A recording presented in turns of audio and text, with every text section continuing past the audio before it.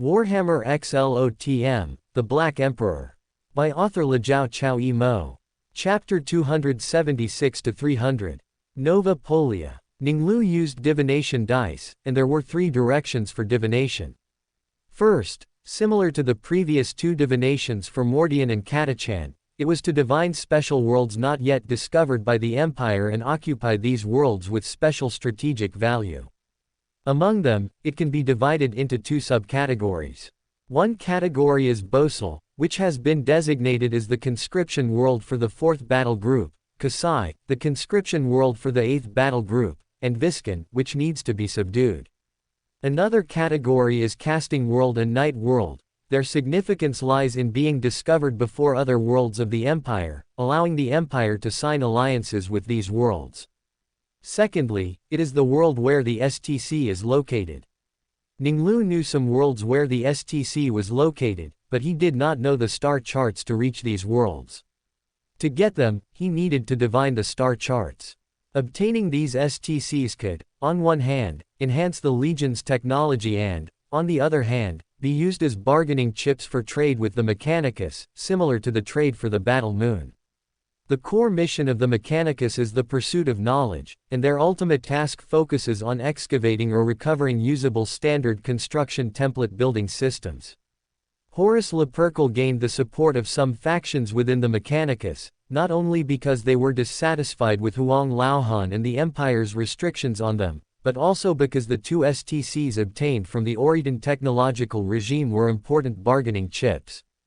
The first 2 major directions also had a common point: those discovered during the Great Crusade period had to be acquired first. The last one was special places like the Black Library and worlds where mystical medicine materials were located. Ning Lu considered various factors, his brain spinning rapidly, contemplating what to divine this time.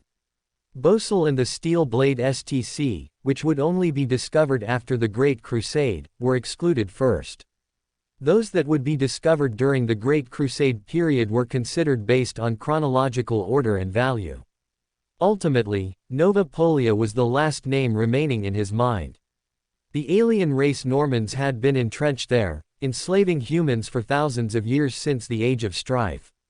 The eyes of the Normans were the main ingredient for the mystical medicine of the reader, a subsequent sequence 8 of the audience. The Space Wolves purged the Normans during the Great Crusade, and later found an STC for a battle tank in the ruins. To commemorate the discovery process of the battle tank, it was later named the Leman Russ battle tank after the Space Wolves Primarch, Leman Russ, and is the main battle tank of the future Astra Militarum. Open black lens bracket. Although the Leman Russ battle tank was not adopted by most Astartes, with only the Space Wolves retaining a batch of Leman Russ exterminators equipped with twin-linked autocannons to commemorate their Primarch, this tank still has extremely high value and can be traded with the Mechanicus. Moreover, the Leman Russ tank is simple to manufacture, easy to maintain and supply, and equipping the auxiliary army of the Legion can also enhance firepower. During the Great Crusade, the auxiliary army also equipped Leman Russ tanks, although not at as high a rate as the future Astra Militarum. Close black lens bracket. Ning Lu tapped his finger on the table, then thought that he did not know when the Space Wolves purged the Normans, and could not determine if Normans still existed on other worlds. The Normans must be purged before the Space Wolves discover Novapolia to obtain the mystical medicine material for the reader. Ning Lu had long since lost Jushin's spear in the armory, so he returned directly to the Nation of Disorder to retrieve the divination dice. The information he knew about Novapolia quickly flashed through his mind. Aliens, Normans, enslaving humans. There is an STC for a battle tank on it. After everything Ning Lu knew about Novapolia flashed through his mind, he silently chanted in his heart.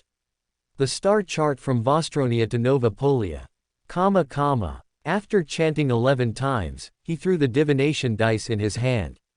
After the triangular pyramid tumbled several times in the air, the moment it landed in Ning Lu's open hand, a scene like a holographic projection appeared before his eyes. After Ning Lu recorded the star chart, he input it into the data crystal. At this time, Arsena Dunn and Gabriel also returned to the palace. Ning Lu looked at the Master of Ordnance, Gabriel. The Legion's improved mechanized company, modeled after the Iron Hands, will start with the 11th Battle Group. He then asked the original body servant, when will the 8th Battle Group arrive at Vostronia? My lord, it is estimated to take 2 more weeks. Ning Lu nodded slightly. How is Wojciech's construction progress on Sepramundi? As a reader, as long as he understood it, he would not forget it, and the original body servant immediately replied. My lord, Tech Priest Wojciech Belik, following your command, is vigorously developing shipyards on Sepramundi. He found that Sepramundi possesses abundant mineral resources, hundreds of millions of high-quality workers, and a complete industrial system, making it suitable for shipyard development. It is estimated that within 10 years, Sepramundi will become the largest shipyard in the Obscurus sector, with its construction capabilities comparable only to a few shipyards like Mars. Ning Lu then asked, how is the progress of starport construction? The original body servant replied, Sepramundi has already built 3 large starports, and 5 more are under construction. After Ning Lu confirmed that Sepramundi was on the right track, he issued an order. Order Wojciech to come to Vostronia immediately. Ning Lu decided to take this opportunity to elevate Wojciech's prestige within the Mechanicus. Although Rosicky and Gabriel were capable, they were not Mechanicus, so there was still a layer of separation, making it impossible to extract benefits from within the Mechanicus. Wojciech's prestige was low before, and he was not respected by the Mechanicus within the Mechanicus. But if Wojciech followed Ning Lu to recover the STC, even if he was not a core figure, he would be regarded as someone favored by the Omniscia. 2 weeks later, the 8th Battle Group's fleet arrived. After Ning Lu questioned Thierry Vieira, he confirmed that he had digested the mystical medicine. Ning Lu then used Nikuli's whispering spear and Viscon's arm and knife to prepare the weapon master, mystical medicine, promoting Thierry to sequence 7 extraordinary. After Thierry reigned in his energy, he spoke. Your battle group, follow me to Novapolia. Although Ning Lu did not know much about the Normans, he could infer that they should possess psychic abilities from the fact that their eyes were materials for the reader. The pugilists, relying on their bodies, could to some extent weaken the effects of supernatural powers. Finally, Ning Lu looked at Thierry and sent the ritual process into his mind. After Thierry digested the information that flooded into his mind, he thought to himself, Father, the king is the Black Emperor. A moment later, he calmed down. For him, ever since he pledged loyalty to Ning Lu, he had offered his complete devotion. After becoming the king's son, he even took the king as his own faith. For Thierry, king and Black Emperor were merely different honorifics. As Thierry prepared to build the altar, Ning Lu met with Bu Wuka and others, promoting them to pugilist, after they had digested the warrior, mystical medicine. Wojciech arrived a week later than the 8th Battle Group. After Ning Lu confirmed that he had digested the savant, mystical medicine, he promoted him to archaeologist. But he cautiously did not tell the tech priest, who believed in the god of all machines, about the existence of the Black Emperor. Although he was certain of Wojciech's loyalty to him, he was different from others. He had faith, and at least for now, it was not the right time. Subsequently, Ning Lu ordered the fleet to set sail. During the voyage, Thierry completed the ritual. After a 5-week journey in ship time, the fleet arrived at Novapolia. After the original body servant compiled the scan results from various augur array teams, he reported to Ning Lu. My lord, this star system has only one habitable planet, and there are a large number of life signals on it. It is estimated that at least hundreds of millions of life forms live on this world. Arsena said, operating the control stick, highlighting a planet. Normans enslaving humans. Arsena Dunn highlighted the planet and continued, according to augur array scan results, Novapolia has no spaceport, and there are no spacecraft in the entire star system, so it may not have flight capabilities. Ning Lu nodded slightly. The Normans might be an indigenous alien race of Novapolia. If so, then the choice of divination dice's target this time was even more correct. According to the augur matrix scan results, Novapolia has orbital defense facilities. Feedback from identification runes shows that the orbital defense facilities are small in scale, low in power, and pose little threat. The original body servant pressed the rune on the control staff, and irregular red areas of varying sizes immediately appeared on the planet's surface. He said, "There are a total of 134 residential areas on the planet's surface, which have been successively marked I, 2, 3, IV from highest to lowest frequency of life signals. It is being transmitted to the tactical networks of the Honor Guard, the Legion think tank, the 8th Battle Group, and the 1st, 4th, 8th, and 9th Battalions of the Vostonia Auxiliary." Ning Lu thought to himself upon hearing this. Open black lens bracket. Once Gabriel develops the mimic chamber, information sharing like uploading to the tactical network can be completed almost instantly. It can even enable efficient war meetings and briefings like the Iron Hands, but efficiency is not everything. Compared to sitting in a cold seat, most people still prefer traditional face-to-face communication.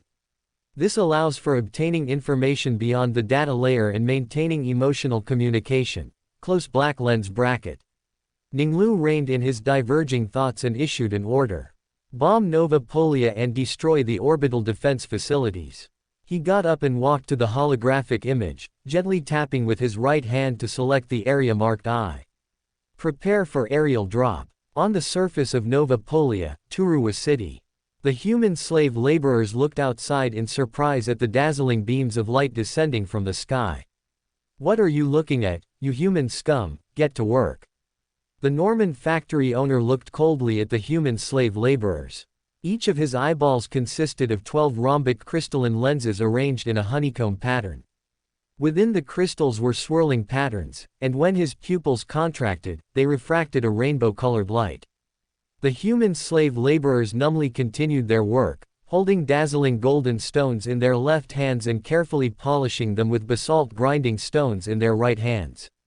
A skeletal man weakly lost control of his right hand, scratching a crack on the golden stone. "Damn it, you fool!" The overseer roared in anger, raising his whip and striking him. "That's decoration for Sir Breton's house, and you ruined it. You couldn't pay for it even if you died 100 times."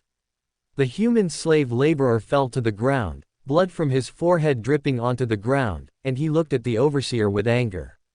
The ferocious-looking overseer had no pity for his own kind, his heart was only for his Norman masters.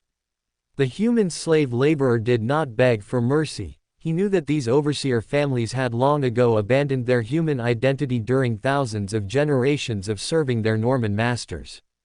They would call themselves Toruwa, and the wealthiest and most powerful would custom order rhombic crystal-structured eyeballs, trying to get as close as possible to their masters. Lower-level Toruwa, like the overseer, would use glass and other materials to decorate around their eyes to distinguish themselves from humans. Begging had long been proven useless. The Toruwa would seize every opportunity to show loyalty to their masters. The human slave laborer weakly held the glittering golden stone in his hand, the dazzling light it emitted reflected in his eyes, bringing him no hope. "When will light shine upon us? My grandfather once said that thousands of years ago, we humans did not have to bow down to aliens and be enslaved and trampled upon as we are now." Just as he was lost in thought, a loud bang startled him. The human slave laborers instinctively scattered and ran, startling the overseers, who dodged while shouting loudly. "Why are you running, you lowlifes? Get back to work." The Toruwa overseer grinned menacingly and raised his whip, crackling with electric sparks, lashing out at the human slave laborers. The next moment, with a roaring explosion, the overseer was blasted into a mist of blood. The Honor Guard members who landed in the factory quickly understood the situation after exiting their drop pods, confirming that the overseer was loyal to the aliens who enslaved them, and purified them with a bolt gun. The Norman was greatly surprised to see the black armor warriors, his eyes flickered, and he bellowed. "Kneel." The Normans will spread towards the black armor warriors, intending to enslave him as in the past. The new batch of Honor Guard members had not yet mastered the Telemaria First Realm, but they had begun to temper their will. The Normans' will had just spread over when it crashed against a wall of will. The Norman's consciousness was in excruciating pain, his face turned pale, and his body swayed. An honor guard member was the first to recover. He raised his bolt gun and fired at the alien. The Torua guards, running quickly, were surprised to see their Norman lord, who possessed magical abilities, with a large hole blown through his body, falling to the ground. At the same time, Ning Lu also encountered an alien. Seeing its special eyes, he immediately matched it with the mind reader, main material, the Norman's eyes, on the profane tablet. I want their heads. Eyes are difficult to collect and might be accidentally damaged. After giving the order, Ning Lu flapped his wings and flew up. He then saw a Norman 500 meters away. With a thought, his consciousness spread towards the Norman. The moment their consciousnesses collided, the gene-seed Primarch's consciousness destroyed the Norman's mental defenses. The Norman let out a terrified scream, his eyes bulged as if he had seen something horrifying. With a thud, the Norman's corpse fell to the ground. He had been scared to death by fear. Ning Lu's movements were continuous. He flew directly into the city, where there was an arched dome. Along the way, Ning Lu used psychic attacks to kill one Norman after another. Humans saw the black armor warriors with golden wings fly over. He did nothing, yet the aliens who oppressed and enslaved them died. They shouted loudly, "Angel, Liberator, Alien Purifier." The Torua, terrified and enraged, shouted back, "Damn slaves." They swung their weapons, striking at the slaves. But the humans, seeing hope, refused to be enslaved any longer. They swarmed forward, swinging their fists at the shameless Torua who served the aliens. Some even jumped on them in anger, tearing at them with their mouths. The Torua looked in horror at the resisting humans, suppressing them with their weapons. Although the humans had a numerical advantage, their bodies were too weak, and having been enslaved, they had long lost knowledge. Even if they got their hands on firearms, they could only use them as iron clubs. Humans suffered heavy casualties under the Torua's brutal suppression.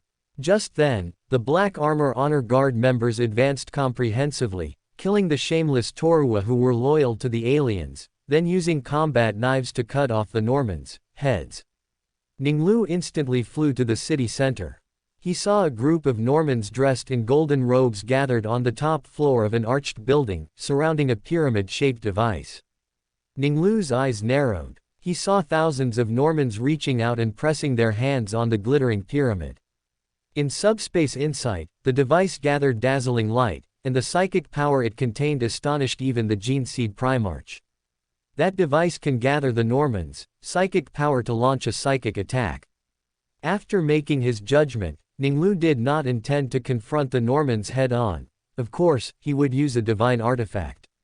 The gene-seed Primarch infused psychic energy into the spear and threw it with full force. The Normans turned their heads one after another. They sensed a terrifying object rapidly flying towards them. They only had time to see a dazzling point of light. The next moment, the golden light point struck the pyramid. Boom! The Normans' minds were greatly shaken. The psychic power shockwave was like a surging tsunami, crashing upon their minds. Accompanied by screams, the Normans' bodies fell with a thud. The Jushin's spear destroyed the Normans' psychic device, and the resulting backlash instantly shattered the minds of the Norman elites. After collecting the Normans' eyes, Ning Lu moved them to the Nation of Disorder. At the same time, he also unexpectedly discovered that the material the Normans used for architectural decoration was the golden sunstone, the main medicinal material for the bard. Subsequent Sequence 8, Light Supplicant. Arsena collected intelligence and uploaded it to the tactical network. He conveyed Ning Lu's order for the think tank to enter the 12th Battle Group and launch an attack on the Norman cities. 3rd Captain Yurger, leading the Black Armor Warriors with an orange-red longsword painted on his right shoulder, attacked the Norman city marked V. The Normans already knew that foreign black-armored giant had invaded Novapolia, and they gathered to block the 3rd Company. Yurger ordered an attack. He raised his left arm, aimed his bolt gun at the alien, and fired bolt gun after bolt gun. Immediately, he encountered the alien leader holding a runic staff. The alien leader raised his runic staff, aimed it at Yurger, and let out a shout. The pugilist felt as if something had drilled into his head. as if a voice was telling him to kneel on the ground. The pugilist let out an angry roar. He would not kneel to anyone except his Gene father. A surge of power rose within the pugilist, dispelling the Norman's psychic attack. Urger rushed in front of the Norman, his charged sword blade piercing the Norman's abdomen, and the blue decomposition field shredded the Norman's body. After the battle, Urger commanded the Order Shadows to collect the aliens, heads and golden sunstones for his lord. Think tank curator Thomas, accompanied by his apprentice Nicholas, attacked the Norman city Mark III. Nicholas was somewhat more robust than most Order Shadows. He was originally a Fenrisian. Nicholas was the most talented among many Fenrisians. Having just received the meningeal implant, he was not yet an Order Shadows, nor was he even the lowest-ranking scribes in the think tank. While undergoing the modification surgery, he also studied under Thomas as the most talented psychic apprentice. The Byzant incident. Nicholas, accompanied by his mentor, think tank curator Thomas, stepped into the Norman city Mark III. Less than two-thirds through his transformation surgery, he wore a suit of Vostronia pattern artificer power armor, its design originating from the STC presented by the arbitrator lord before the Gene Seed Primarchs returned to the Imperium. Vostronia pattern artificer power armor is now widely equipped by Legion recruits who have not yet received power armor, as well as some auxiliary army officers. After advancing 1 kilometer, his mentor's voice sounded in Nicholas's ear. Ice Blade Storm. Mentor, as you wish. Nicholas responded loudly, raising the psionic staff in his hand. The runes of Wind and Ice Blade lit up, originating from the Fenrisian ancestor King's tomb, recorded by Arsena Dunn. After Thomas became think tank curator, he communicated with him, obtained his mysteries, and had them collected in the think tank.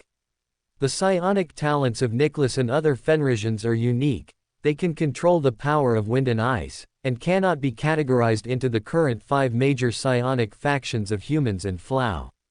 Thomas taught him according to his aptitude and imparted the runes of the Fenrisian ancestor King's tomb to him.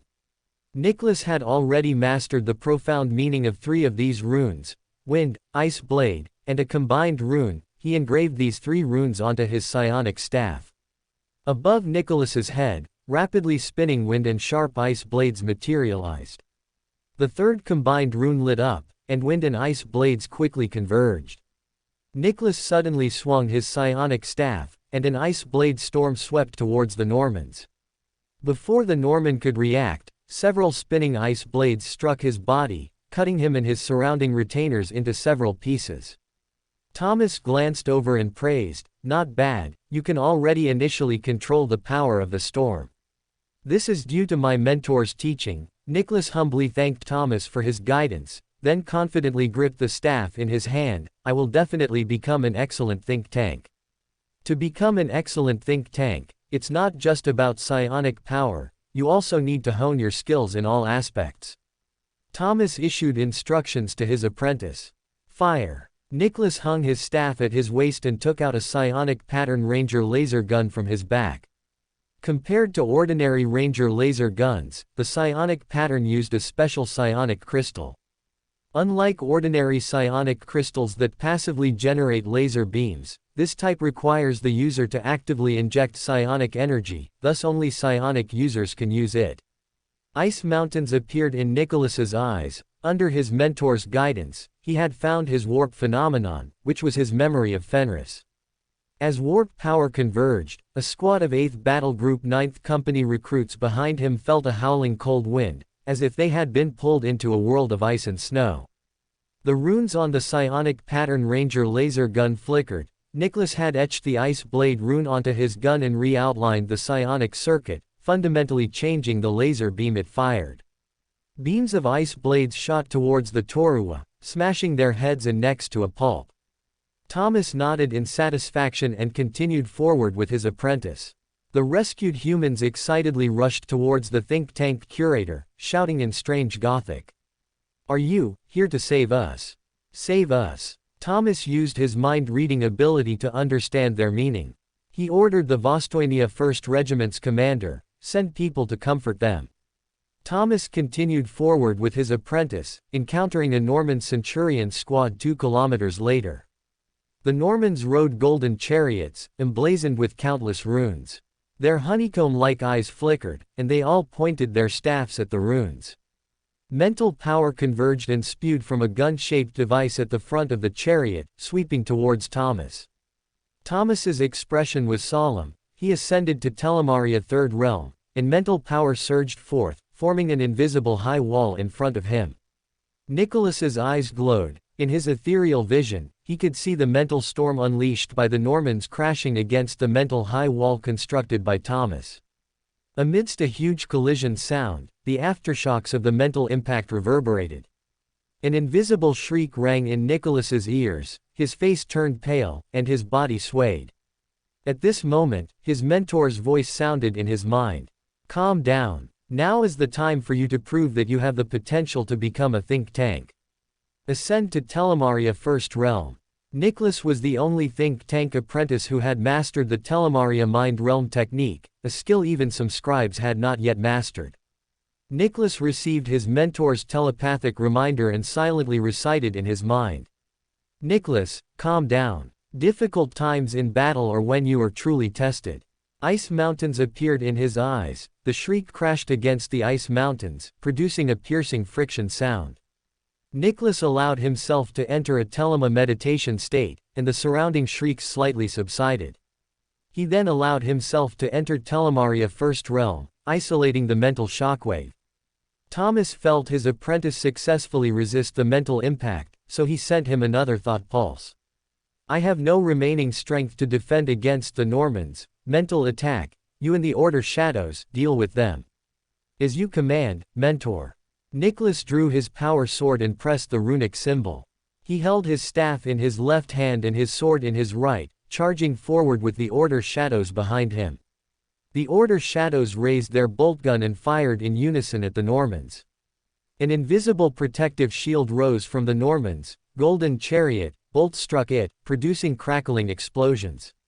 Nicholas's ethereal vision caught the weakest point of the shield's colored glow, and he swung his psionic staff.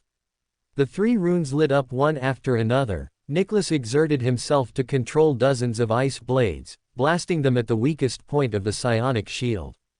Amidst a burst of explosions, a crack appeared in the psionic shield. Nicholas leapt onto the Normans' golden chariot, swinging his energized blade to slash. As the Normans died one by one, the pressure on Thomas lessened. He watched Nicholas use his power sword to swiftly hack at the Normans, nodding in satisfaction. The cities of Novapolia were conquered one by one, the Normans were purged and purified, and the humans, enslaved for thousands of years, welcomed their liberation. By the end of 823, all cities in Novapolia had been liberated, and the few remaining Normans and Torua hid like rats in the sewers. Ning Lu summoned tech priest Wojciech Belik and said to him, "Novapolia has a holy template, lead your retinue to search for it." Wojciech had far fewer mechanical parts on him than tech priests of his age.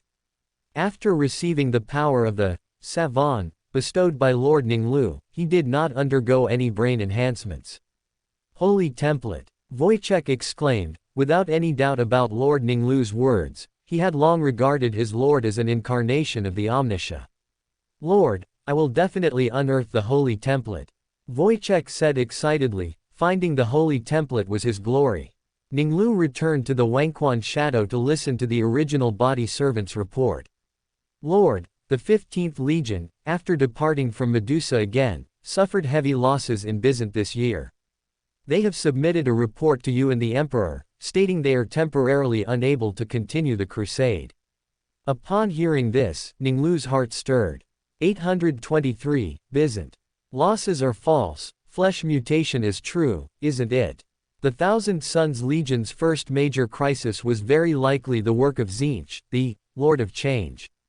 Ning Lu frowned slightly. He couldn't help but think of his subordinate psionic users and the easily corrupted, witches, and other extraordinary beings. Open black lens bracket. If they are subjected to chaos corruption, relying solely on will in Telemaria mind realm may not be enough to resist. They can only be brought into the disordered country, using the source material to isolate the power of the warp. Although I and my descendants may not be priority targets, they should still be reminded. Close black lens bracket. As Ning Lu pondered, the original body servant continued to report. The Emperor has therefore dispatched the 14th and 18th Legions, under your command. The 18th Legion's Legion Master, Cassian Vaughn, has sent a SciComm query, asking for your orders. Order the 2 legions to proceed to Sepra Mundi, I will meet them there. Ning Lu issued the command. Chapter 276 Inches Instigator. Terra, Trian Hive City, Lower Nest, Monteriggioni. The Instigator, Maria Kernikova, stood in the shadows, clad in black robes, and instigated the burly man before her. Desire, you were originally a worker in the Middle Nest. Although you toiled hard every day, you had your own family. Now, you've lost your family and fled to the Lower Nest. Who caused all of this? Although the tall woman's Gothic was a bit rusty, Desire felt an unusual closeness to her. Every word she spoke seemed to be for his consideration. He even felt a sense of familiarity from the tall woman, which reminded him of his wife. It was Louis. I believed his words. To show that I was well informed, I drunkenly told other drinkers that Order Shadows are all sorcerers and that they were dangerous people. When I said that, I didn't know what Order Shadows were like, but I also didn't know why I said it. Perhaps it was the tone of Louis's voice that made people subconsciously believe him. Desire fell into a daze, his face filled with confusion. Later, Louis found me before the enforcers came knocking. He brought me to the Lower Nest. Although I survived, I lost everything. Desire clenched his fists and cursed loudly, Louis, it's all your fault. The Instigator continued to instigate. If you had a weapon, would you take revenge on the person who caused you to lose everything? Yes. Desire's eyes were filled with fury, and the veins on his fists bulged. I will help you get revenge, Maria said, pulling out an automatic pistol and a dagger. The weapons were not manufactured in Vostronia, as that would quickly allow the masterminds to pinpoint their identities. Maria had obtained them from the Terra gangs, so the masterminds could not trace them back to her. Use the weapons I give you to get your revenge. The Instigator watched Desire take the weapons, and then spoke her final words. Desire put away the weapons.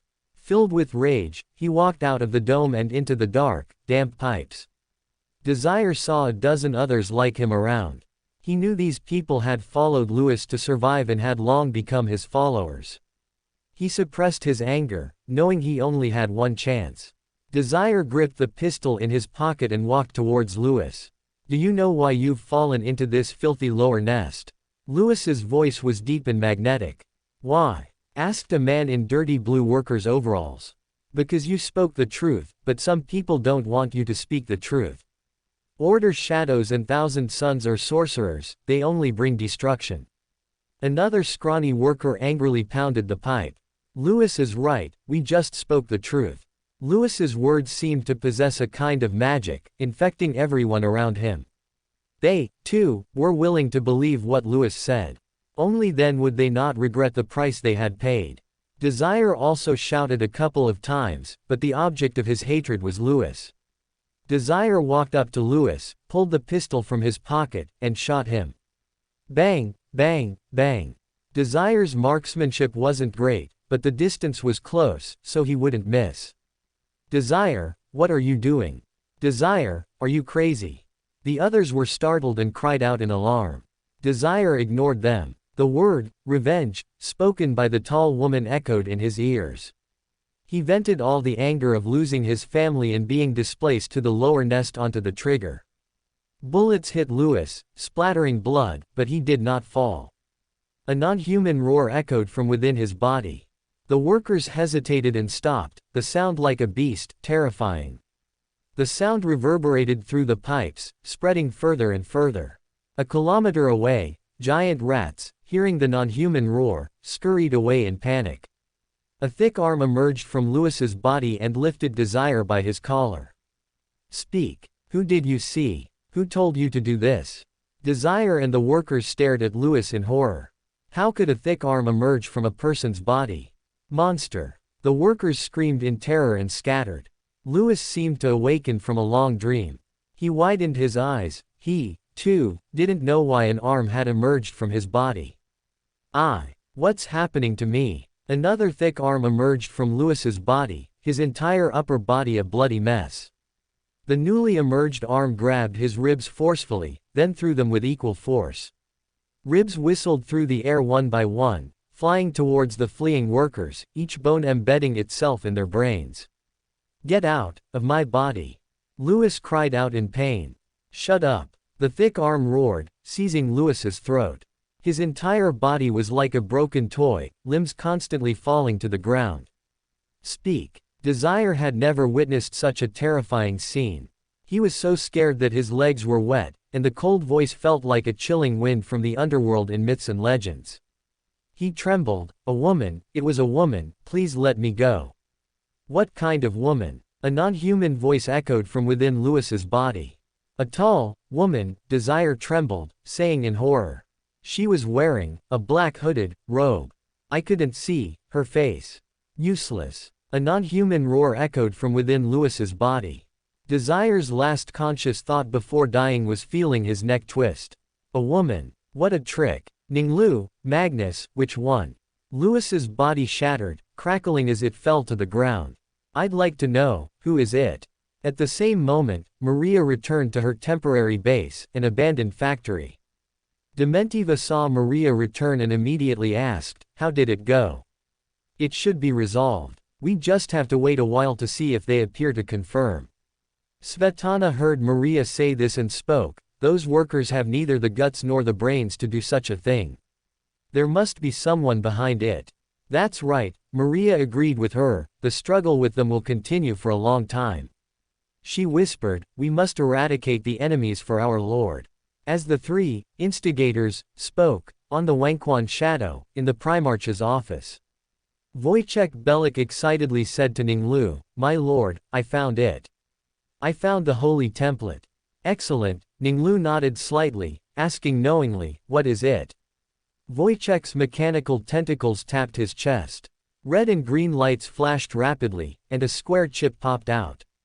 Wojciech's mechanical tentacles grasped the chip, and he said excitedly, "My lord, I extracted data from ancient machines and stored it inside. After research, it is a holy template for a battle tank. It is easy to manufacture and easy to maintain." Ning Lu nodded slightly and said, "Since you discovered it, it will be named after your surname. Call it the Belik battle tank." Wojciech heard this and said excitedly, "Thank you, my lord." Having the holy template he unearthed named after him filled him with endless glory. Wojciech could foresee that the name Belik would be celebrated across many casting worlds, as he had recovered the god of all machines' mortal vessel. "I will authorize the standard construction template for use by the casting worlds, and you will select them for me." Unlike the Battle Moon, which was orc technology and only a few casting worlds were willing to research, requiring reliance on Rosicky checks connections to find buyers. All casting worlds hoped to acquire knowledge of the Belik battle tank, and Wojciech could find buyers. In this situation, as a member of the Mechanicus, he was much more suitable than Rosicky, an outsider, and his prestige would also greatly increase during this period. This was Ning Lu's goal. He believed that many casting worlds would see the benefits of cooperating with him. "Thank you for your trust. I will do my utmost not to disappoint you," Wojciech said respectfully. Ning Lu then asked Arsena, "What is the value of Novapolia?" "My lord, Novapolia's local resource situation is generally average. The only special thing is the golden sunstone used as decorative material. According to your command, all golden sunstone mined in the future will be sent to the Wangquan Shadow. The local populace has been enslaved by the Normans for thousands of years. Their technology and culture have regressed, and their bodies are weak. It can be said that their overall quality is poor. The original body servant believed it was time to report on the execution of the Black Emperor's previous orders. According to your command, 1/3 of the Normans' food has been distributed to the local populace. The Normans' body structure is somewhat similar to that of humans, and the food they produced by enslaving the local residents could also be consumed by humans. For the first time in thousands of years, the local populace ate their fill. It is worth mentioning that the local populace calls you their liberator, and their loyalty to you surpasses that of the people on other worlds. Ning Lu nodded slightly and issued a command: select a squad from the 8th Battle Group to be stationed in Novapolia and reshape the local order. The fleet will set sail for Sepramundi. Chapter 277 Sepramundi. As soon as the fleet arrived at Sepramundi, Ning Lu looked out the viewing window at the warp gate. The warp gate was circular, continuing the physical structure of the round Spider Alliance's warp gates. However, it lacked the 8 outward extending, folded mechanical forks, instead being adorned with black patterns. Warp gates require massive energy supplies for inter-system teleportation.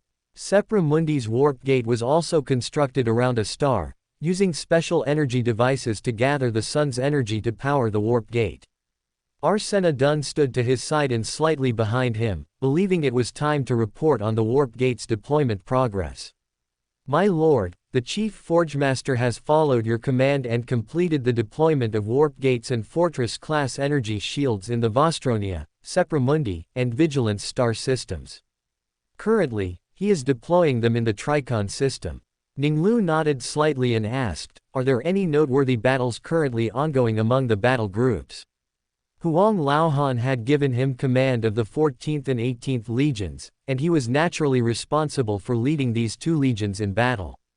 This was also an opportunity to understand the 2 legions. The student of Ratiocination's brain rapidly processed various battle situations, and after more than 10 seconds, he spoke. My lord, the 2nd battle group is fighting in the Steve Nitsky system against the Andresian Xenos pirates entrenched there. The Andresian are a planetary civilization. They have established bases on 3 planets and are temporarily resisting the 2nd battle group's offensive.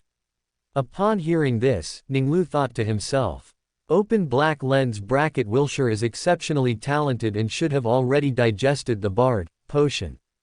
This is a good opportunity to let him advance to sequence 8 light supplicant, close black lens bracket. Ning Lu made a decision upon thinking of this. He looked at the approaching Sepramundi and then asked Diana Bolin, who was standing on the other side. You are the captain. From your perspective, how is the Order Shadow's fleet base at Sepramundi?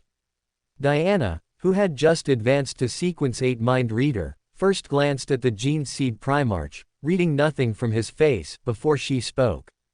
My lord, Sepramundi is a convergence point for many warp routes, making it very suitable as a Legion's fleet base.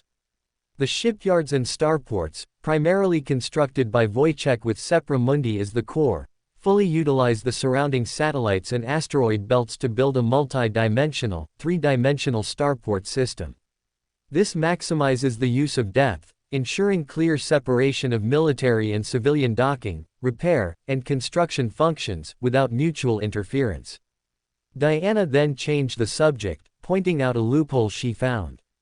My lord, I believe Sepramundi's orbital defense system still has vulnerabilities. Once it encounters a large-scale enemy attack, even if the enemy is eventually repelled, it will suffer significant losses. If the warp gate is attacked, it could even lead to catastrophic consequences, causing devastating damage to the entire star system. The Legion's home world, Vostronia, also has defensive vulnerabilities. When the Legion's fleet is on expedition, it could be attacked by enemies of the Imperium, leading to significant losses. She recalled a recent battle, citing an example to strengthen the persuasiveness of her words. If rogue traitor Louis von Valensous had not discovered the Flow gathering in the Sidai system in time, the Vostronia star system might have suffered damage. In Ning Lu's memory, Sepramundi, as a casting world, the Imperium's military base and naval headquarters in the Obscurus sector, was a major strategic target for any hostile force. To ensure no defensive oversights, at any given time, Sepramundi had 6 to 8 Lamalici-class star fortresses as part of its orbital defense system. Even the Space Wolves Fenris system only had 2 Lamalici-class star fortresses, the Gomenzar and Majana, defending their home. Of course, Wolf Fang Fortress was a unique fortress monastery, and its defensive capabilities were far beyond those of other fortresses. Open black lens bracket. I had hoped to acquire Wolf Fang Fortress after the Fire Wheel battle to defend Vostronia, but Huang Laohan gave me Jushin's spear instead. Without Wolf Fang Fortress, if quality isn't enough, quantity will have to suffice. Great Sage Ryan Ramirez has not yet discovered the STC. Next time, I will use the divination dice to divine the location of the Ramirez-class Star Fort STC and master the Star Fortress construction technology. Close black lens bracket. Ning Lu secretly compared Wolf Fang Fortress and the Ramirez-class Star Fort in his mind. Open black lens bracket. Wolf Fang Fortress is deployed on the surface, so its orbital defense capabilities are actually inferior to the Ramirez-class Star Fort. Moreover, the Ramirez-class Star Fort has a unique advantage over Wolf Fang Fortress. It is deployed in space, which can prevent enemies from approaching planetary orbit, avoiding losses to various worlds. This is about keeping the enemy outside the National Gate. Furthermore, although Lamely-class Star Fortresses take a long time to build, they can be continuously manufactured and deployed to various strategically valuable star systems to build a defense system. Close black lens bracket. The mind reader had been observing Ning Lu, and she suddenly caught the Gene Seed Primarch's lips curling up, a faint smile appearing on his face, and she thought to herself, "It seems something is making Lord Ning Lu happy." Ning Lu's current thoughts were, Lehman Russ battle tanks have been renamed Bellic. Lamely-class Star Fortresses also need to be renamed. This is the change I bring. Discovering 2 major STCs in advance will benefit the Legion in all aspects. Sepra Mundi, Bergkamp Family Manor. As Vostronia's first Jewel Master, Patriarch Schlumberger keenly realized this was an opportunity when news of Sepra Mundi's discovery reached Vostronia. Sepra Mundi was a nexus of many warp routes, containing immense business opportunities. Schlumberger decisively shifted the Bergkamp family's business focus to Sepra Mundi, with the Vostronia business only maintaining its current scale. His thumb rubbed the red gem at the head of the exquisite psionic crystal staff he held, a piece he crafted himself as a psionic artisan. Schlumberger looked at his 12-year-old grandson, Saint Diago, and spoke. "Since you have decided to serve Lord Monarch and have passed the assessment as a candidate for the 5th Battle Group, then you must pass all trials and become an Order Shadow, earning glory for the Bergkamp family." Schlumberger looked at his grandson. Saint Diago was the most talented in psychic abilities among his descendants, capable of becoming a top psionic artisan. Saint Diago awakened his psionic talent at 5 years old and completed his first psionic item, a divining crystal ball, at 9. Schlumberger had placed his future vision of expanding the family's business into psionics on him, but 2 years ago, Saint Diago suddenly decided to participate in the Order Shadow's new recruit selection. Saint Diago passed the preliminary selection a month ago, becoming a new recruit candidate, and was to leave home tomorrow for the final training selection. Later, we will go together to the starport to welcome Lord Monarch's arrival. The Bergkamp family, as a new noble family on Sepra Mundi, received 5 quotas. 2 of these quotas were extra rewards given to the Bergkamp family by the planetary governor after learning that Saint Diago was among the first to pass the preliminary selection, granting them the same number of quotas as established noble families. "Grandfather, I will definitely bring glory to the Bergkamp family." Saint Diago's eyes sparkled. He hadn't expected that before even becoming a glorious Order Shadow, he would get to see the Gene Seed Primarch, Lord Ning Lu, in advance. The Bergkamp family, like many other families, arrived 2 hours early at the reception area outside the landing pad to wait. Ning Lu walked out of the landing pad precisely on time, and numerous servo skulls, equipped with megaphones and silk streamers, simultaneously chanted loudly. "Lord Ning Lu, Gene Seed Primarch of the 11th Legion, Monarch of Vostronia, Purifier of Orcs. Lord Ning Lu, Supreme Ruler and Protector of Sepra Mundi. Welcome, Lord Ning Lu, who has arrived among you." Saint Diago cheered with the crowd, looking up at the giant clad in black armor with golden wings on his back, and silently thought to himself, Is this Lord Ning Lu? I must become an Order Shadow and pledge allegiance to Lord Monarch. On the 5th day after Ning Lu's arrival at Sepra Mundi, the 18th Legion's fleet arrived. The Gene Seed Primarch met with Legion Master Cassian Vaughn in the temporary palace. Welcome to Fanfic Audiobook, your go-to place for immersive audiobooks. If you enjoy the content, don't forget to like the video and subscribe to our channel for more amazing stories. And please support the author by link in description. Chapter 278, Cassian Vaughn. Ning Lu sat on his throne, watching the green-armored warrior enter the hall, his right shoulder emblazoned with the yellow markings of the 18. On his left shoulder was the Legion's emblem, a pair of black metal horns curving downwards. The Gene Father of the 18th Legion, Cassian Vaughn, removed his helmet and slung it over his left arm. Ning Lu looked at Vaughn. He remembered that the warrior before him was not only the Gene Father of the 18th Legion now, but would also survive the brutal Istvan V in the future, becoming the founder and spiritual leader of the Flame Wheel. How is the 18th Legion doing? Before meeting Vulcan, the 18th Legion was known as the Dragon Warriors, but that name is no longer mentioned. They, along with the 6th and 20th Legions, formed the Three-Leaf Clover, and Huang Laohan made a series of concealments for them. My lord, the 18th Legion suffered heavy losses in the Storm Corridor battle during the Unification Wars, with their numbers dropping from 26,000 to a mere 1,000. They have now recovered from their previous losses and currently number 15,000 warriors. Ning Lu nodded slightly. He remembered that when Vulcan reunited with his legion, the 18th Legion numbered 19,000. After Vulcan's return in 832, he did not immediately take command of his legion. He followed Huang Laohan for several years before doing so, and the numbers Vaughn mentioned were not far from his estimation. Open black lens bracket, Emperor's Children, Thousand Sons, and Fire Lizards, these three legions could compete for the title of the smallest legion in different stages of the Great Crusade. I've commanded two of them, though. Close black lens bracket.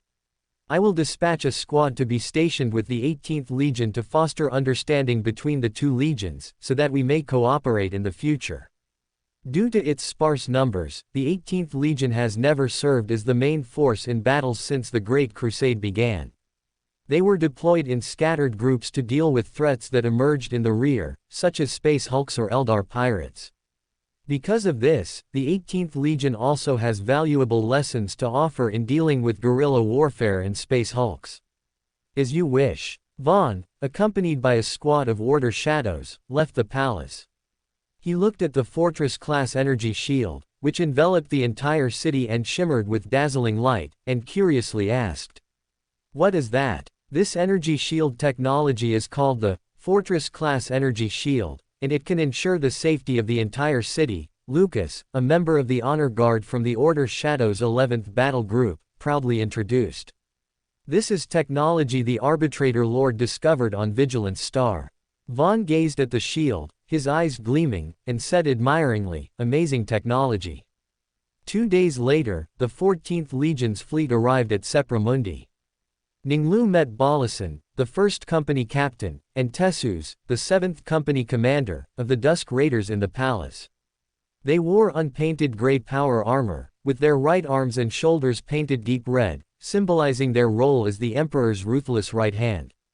The emblem on their right shoulder consisted of half a skull and half composed of spikes, a semicircle, and a hemisphere.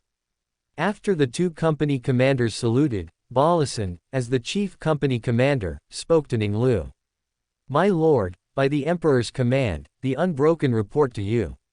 Ning Lu knew that although Huang Laohan had bestowed the name Dusk Raiders upon the 14th Legion, the Terran warriors had always called themselves the Unbroken, even after Mortarians returned to the Legion. This was because they all came from the warlike and tenacious tribes of Albia. 14th Legion, how many Unbroken do you currently have? Ning Lu asked. My lord, the Legion currently has 37,000 Unbroken in total. Balasan's answer was not far from what Ning Lu knew. Before the Great Thanksgiving began, the Death Guard's total strength was approximately 95,000, making them one of the smaller legions. After inquiring about the legion's status, Ning Lu issued an order. In 5 days, the 3 legions will depart for the Nitsky system. My lord, the Unbroken will be ready. Balasan accepted the order. I will dispatch 2 squads of Order Shadows to fight alongside you, to deepen mutual understanding. The Dusk Raiders' use of heavy infantry and their mastery of twilight timing are also worth understanding and learning from.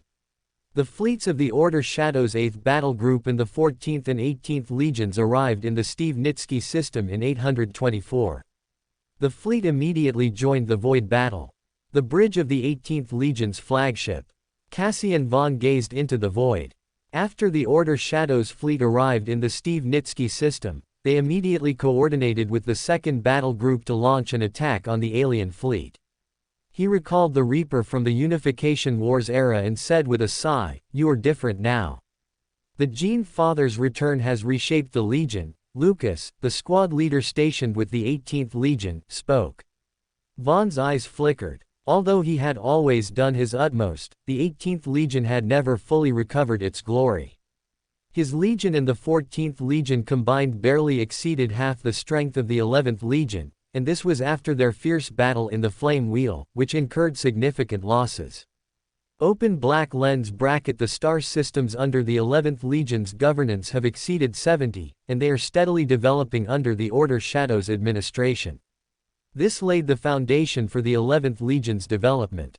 No one could have imagined that the Reaper, who only knew slaughter, would transform into the Order Shadows, adept at operations, after Lord Ning Lu's return. Close black lens bracket. After sighing, Von ordered the battleship to join the battle. Lucas stared at the comm screen. He saw the 2nd and 8th battle groups, centered around Relic-class battleships, using their range advantage to strike at the alien warships. Dense points of light, row after row, slammed into the enemy ships flashing red runes. The red points of light fired from Andressian's fleet, however, did not touch any Imperial warships glowing green. The flashing red light bloomed and then vanished in an instant.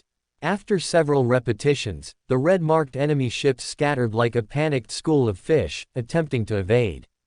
Lucas glanced at the comm screen, examining the enemy ship readings fed back by the identification runes, and then said to Von.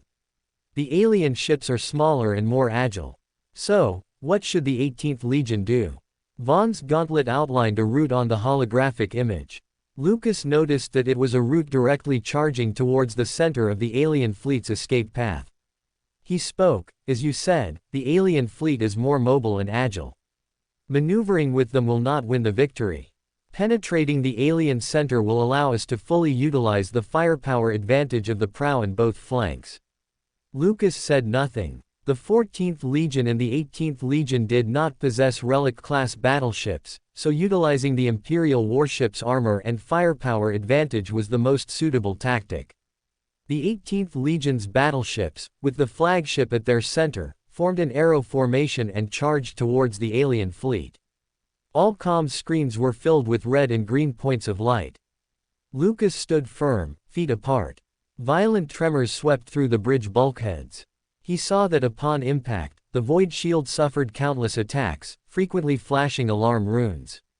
After frequent rune flashes, the B2 Void Shield rune on the flagship's starboard side turned completely red.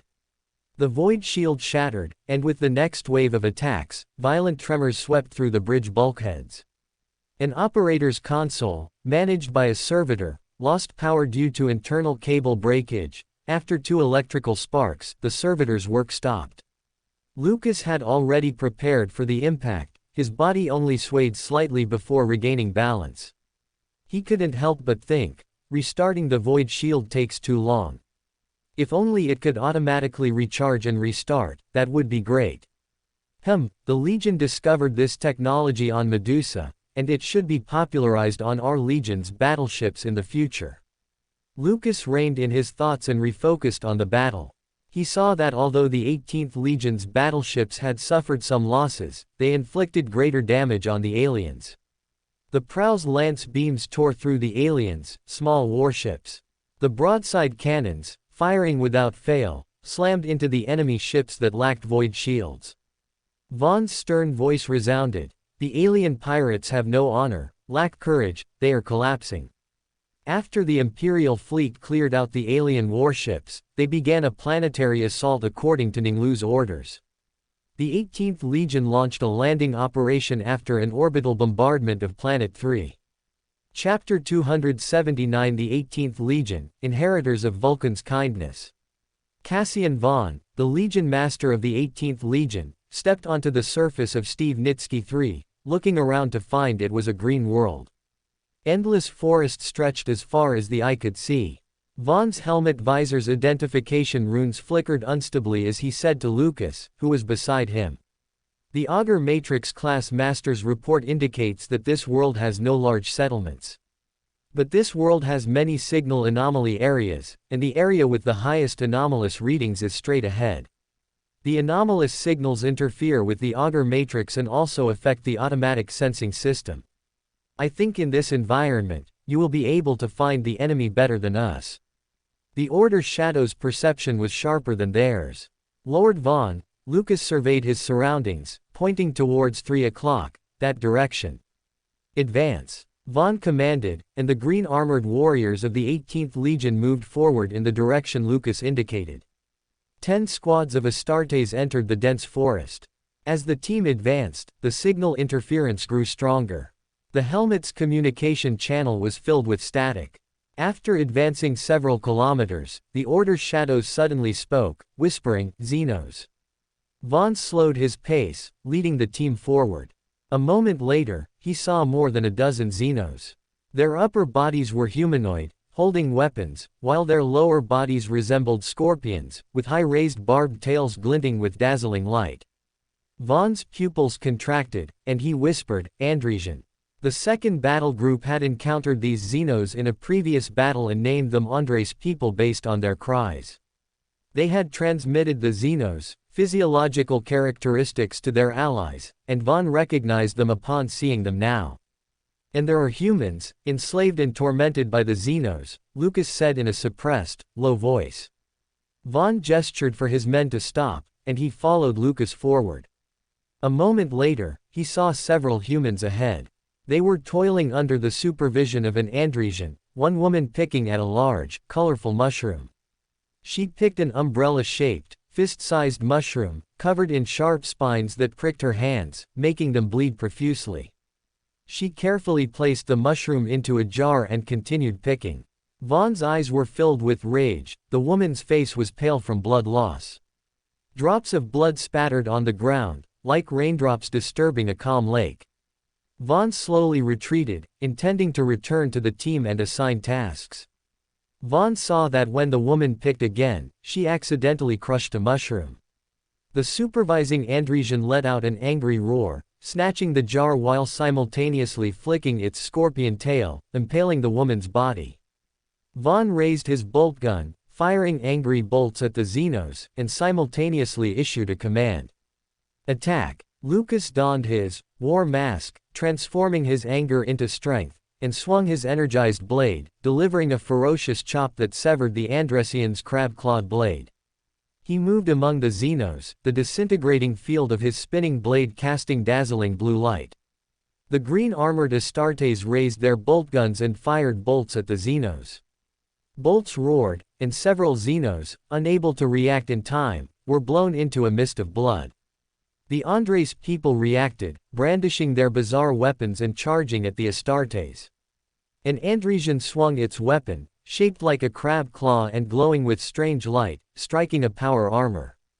The crackling energy field exploded, and the crab-clawed blade tore through the power armor. Lucas smelled a burning odor and stared at the crab-clawed blade.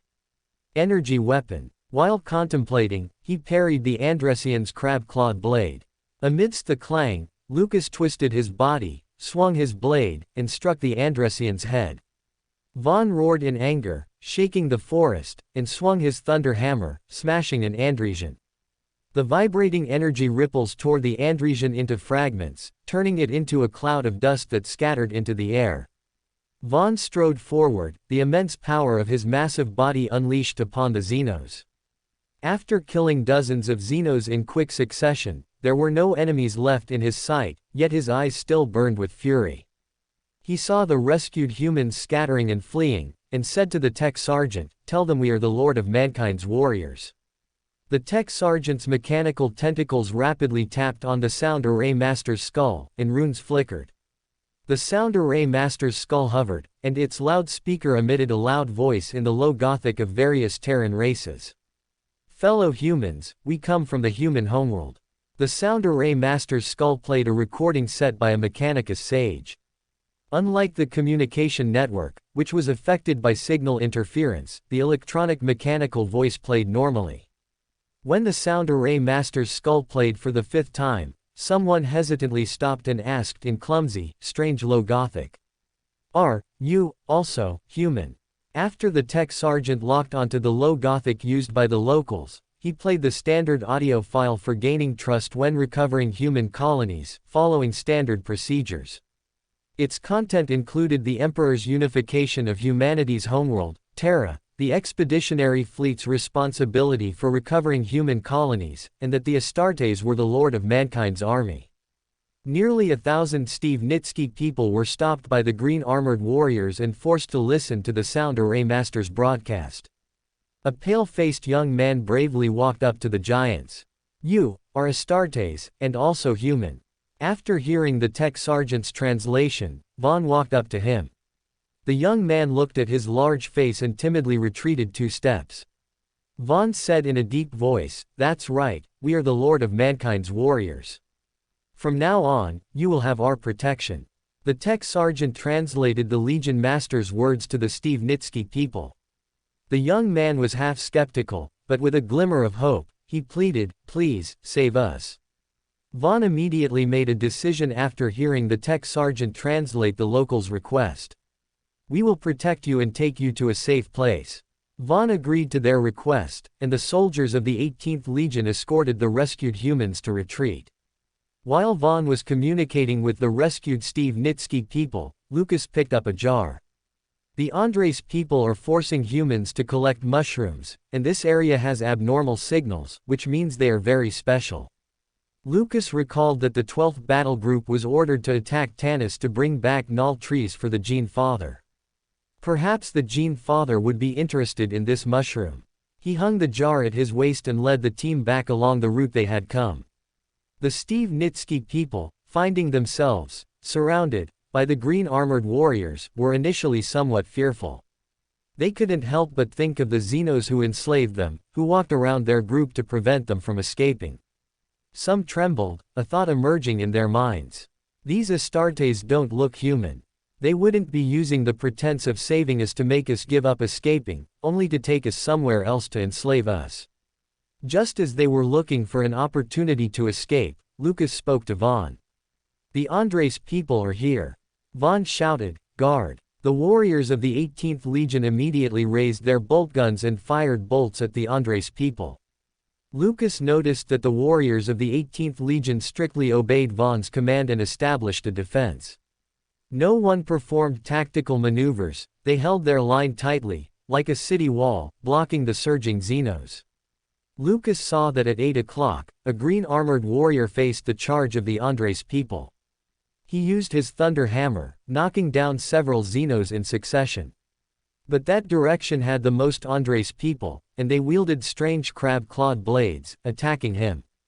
He executed Vaughn's command, holding the line, not moving a single step. As he used his thunder hammer to smash another Xeno, a crab-clawed blade struck him. He fell, his massive body still blocking the Xenos. The Andres people sneered, tearing his body with their crab-clawed blades, while the 18th Legion warriors on both sides had already expanded their defense, blocking the Andres people's attack. Open black lens bracket Vaughn and his legion provide refuge for the Andres people, inevitably sacrificing the lives of warriors as a result. They care more about the lives of ordinary people than most Astartes legions. Vaughn also showed special interest when he heard about the Fortress-class energy shield that could protect an entire hive city on Sepra Mundi, close black lens bracket. While Lucas was contemplating, he saw Vaughn swinging his thunder hammer, fighting his way towards the densest concentration of Andres people. He immediately rushed forward with his power sword, fighting alongside Vaughn. The 18th Legion paid the price of 10 fallen warriors to escort the Nitsky people out of the forest. Von called for transport ships, and only when the Nitsky people saw the auxiliary army soldiers did they believe they had been rescued. As the Nitsky people shed tears, Lucas also reported to the Genseed Primarch. Ning Lu was not surprised after receiving the brief relayed by the sound array master. He knew that the 18th Legion cared more about the lives of ordinary people than most legions even before Vulcan's return. Von led his legion in a defensive battle against orcs in a star cluster near Terra's. Facing the overwhelming orc offensive, the legion paid a heavy price, allowing the populations of 3 planets to be evacuated to safety. Von himself even fell in battle, transferring command to the arriving Vulcan before his death. Of course, he was subsequently interred in a dreadnought after his death. Vulcan's kindness was undoubtedly inherited by his progeny. Ning Lu then saw the colorful mushroom presented in the holographic image in the brief. The main ingredient for the Trickmaster elixir, the Apprentice, subsequent sequence 8, colorful mushroom. Chapter 280, The Dusk Raiders' Ritual Attack. The 14th Legion landed on Nitsky II, following Ning Lu's orders. Upon landing, the Dusk Raiders did not immediately launch an attack. They defended against the Andresian assaults, awaiting the arrival of dusk. 2 members of the Order Shadow's Honor Guard, Alex of the 8th Battle Group and Shikadelin of the 11th Battle Group, stood on the mountaintop, looking down. They saw the Andresians' peculiar disc-shaped tanks attacking the defensive line at the foot of the mountain. The disc-shaped tanks rotated forward, with 4 Andresian gunners positioned at 90-degree angles, operating their cannons and firing shells in turns. The 2 Order Shadows observed that the peculiar design allowed the Andresians' cannons to maintain continuous fire, but the shell caliber was only half that of Imperial tanks, making their power much weaker. A flashy but impractical design. The Xenos tanks pose far less threat than Imperial tanks, Shikadelin commented. Clad in gray power armor, the Dusk Raiders, led by the 2nd Company commander, charged forward amidst the artillery fire. The warriors in the front row held their storm shields high. The storm shield was a more advanced, bulkier version of the combat shield, providing better defense. At the same time, it was much larger than a combat shield and had to be held with one hand, unlike a combat shield which allowed the use of 2 weapons. The Xenos' dense barrage slammed against the shields, which flickered with blue energy, producing crackling lightning. The storm shield could withstand both melee and ranged attacks, enduring laser cannon fire and even super heavy weapon strikes. The Xenos' small caliber artillery attacks caused them little harm. The Dusk Raiders, holding their storm shields, were like humanoid tanks, crashing into the Andresians' peculiar circular tanks, their energy fields tearing through the tank armor. The Dusk Raiders raised their thunder hammers and smashed them into the Xenos. The Andresian tank line was instantly torn apart by the Dusk Raiders upon impact. The tanks in the rear launched fire at them. The Dusk Raiders held their storm shields high. The lightning sparked by the shells illuminated the entire area. Warrior Alex observed that the Dusk Raiders were excellent heavy infantry. The warriors in the front, holding storm shields, formed a tight line, blocking wave after wave of Xenos artillery fire. The warriors in the rear followed closely behind them, keeping themselves protected. They are all excellent heavy infantry, skilled in survival, and their defense is remarkably tenacious. Moreover, their endurance is strong. From landing until now, they have withstood 15 waves of Xenos assaults, but their speed has not slowed down in the slightest. But their mobility is insufficient. If they encounter orcs, the orc Daka might exploit weaknesses in their flanks. The warrior gave his assessment of the Dusk Raiders, and Shikadelin nodded in agreement. Although the Dusk Raiders are not like the Iron Hands, with their armored firepower advantage, they are also skilled in frontal combat. However, compared to their heavy infantry combat style, the Gene Father is more interested in how they utilize the Twilight Hour. The 2 Order Shadows then walked side by side into the makeshift command post. Except for the 2nd Company commander, who was leading the warriors in resisting the Andresian attacks, all other company commanders were in the camp. Lawyer, Shikadelin chose his words carefully, adhering to the Dusk Raiders' custom of addressing each other. I heard that the Unbroken and the Stormwalker. Now they should be called the Iron Hands. You all come from Albia. The names the Emperor gave you, Dusk Raiders, and Storm and Warhammer, both originate from the war art of the Albia tribes. Yes, replied 1st Company Captain Ballison, clad in grey armor and adorned with numerous combat medals. This prototype was formed during our Vanguard assault in the Ironside campaign of the Unification Wars, though at that time, we had not yet determined that dusk was the optimal time to launch an offensive. 7th Company Commander Tessus glanced at the power sword hanging at Alex's waist. As the strongest combat company commander of the Dusk Raiders, he could tell that the black armored squad leader was an excellent warrior. Only through combat can one truly understand the Unbroken. You will follow me and join the battle. Shikadelin, you will follow Ballison. Seeing Shikadelin nod, Alex spoke, Lord Tessus, your will be done. Ballison said to Shikadelin, as Tessus said, you will follow me. Then, assuming his duties as chief company captain, he looked at the holographic image before him and began issuing orders. Augur matrix scan results show that this world is composed of numerous hive factories. Tessus, your company is responsible for prioritizing the counterattack, tearing through the Xenos lines, and then attacking the largest Xenos factory, marked A. Finally, Ballison said, as always, the time to launch the offensive is at dusk. After the 14th Legion's War Council, Shikadelin followed Ballison back to the mountaintop, looking down below. He saw more and more Xenos besieging them, overwhelming and seemingly endless. Shikadelin checked his visor's display. The data captured by the Augur array showed on the tactical network that the Andresian had deployed over 10,000 disc-shaped tanks. They surged like a tide, launching wave after wave of assaults on the mountain. However, the 2nd Company consistently maintained the integrity of their defensive line against the onslaught. Whenever a grey armored warrior holding a storm shield fell, a Dusk Raider immediately took their place. The 2nd Company launched charges rhythmically, destroying hundreds of tanks with each assault. Shikadelin silently calculated, the 2nd Company is directly resisting the Andresians' armored forces, and their defensive line has never been breached. The number of casualties does not exceed 140, making them excellent defensive heavy infantry. Only our 3rd battle group could do better. If it were the 3rd battle group, they would have already routed the enemy line. Warrior, Alex, positioned with the Dusk Raiders' 7th Company, looked around, watching the grey armored warriors orderly prepare for battle.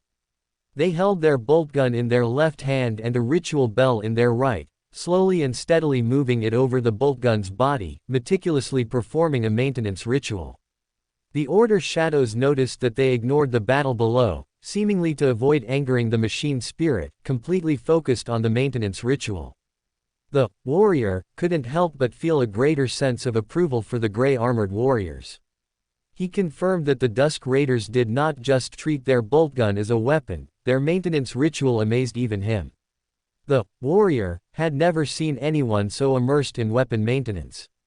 Even he, who prided himself on treating his weapons as part of his body, was astonished.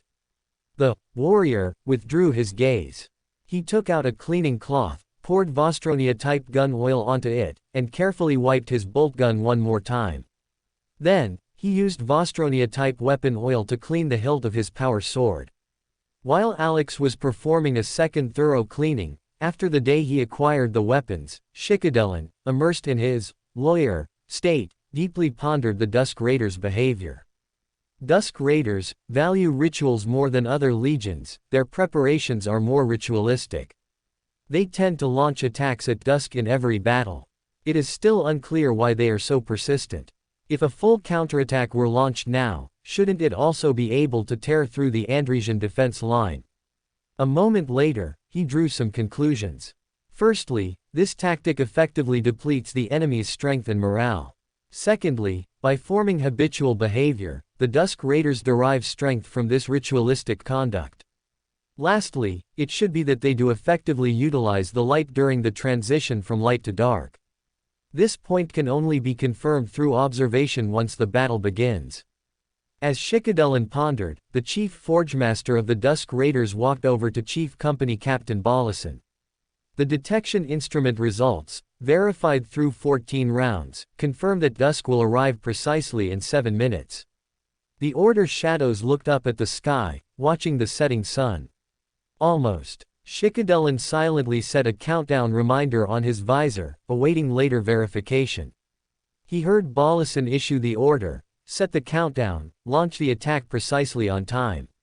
The shared tactical network updated the countdown setting, starting from 4 minutes and 59 seconds, rapidly ticking down.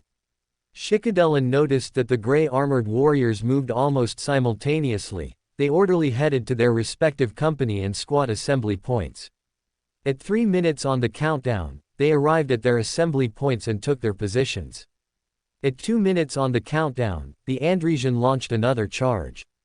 At 1 minute on the countdown, the second company warriors repelled the Xenos' attack, but no other company's warriors moved, nor did anyone provide them with fire support. The lawyer frowned slightly, thinking to himself, "This is too rigid, not flexible enough. If the enemy exploits this habitual thinking for targeted strikes, it could cause significant losses." As Shikadelan thought of this, he suddenly felt a melting sensation within him. The countdown reached 0, and Shikadelan's timed reminder chimed. The Order shadows glanced at the sky. The light had precisely at that moment completely vanished, turning to darkness. So precise. As he pondered, the roar of bolt guns erupted. Shikadelan looked down. The gray-armored warriors launched their attack at the same instant.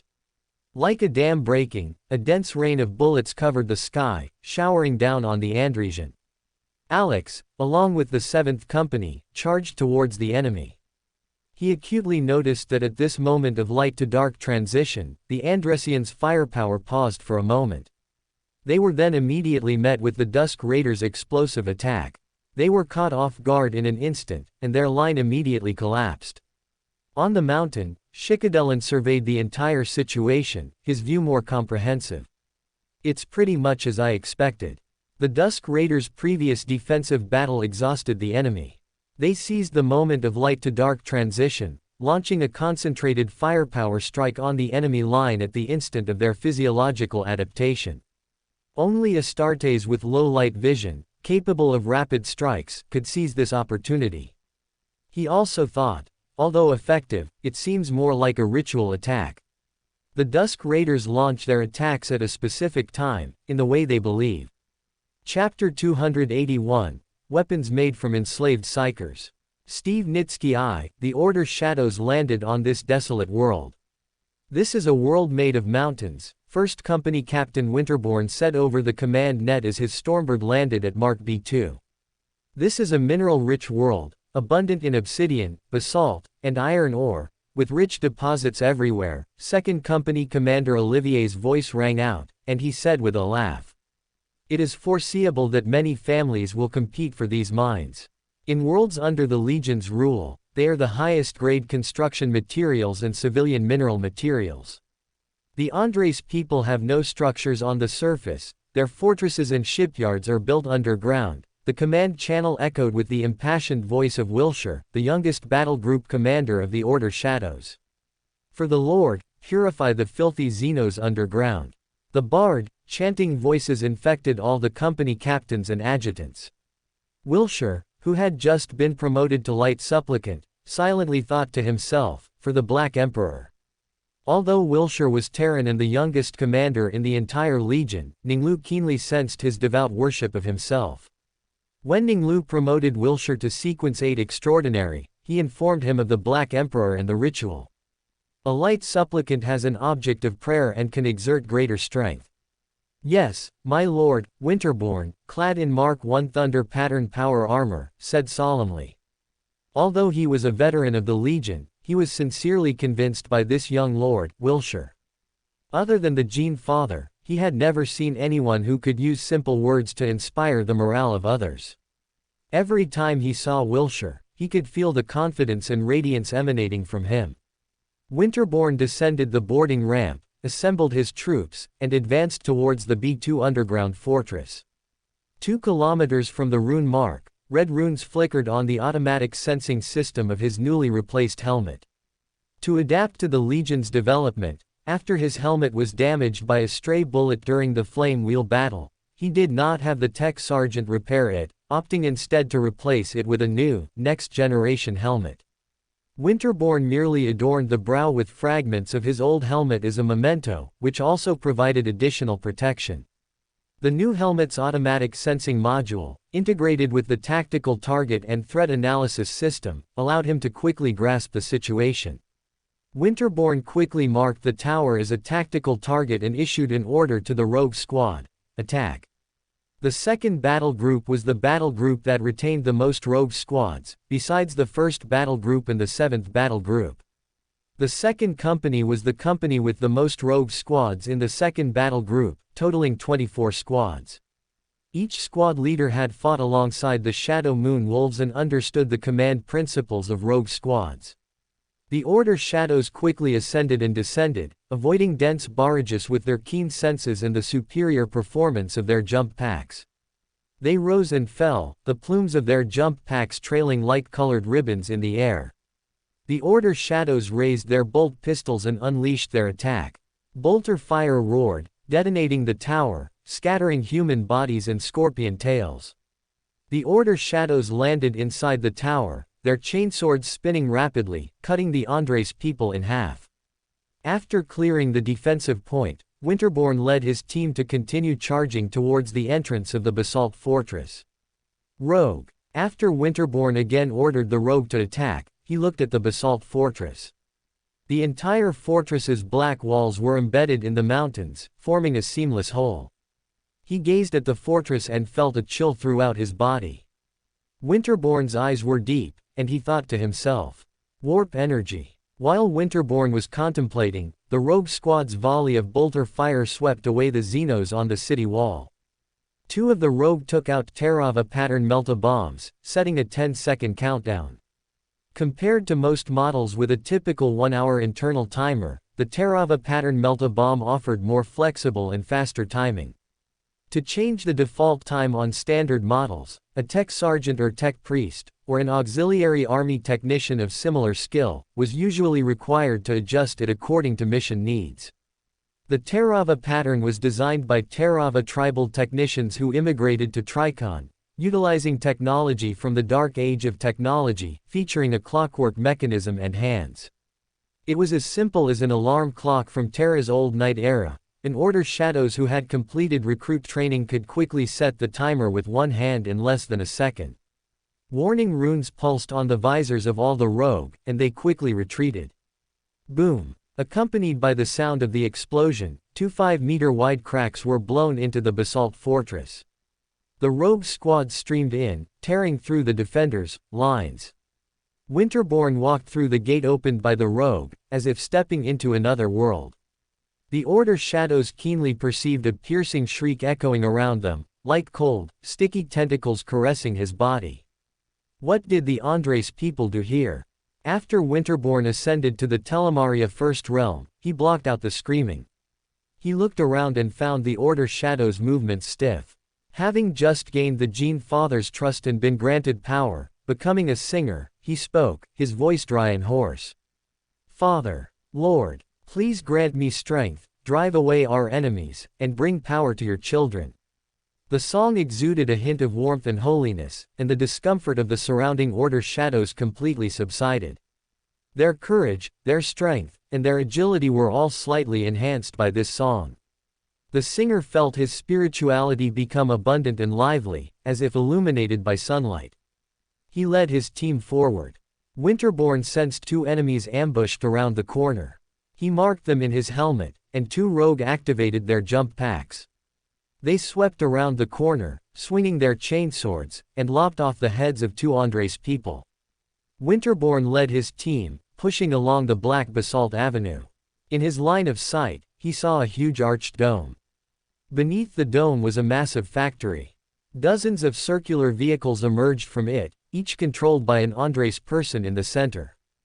Tied to the surrounding railings were 4 humans, facing the central pillar. No, those were not ordinary humans, but psychers.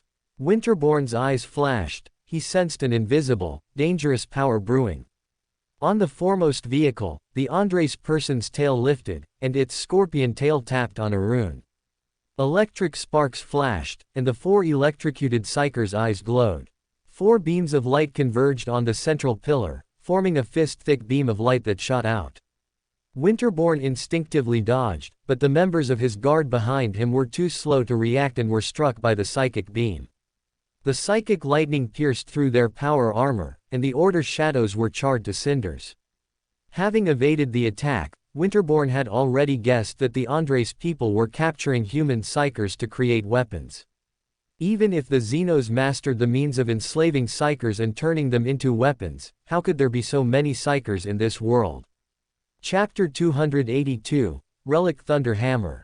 Winterborn knew that the Andresian was the switch that enslaved the psychers to attack, and he shouted, "Attack the Andresian." He raised his hand and shot a bolt at the Andresian, while chanting loudly. The voice of the bard brought strength to the Order shadows, making them faster and allowing them to advance quickly. As the bolt shells roared, the Andresian were torn to shreds, and the attacks from the psychic weapons gradually ceased. The bard discovered that as his song progressed, the psychers' attack speed and intensity also began to decrease. The Andresian forced the psychers to attack through pain. Did my song soothe their pain? After Winterborn realized this, his hoarse singing became even more sonorous. After the warriors of the Second Company killed the Andresian controlling the war vehicles, the Order shadows cautiously watched the human weapons tied to the vehicles. Tormented as they were, their emotions were clearly unstable, like ticking time bombs. The Second Company commander said to the think tank, "These psychers are yours." After the scribes accepted the order, his expression was solemn. Fortunately, he was a psychic of the mind type, able to calm them down, at least temporarily, through communication. Winterborn led his subordinates into the building from which the disc vehicles had emerged. After defeating the guards, he discovered that this building was a weapon factory. The Andresian used ordinary humans to create psychers.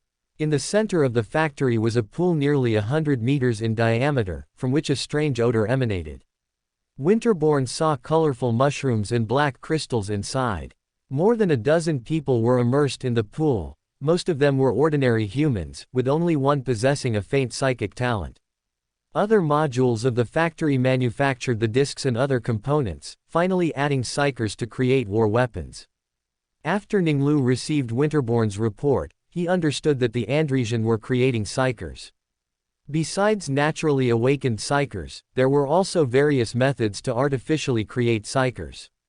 Ning Lu recalled that Hemar, the ruler of Necromunda, and other families, used ghost elixirs to create psychic mutations. As he pondered, the original body servant reported, "My lord, the light supplicant has launched an assault on Marked Point BI. He has confirmed that there are clusters of palaces in that area. According to speculation, that area should be the noble residential district. The Andresian underground palace complex, with countless elite guards, obstructed the second battle group's advance. Wilshire discovered that the Andresian guards' elbows were amputated, and energy weapons replaced their forearms, with crab claw-shaped blades acting like their joints. Compared to ordinary warriors, their attacks were swifter. The bard sang loudly, his highly infectious song filling the surrounding Order shadows with strength. The Order shadows, with the bard as their core, charged towards the Andresian. A guard member on the left side swung a charged blade, hacking with all his might, the disintegration field shredding the enemy's chest. As the enemy lunged, he swung his sword to meet it, twisting his body to the right, his blade slicing the enemy in half along the demarcation between its human upper body and scorpion-like lower body. After killing more than a dozen Andresian guards in a single attack, he attracted the attention of 3 enemies. 3 guards simultaneously launched an attack on him. Clang! Clang! The Order Shadow's charged blade deflected the crab claw blades of the enemies on both his left and right. But an enemy, deliberately lagging half a step behind, seized the opportunity to launch a fierce attack, its scorpion tail shooting out and piercing his chest. Wilshire witnessed the death of a guard member, and he put on his war mask. Anger transformed into power, and the thunderhammer in Wilshire's hand erupted with destructive force, blasting 5 Andresian guards into a pool of blood mist. Wilshire skillfully controlled the power of the war mask, yet his mind remained calm.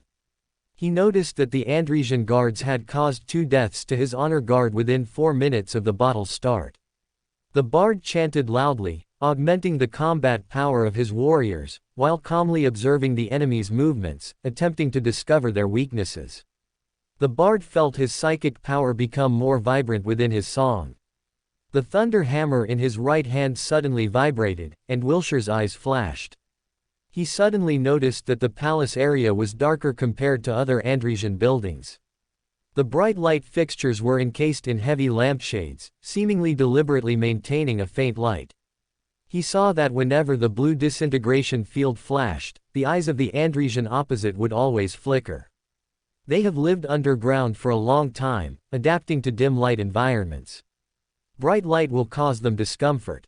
When Wilshire realized this, he deliberately observed again. He found that as the attack progressed, the Andresian guard gradually formed an inverted triangular attack formation with 2 in front and 1 behind. 2 enemies would engage, and the third would sneak attack for the win. This was not only for victory but also because the rear guards, by avoiding the light of the force field, could better overcome their own weaknesses. Wilshire did not order the creation of light, he was a light supplicant, creating light to purify the defiled alien dwelling. In each of the light supplicants' 2 eyes, a golden light expanded, transforming into 2 miniature suns. The light supplicant surveyed his surroundings, his mind outlining a path. He then raised his right arm and swung the thunder hammer. Blue light flashed, and more than a dozen Andresian guards in front were torn to shreds by the disintegration field. The light supplicant's pupils sharply contracted. He clasped his hands together, placing them under his chin, as if in prayer. Light flashed in the dim underground, instantly brightening the entire area. Pure beams of light, wreathed in flames, descended, engulfing the Andresian guards who charged in a 2 front 1 back formation. The purifying, pure light beam illuminated the entire area. The Andresian guards felt a stinging in their eyes. They could not see anything around them, only the repulsive light. Like hive city rats that cannot bear the light, they scurried about in a panic. Attack! Wilshire grabbed the thunder hammer and commanded loudly. The Order shadows charged forward, and the Andresian guards, who had just been able to resist them, were instantly routed.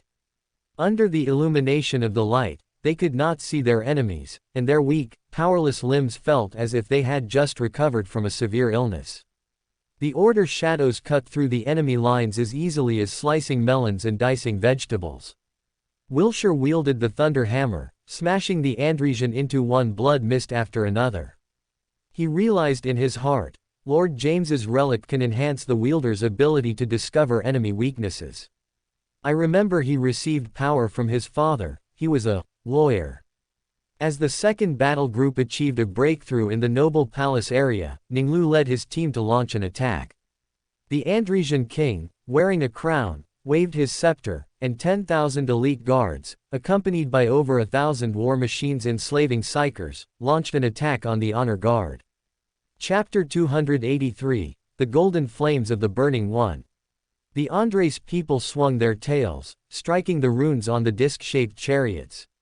The psychers, stimulated by electric shocks, unleashed psychic lightning, converging into giant dragon-like bolts that, amidst explosions, surged towards the honor guard. Arsena Dunn raised his staff, and a telekinetic shield rose, enveloping the honor guard. Boom! The psychic lightning struck the telekinetic shield, causing the entire underground city to vibrate from the energy impact. The rebounding psychic lightning crackled, and over a dozen unfortunate Andresian guards were struck by the electric snakes. The psychic lightning instantly tore their bodies apart. The silver-haired psyker who had blocked the attack swayed, his face pale. Just as he struggled to maintain it, Ning Lu spoke, "No need to force it." Ning Lu's golden wings blazed with dazzling flames, and he soared into the air. He flapped his wings, and a wall of fiery flames rose in front of the honor guard. The psychic lightning, like countless small snakes, was mercilessly devoured the moment it struck the wall of fire. Ning Lu naturally wouldn't just passively defend. In terms of defensive power, his golden wings were not as good as Ferrus Manus's silver hands. The true power of the Burning One was scorching flames. He had already mastered the power of the Star God Shard. Ning Lu flapped his wings, instantly flying to the center of the enemy forces. His golden wings flapped 33 times in an instant, showering golden flames. Golden flames descended from the sky, and the Andres people standing in the middle of the disc-shaped tanks were incinerated one by one. A sea of flames engulfed the Andresian guards. Dazzling light and scorching flames became their last memories before death. Arsena and the honor guard members watched in stunned silence as the Andres people were burned to death by the flames in less than a minute. The Andresian king watched in astonishment as a golden-winged figure flew up from the enemy ranks, unleashing a destructive torrent of flames. His elite army was slaughtered in an instant. He was even burned to ashes by the flames released by the golden figure before he could react. The Andresian king turned to flee in a panic, but after only 2 steps, a fiery arrow pierced the back of his head.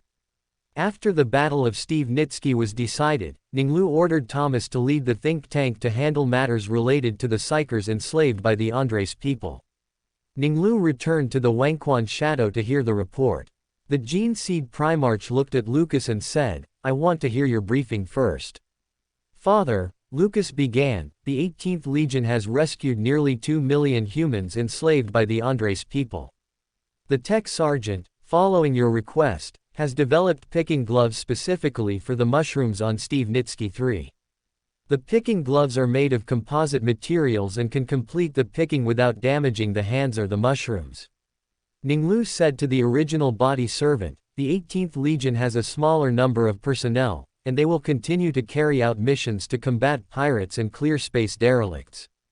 Dispatch a company from the 11th Battle Group to coordinate with them, focusing on learning from their experience in clearing space derelicts." The reason Ning Lu dispatched a company was because they needed to be dispersed across various front lines. Although the 18th Legion was numerically small by Astartes Legion standards, they were still equivalent to nearly 20 Codex chapters. The 18th Legion could still operate across multiple front lines spanning several sectors, dealing with numerous threats. Ning Lu then looked at Alex and Shikadelin and said, "It's your turn." "Father," Shikadelin began, "the Dusk Raiders are skilled at launching attacks at the moment of light change. Their use of storm shields and defensive tactics. But the Dusk Raiders are also somewhat rigid due to their rituals and tactics."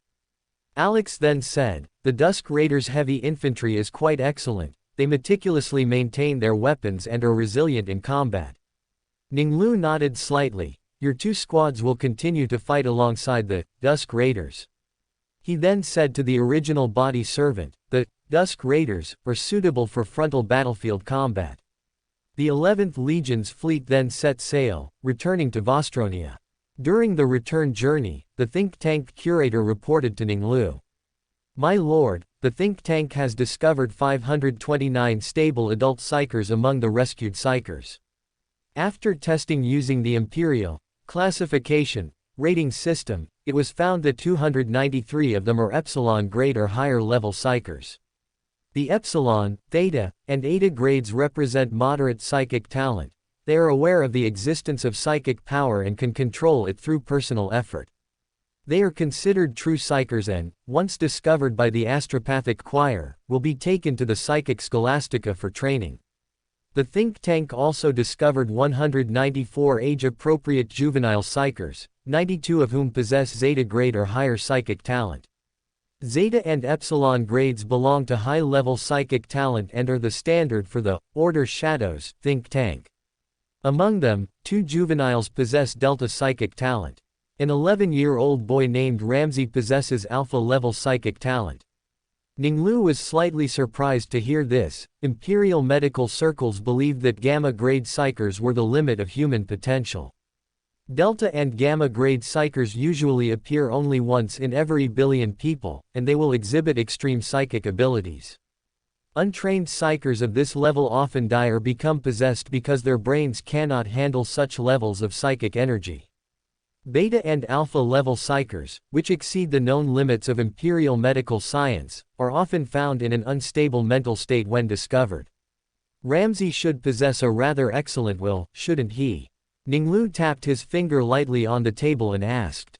As my lord discerns, that is precisely the case, Thomas said, looking at the gene seed Primarch. From his mind, I saw that he was used as a test subject by the Andres people, testing his psychic limits. They even cut off his leg. Fortunately, his bio-psychic power healed his body. Even though he was tortured, he did not lose control of his mind. The dam he built restrained his power. The think tank curator said with a smile, he is a natural order shadows. He covertly observed the Xenos' behavior and conceived a plan that surpassed the thinking level of adults. In that case, you must cultivate him diligently. Ning Lu made a mental note of Ramsay's name. Yes, my lord, the think tank curator said seriously. His only apprentice, Nicholas, possessed beta-grade psychic talent and was already showing promise. He looked forward to seeing how his new apprentice, with even greater talent, would perform in the future. Ning Lu then asked, how is your research on the Andres people's method of creating psychers progressing? The mystery prior spoke, Father, I have analyzed the culture solution produced by Andresian and identified the types and ratios of materials such as colorful mushrooms. I also found that psychers created after liquid immersion are mostly psychers in the biopsychic field. Research records show that the success rate is less than 1 in 100,000. Thomas added, when they are subjected to electric shocks, they instinctively release lightning, which is also why the Andres people created corresponding war weapons. Ning Lu pondered for a moment before issuing an order. Record the relevant knowledge, but cease the creation of psychers. Ning Lu decided to keep the Andres people's psychic creation technology as a reserve, to be used as a reference when researching the Primaris after obtaining the original mother template. The colorful mushrooms were a magical potion ingredient for the Trickmaster, and using them to create psychers was somewhat wasteful. The artificial success rate was too low, the resource expenditure was enormous, and the average quality was not high enough. If Huang Laohan knew I was creating psychers, he would also be displeased. The artificial cost is too high, but what about natural creation? When Ning Lu thought of Huang Laohan, he recalled that during the grand birthday celebration, various parts of the galaxy were isolated by warp storms, and the number of mutants and psychers surged. Perhaps, at that time, I can research psychic divination devices to select psychers with top-tier talent. The fleet returned to Vostronia, and as soon as Ning Lu returned to his palace, the original body servant reported to him. My lord, Sage Wojciech Belik reports that he has already selected a casting world. Sage. Ning Lu raised an eyebrow, asking with interest. After Wojciech announced the discovery of the Belik battle tank on Novapolia, it caused a huge stir within the Mechanicus. The sages, through the limited public data, believe this is the greatest discovery since the start of the Great Crusade, a blessing from the Omniscia. Wojciech has therefore gained widespread recognition and is now respectfully referred to as Sage. Ning Lu nodded. It was as he expected, unearthing an STC would bring Wojciech immense prestige. He had leapfrogged from tech priest to sage, lauded by the Mechanicus. Let him in, Ning Lu said. Moments later, Wojciech, dressed in deep crimson robes with black, order shadows, insignia painted on the edges, entered the palace. Wojciech, Ning Lu said with a smile, sage. He deliberately emphasized the word, sage. My lord, Wojciech remained as respectful as ever, my achievements all stem from your bestowal. Not just me, my lord, you are now also regarded by the followers of the Omniscia as a favored one of the god of all machines. I discussed Belik with numerous casting worlds. Wojciech's voice trembled slightly when he mentioned his surname. When negotiating the authorization for the Belik battle tank, I received an enthusiastic response, and the conditions they offered exceeded expectations. Casting World Griffin 4 hopes to obtain casting authorization for the Storm sector, and they are willing to establish an alliance with you. They are willing to dispatch the War Griffins, Titan Legion to accompany the Legion in battle. They are also willing to provide the Vickers Trek's family with Knight mechs. Ning Lu nodded in satisfaction. The conditions offered by Griffin 4 were indeed generous.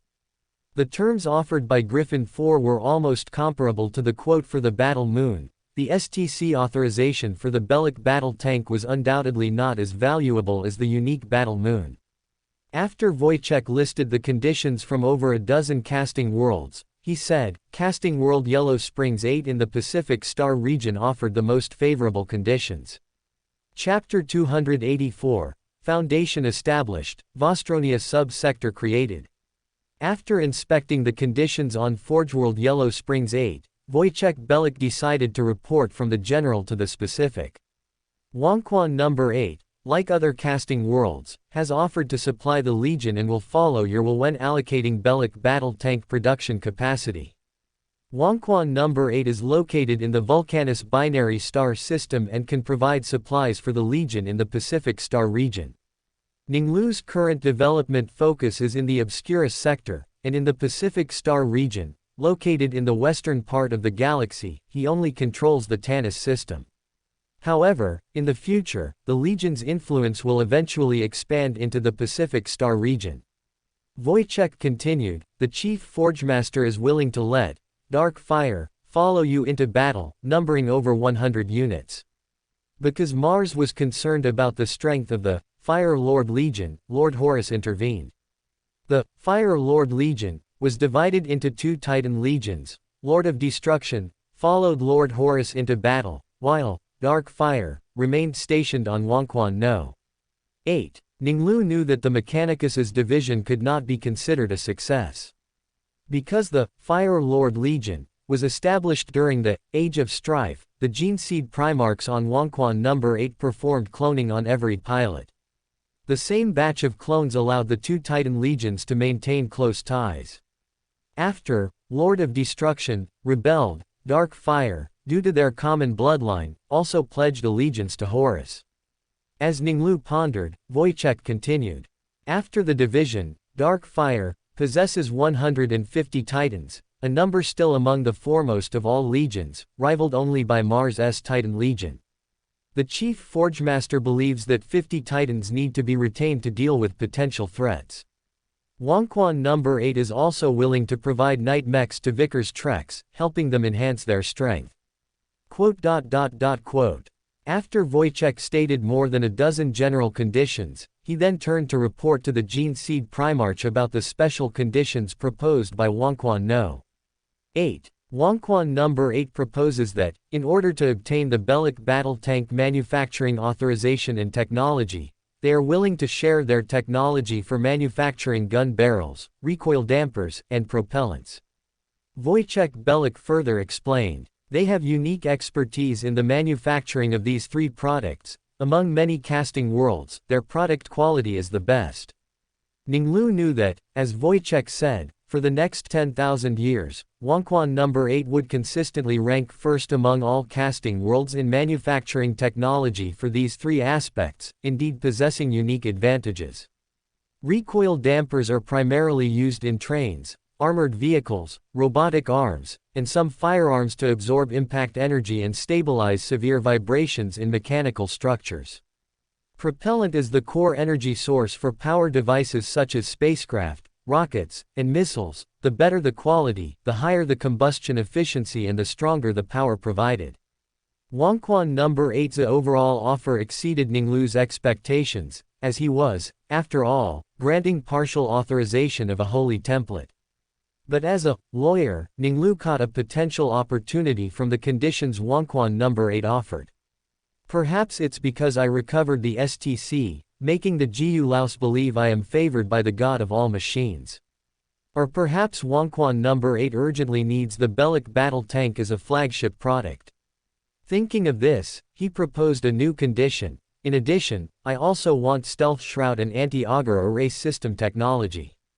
Ning Lu knew that in the future, Wonquan number 8, during the Great Thanksgiving period, would develop heterodox ideologies due to being rescued by the Eldar, advocating for the excavation of alien technology. To acquire alien technology, the Wangquan No. 8 Guard would use stealth shrouds and anti-augur array systems to confuse enemies, thereby concealing their presence and the missions they were undertaking.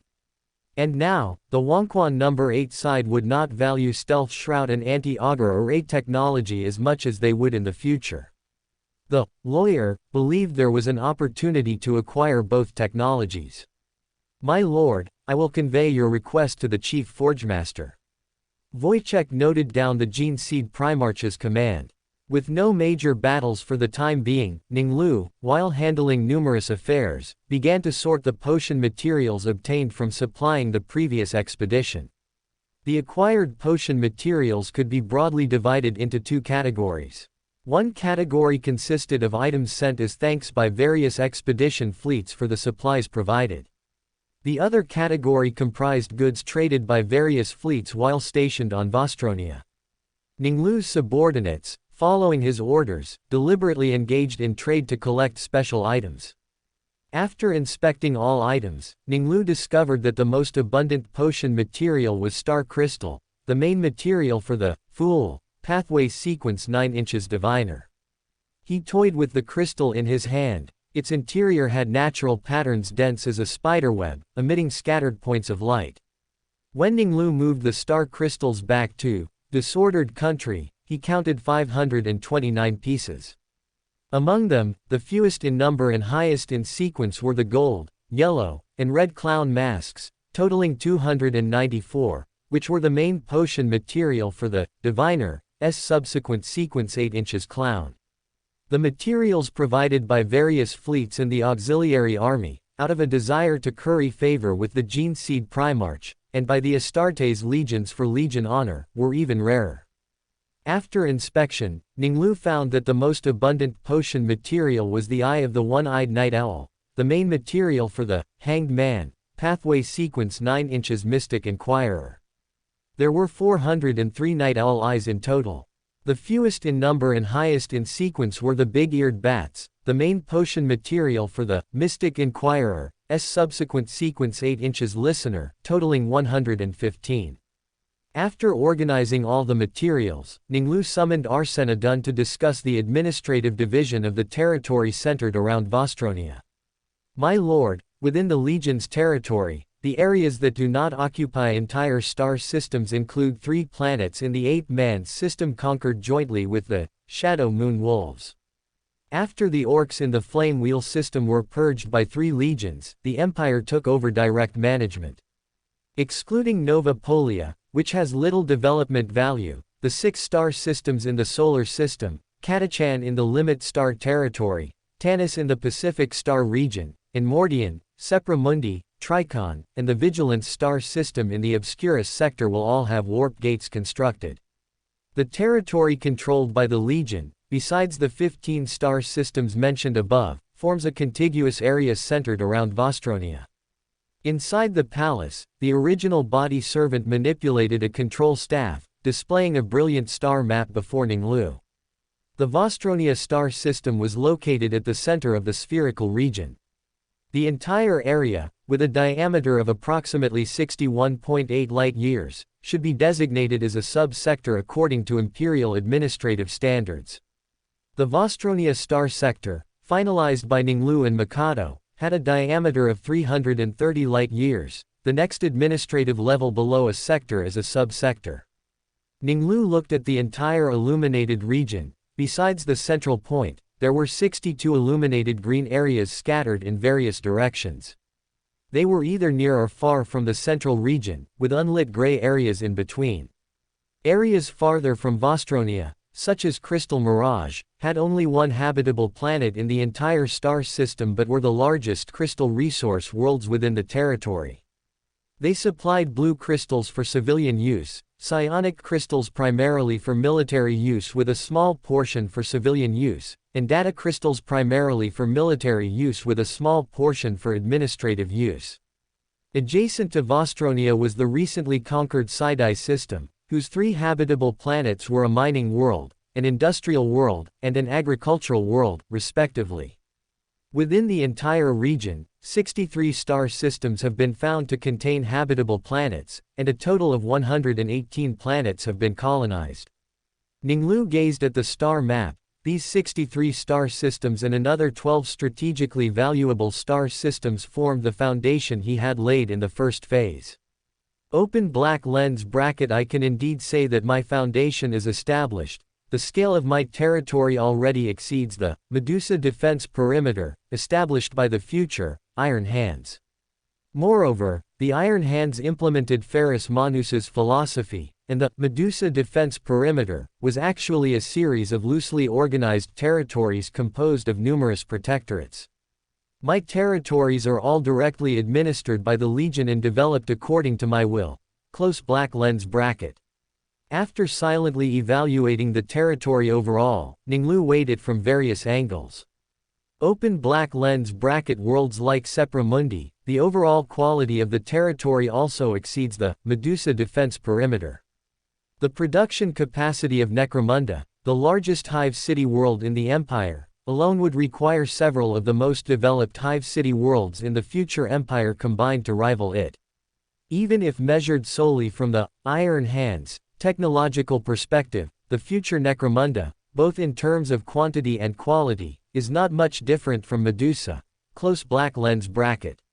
Ning Lu knew that the Terra colonization ship named Vansar, which departed thousands of years ago, would not arrive at Necromunda until the 35th millennium due to the uncertainties of warp travel.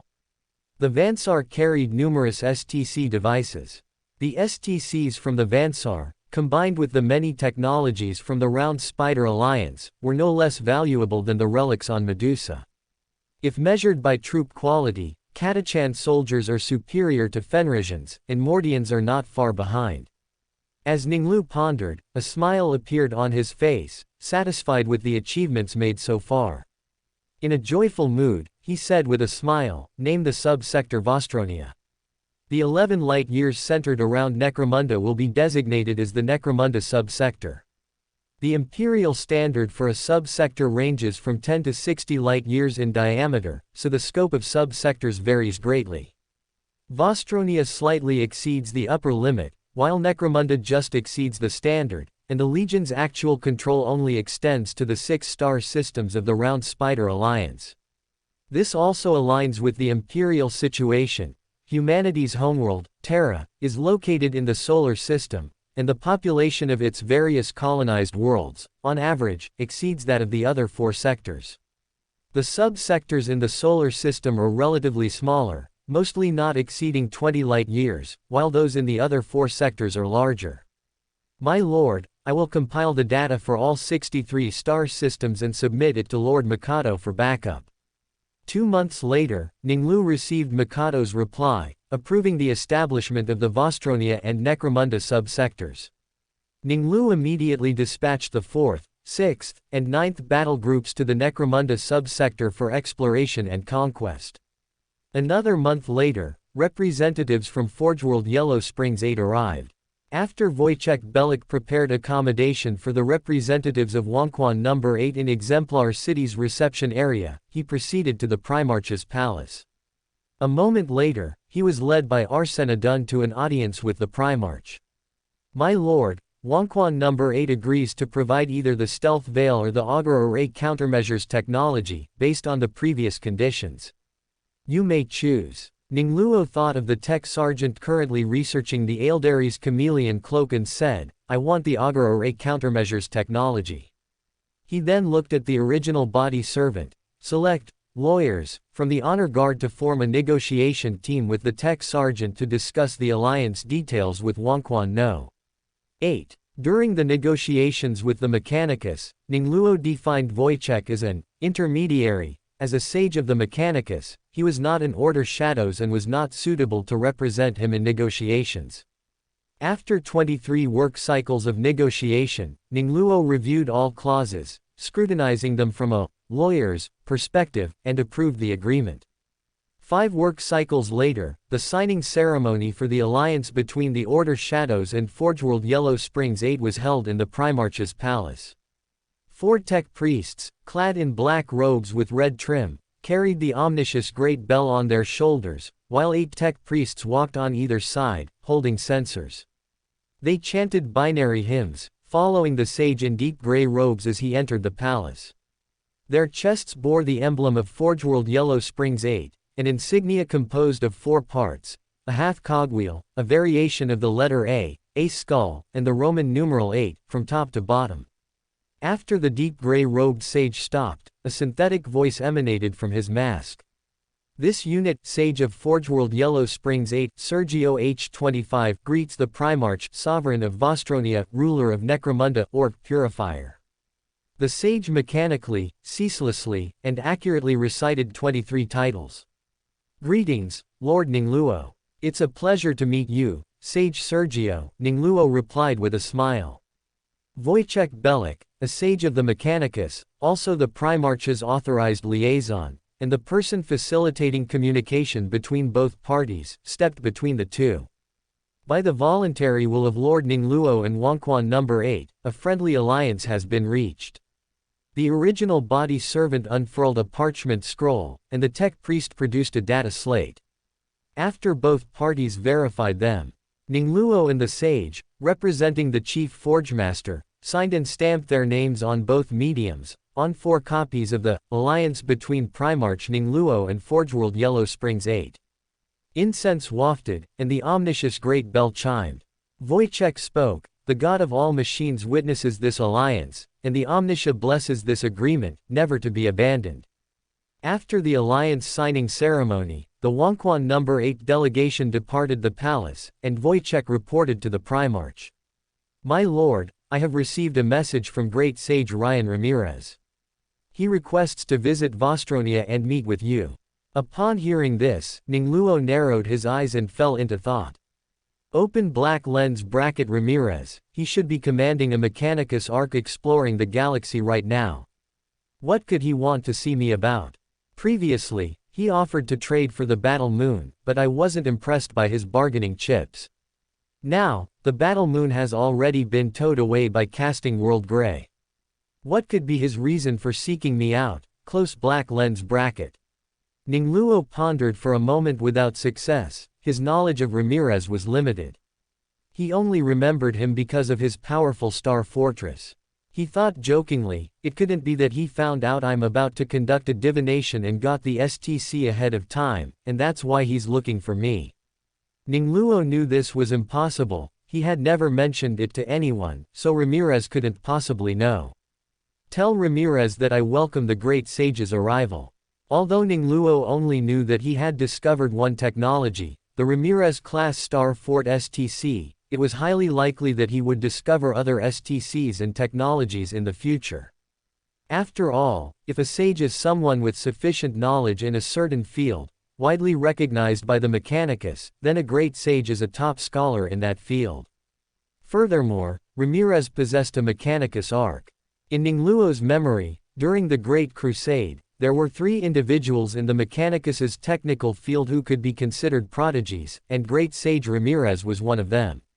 The other 2 were Sage Land, who excavated STCs such as the Land Speeder, and Tech Priest Malavalis, who forged armor for several Primarchs. As for Dorakal, his rise began with the Great Pilgrimage. "As you command, my lord, I will convey your will to Great Sage Ramirez," Wojciech then said. Forgeworld Griffin 4, after being rejected by you, has sent another message requesting authorization for the production of the Belik battle tank. Ning Lu didn't mind authorizing more casting worlds, as long as the other party could offer a sufficient price. Tell the chief forgemaster of Griffin 4 that if they can offer technology of equal value to what Wangquan No. 8 provided, they will receive authorization. In the 11th month of 825, the Mechanicus Arc Explorer arrived in the Vostronia system. Great Sage Ryan Ramirez, accompanied by Wojciech, proceeded to the Primarch's palace. He wore a red robe, and his body contained no flesh, yet the mechanical voice he emitted had no discernible difference from human vocal cords, only remaining as calm as a still pond. Ryan Ramirez greets the Sovereign of Vostronia. "Great Sage, welcome to your arrival," Ning Lu replied with a smiling nod. Ramirez's bionic eyes gazed at the Primarch for 12 seconds. He scrutinized the Primarch's physique and expression, and the weapons and equipment on his person. His gaze lingered for 1 second each on the black armor, the Val's sword, the silver power fist, and Jushin's spear, and then for 6 seconds on the golden mechanical wings. Your achievements in the flame wheel are admirable. Capturing the Orc's battle moon has brought a new direction for the followers of the God of all machines. The holy template you recovered in Novapolia indicates that you are favored by the Omniscia. Vostronia and Necromunda, under your rule, boast the highest production capacity among the worlds of the Imperium. Sepra Mundi and Tricon can even rival casting worlds. Ning Lu accepted the great sage's praise with a smile, maintaining his composure, thinking to himself. Actually, Ramirez said less. Just among the heavy-duty STCs, I also have the Fortress-class energy shield, Mimic Chamber, Punishment-class reactor, and self-recharging Void Shield. As for Sepra Mundi and Tricon, they were originally chosen casting worlds of the Mechanicus, but I simply intercepted them. Of course, their current production capacity cannot compare to large casting worlds like Mars, Wonquan No. 8, Grey, Lucius, or Tri-Fal, but they can indeed rival newly established casting worlds that started at the same time and smaller casting worlds. Ramirez shouldn't have traveled all this way just to praise me. While Ning Lu pondered, Ramirez continued. You are favored by the God of all machines. Please allow me to follow by your side and assist you in recovering holy templates. My Mechanicus Arc Explorer will provide supplies for your warriors in battle. My Skitarii will fight for you. Ning Lu was stunned. He hadn't expected the great sage to come to pledge his allegiance. He naturally wouldn't refuse such a top talent, and immediately rose, saying cordially. Ryan, welcome to our ranks. I have already received news of a new standard template construct, and I will journey with you to recover it. Ning Lu knew that the great sage was not yet completely loyal to him. It was just that he hadn't discovered anything for decades, while Ning Lu had made significant discoveries in a short time, leading him to believe that following Ning Lu would lead to STC discoveries. If he wanted to truly win him over, he would have to show him a miracle from the God of all machines, a major new STC discovery. Ramirez-class Star Fort, it will ultimately be named after you. However, this is worth it. The great sage's bionic eyes flickered, and his logic engine spun rapidly. Ning Lu's last discovery of a holy template was 2 years and 11 Terran months ago. New holy template news in less than 3 years, impossible, illogical, probability less than 1 in a billion. 12 seconds later, he masked his doubt and spoke. That is excellent. I await your summons. After Ning Lu left the Jushin spear in the armory, he returned to the palace and entered the Nation of Disorder again. Upon discovering that the divination dice had finished charging, he brought it back to the real world. Information about Osensk, which Ning Lu knew, quickly flashed through his mind. The rock world, Osensk. It has the standard construction template for a star fortress. Ning Lu's knowledge of Ramirez's process for recovering the Star Fortress STC was limited, even less than that of the Lehman Russ battle tank, the Bellic battle tank. After quickly reviewing it in his mind, he silently chanted, Open black lens bracket L the star chart from Vostronia to Osensk. After chanting 11 times, he threw the divination dice in his hand. The triangular prism tumbled several times in the air before landing in Ning Lu's outstretched palm, at which point a holographic projection-like scene appeared before his eyes. After recording the star chart, Ning Lu input it into a data crystal, while silently thinking. Open black lens bracket the divination dice is very powerful, even with my limited knowledge, it can pinpoint and divine a star chart. Although it has no combat power, it is more powerful than any weapon. The Ramirez-class Star Fort will undoubtedly be the most strategically valuable among the many STCs, close black lens bracket. As Ning Lu pondered, a scene suddenly appeared in his mind, a broken, towering mechanical construct, as tall as a dreadnought, dragging its heavy steps towards him. He looked at Brain Cat John. The scene just now was a future vision glimpsed in the monster's mind, a situation that had occurred sporadically over the past few years. Have you become a true monster? Ning Lu asked. He had just felt as if a star had shattered within John's body. John, whose Vostonian was now very fluent, furrowed his ginger-colored fur. I don't know. Ning Lu activated his psychic vision, seeing John's astral body as silvery white, and spoke. You are truly a monster. Black Wolf Freddy circled the brain cat curiously, and with his high perception, he said, it really is different. He lifted his head, but still far inferior to me. As Freddy observed John, Ning Lu tried to interpret the revelation from the monster's vision. Open black lens bracket. I will encounter a mechanical construct. The future glimpsed by the monster is uncontrollable and far more random than what a divination-type psychic can foresee. It might not even be on Osensk. What I know is that Ryan Ramirez recovered the STC for the Ramirez-class star fort when he purified Osensk. Close black lens bracket. A flash of insight struck Ning Lu.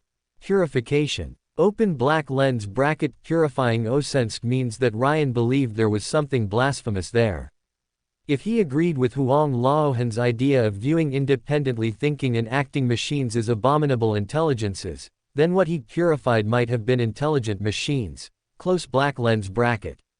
Ning Lu's eyes flickered, and combined with the future vision glimpsed by the monster, he became even more certain of his hypothesis. As Ning Lu pondered, he sent the divination dice back to the Nation of Disorder. He summoned Arsenadun and issued instructions to the original body servant.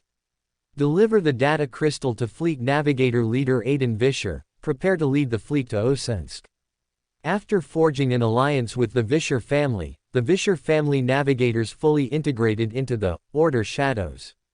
The fleet's navigator leader was Aiden, the most outstanding of the younger generation of the Vischer family. Order the 11th Battle Group to prepare.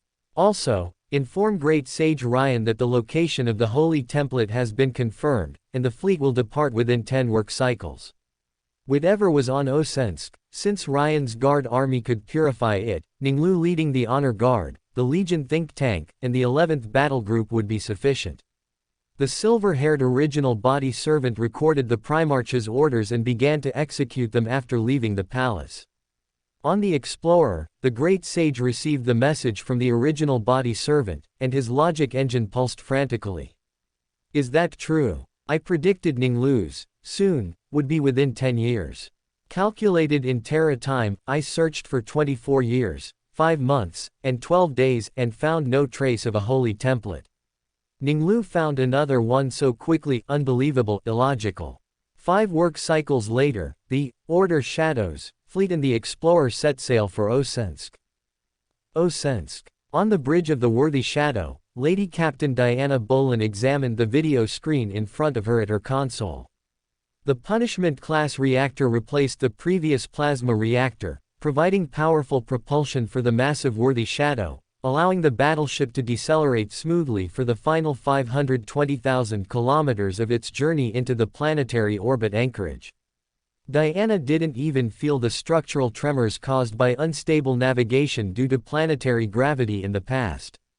Her blue-green eyes looked at the crystal screen. The reactor load was 15.42%. The Lady Captain thought with some regret, no enemy ships, no combat. Unable to test the Punishment-class reactor and the self-charging Void Shield in actual combat, and no opportunity to use the Mimic Chamber to command Void battles. The Lady Captain's mind flashed back to the feeling of controlling all information during previous experimental drills. The entire fleet seemed to become a part of her body. That novel sensation made her look forward to the moment she would command the new Rongguang Nuong-class battleship to destroy enemy ships. The Lady Captain dismissed her faint disappointment and returned to the scan results from the Augur Array and Augur Matrix, which were running at maximum power. Her fingers rapidly tapped and selected on the data tablet. The scan results were systematically classified by her, then forwarded to the original body servant. Before the Black Throne, Arsenadun reviewed the information and reported. My lord, the star system you named Osensk has 4 planets. As the original body servant spoke, he manipulated a control staff, causing a holographic projection of the star system to appear before them. The Augur matrix scan results show that none of the 4 planets in the star system are suitable for human habitation. However, there is an anomalous signal on one of the planets. It is unlike any existing Imperial identification signal. Further analysis shows that this planet is composed entirely of rock, with no atmosphere or water present. Ning Lu nodded slightly. The STC should be on that planet. Send a message to Ryan, tell him the holy template is on that planet. Black Stormbirds took off from the deck, flying towards the surface of Osensk. With the gunships 12 kilometers from the surface, the pilot suddenly spoke, reporting to the Gene Seed Primarch. Father, the Augur array has detected an energy signature. The identification runes automatically classify it as a high-threat hostile target. Continue descent. Ning Lu gave the order, and 15 Black Stormbirds continued to descend. 4 kilometers from the surface, blinding hot beams of light shot out from the ground. Order shadows reacted swiftly, pushing the control stick hard, and the gunship shot forward, the beams grazing the black gunship's underside. As if a switch had been flipped, one beam after another attacked the gunships. Ning Lu looked down and saw more than a dozen metal machines on the ground. Their cables and wires were exposed, and electrical sparks crackled. Their eyes then lit up. Those eyes were red, not blue. Ning Lu also keenly noticed that their combat arms had not undergone adaptive changes, which led Ning Lu to dismiss his earlier guess that they were Iron Men. He saw polished steel heads, shimmering with dazzling psychic light. Ning Lu's mind raced, connecting them to the main ingredient for the machine potion of the monsters. Subsequent Sequence 8, the head of an Andrew robot. He walked up to a member of the honor guard and said, "Lend me your sword." "Father, this is my honor." The honor guard member presented his sword to the Gene Seed Primarch with both hands. Ning Lu took the sword, walked to the hatch, unlocked it, and with a flap of his wings, flew out of the hatch. Ning Lu infused psychic energy into the Jushin spear and threw it with an uplifted hand. The shining spear pierced the abdomen of an Andrew robot. The cold red light in the eyes of the dozen Andrew robots flickered, and runes locked onto the black armored, golden-winged figure in the air, identifying him as the primary threat target. Binary streams flowed, interacting, sharing, and calculating within the Andrew robot's brains. Within 1 second, a firepower saturation strike plan was generated. The Andrew robots simultaneously raised their right arms, and energy beams wove into a dense net of fire, shooting towards Ning Lu. Ning Lu's golden wings flapped, and he sharply turned to the left. The Andrew robots simultaneously twisted their arms, and the net of fire moved uniformly, with no relative change in the position of any energy beam. The net of fire once again covered Ning Lu's body. The Andrew robots possessed super computational power. They calculated parameters such as the Gene Seed Primarch's direction and speed of movement, predicting his moving position. Ning Lu continuously made high-speed sharp turns, but found that the Andrew robots were firmly locked onto him. With a thought, a rune lit up between the wings on his back. Chapter 287 Ramirez-class Star Fort STC. The living metal spread rapidly, enveloping the black armored body, and golden flames ascended, igniting a sun in the dim, rocky world above. Energy beams shot onto the golden flames, only making the flames surrounding Ning Lu's body a little brighter. Ning Lu had already mastered some of the Star God Shard's power, and the flames he controlled, while not as potent as the flames within the Burning One's star, still surpassed the fiery molten flows of planetary volcanoes. The Andrew robot's destructive firepower network was engulfed by the golden flames, only making the golden light a little brighter. Ning Lu swooped down, the golden flames on his body growing more and more intense. He swung his chainsword, and relying on the power of the Star God Shard he controlled, the golden flames remained on the quarter of the blade closest to the hilt. The roaring chainsword cut off an Andrew robot's head. Red eyes flickered with light, and binary code interchanged within the Andrew robot's network. The Andrew robots simultaneously raised their left arms, which rotated rapidly, and energy blades flashed with red light, rushing towards Ning Lu from all directions. "Invader, die!" Ning Lu did not dodge, the energy blades struck his flame shield. Amidst continuous explosions, he swung his chainsword, rapidly rotating his body according to the 12th principle of Osbervaya. Thump, thump. One metallic head after another fell to the ground. After Ning Lu cut off all the Andrew robots' heads, he said to Arsena Dunn, who had stepped out of the Stormbird. Tell Morrison, I want everything above their shoulders. To minimize the possibility of head damage, Ning Lu additionally requested parts of the neck and other areas. The original body servant conveyed his order to the Lord of the 11th Battle Group. Ning Lu's gaze swept across the Honor Guard members, finally settling on one of them. Andrea, you and the tech sergeant accompany the Great Sage, make him ignore the presence of the Andrew robot, and focus on finding the Holy Template. Ning Lu wanted to obtain as many potion materials as possible without the Great Sage noticing. As you wish, the lawyer replied. The Great Sage, accompanied by the auxiliary army, stepped off the landing craft and looked at the Order shadows in black armor before him. Respected Great Sage, Andrea of the Primarch's Honor Guard, greets you. My Gene Father commanded me to accompany you in search for the Holy Template. Did Ning Lu send his offspring here to ensure I don't monopolize the Holy Template? A message appeared in Lian's logic engine, and he spoke. More importantly, does a Holy Template exist in this world? Let's go. He looked at the golden figure in the distant sky, his bionic eye focusing. 112 kilometers, 124 kilometers. Identify target identity, Gene Seed Primarch Ning Lu. 25 minutes later, Lien stopped at a ruined rock fortress. His bionic eye scanned the broken metal limbs on the ground.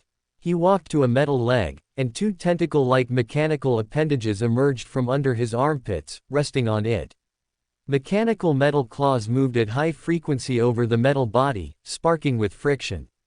12 seconds later, Lien walked to the next metal remnant. After inspecting 12 targets in a row, and finally completing the examination of a damaged, cable-exposed polished metal head, he said angrily, "Abominable intelligence." He raised his right arm, and the Great Sage's scepter lit up with electrical circuits.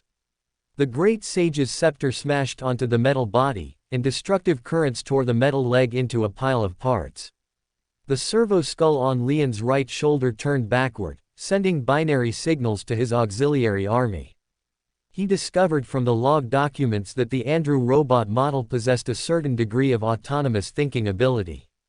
They would identify the threat level of a target through an embedded identification rune matrix and calculate the threat level. Afterward, unlike robots permitted to exist, they would not attack the target according to a set attack plan. They would run a logic engine, use models to logically analyze data, and even perform 1024 iterations. Once they confirmed the target, they would also iterate on the attack plan. Throughout this process, in addition to pure data, indicators from other layers and dimensions, such as appearance and color, were also intertwined. Lien, deeply aware of the dangers of abominable intelligence, strictly adhered to an extermination policy. He would never allow the existence of these robots that did not operate according to original data and logical programs. Especially, he could not allow the Andrew robot to consider appearance, or even color. Although, lawyer, Andrea did not understand data language, he judged from Lian's words and the flashing signal lights of the servo skull that the Great Sage had ordered the auxiliary army to move out. The lawyer, having accepted the Gene Father's mission, immediately walked up to Lien. Great Sage, our priority should be to search for the Holy Template. If it is destroyed by robots, that would be an irreparable and immense loss. The Order Shadows, under the leadership of the Gene Father, will purify all abominable intelligence.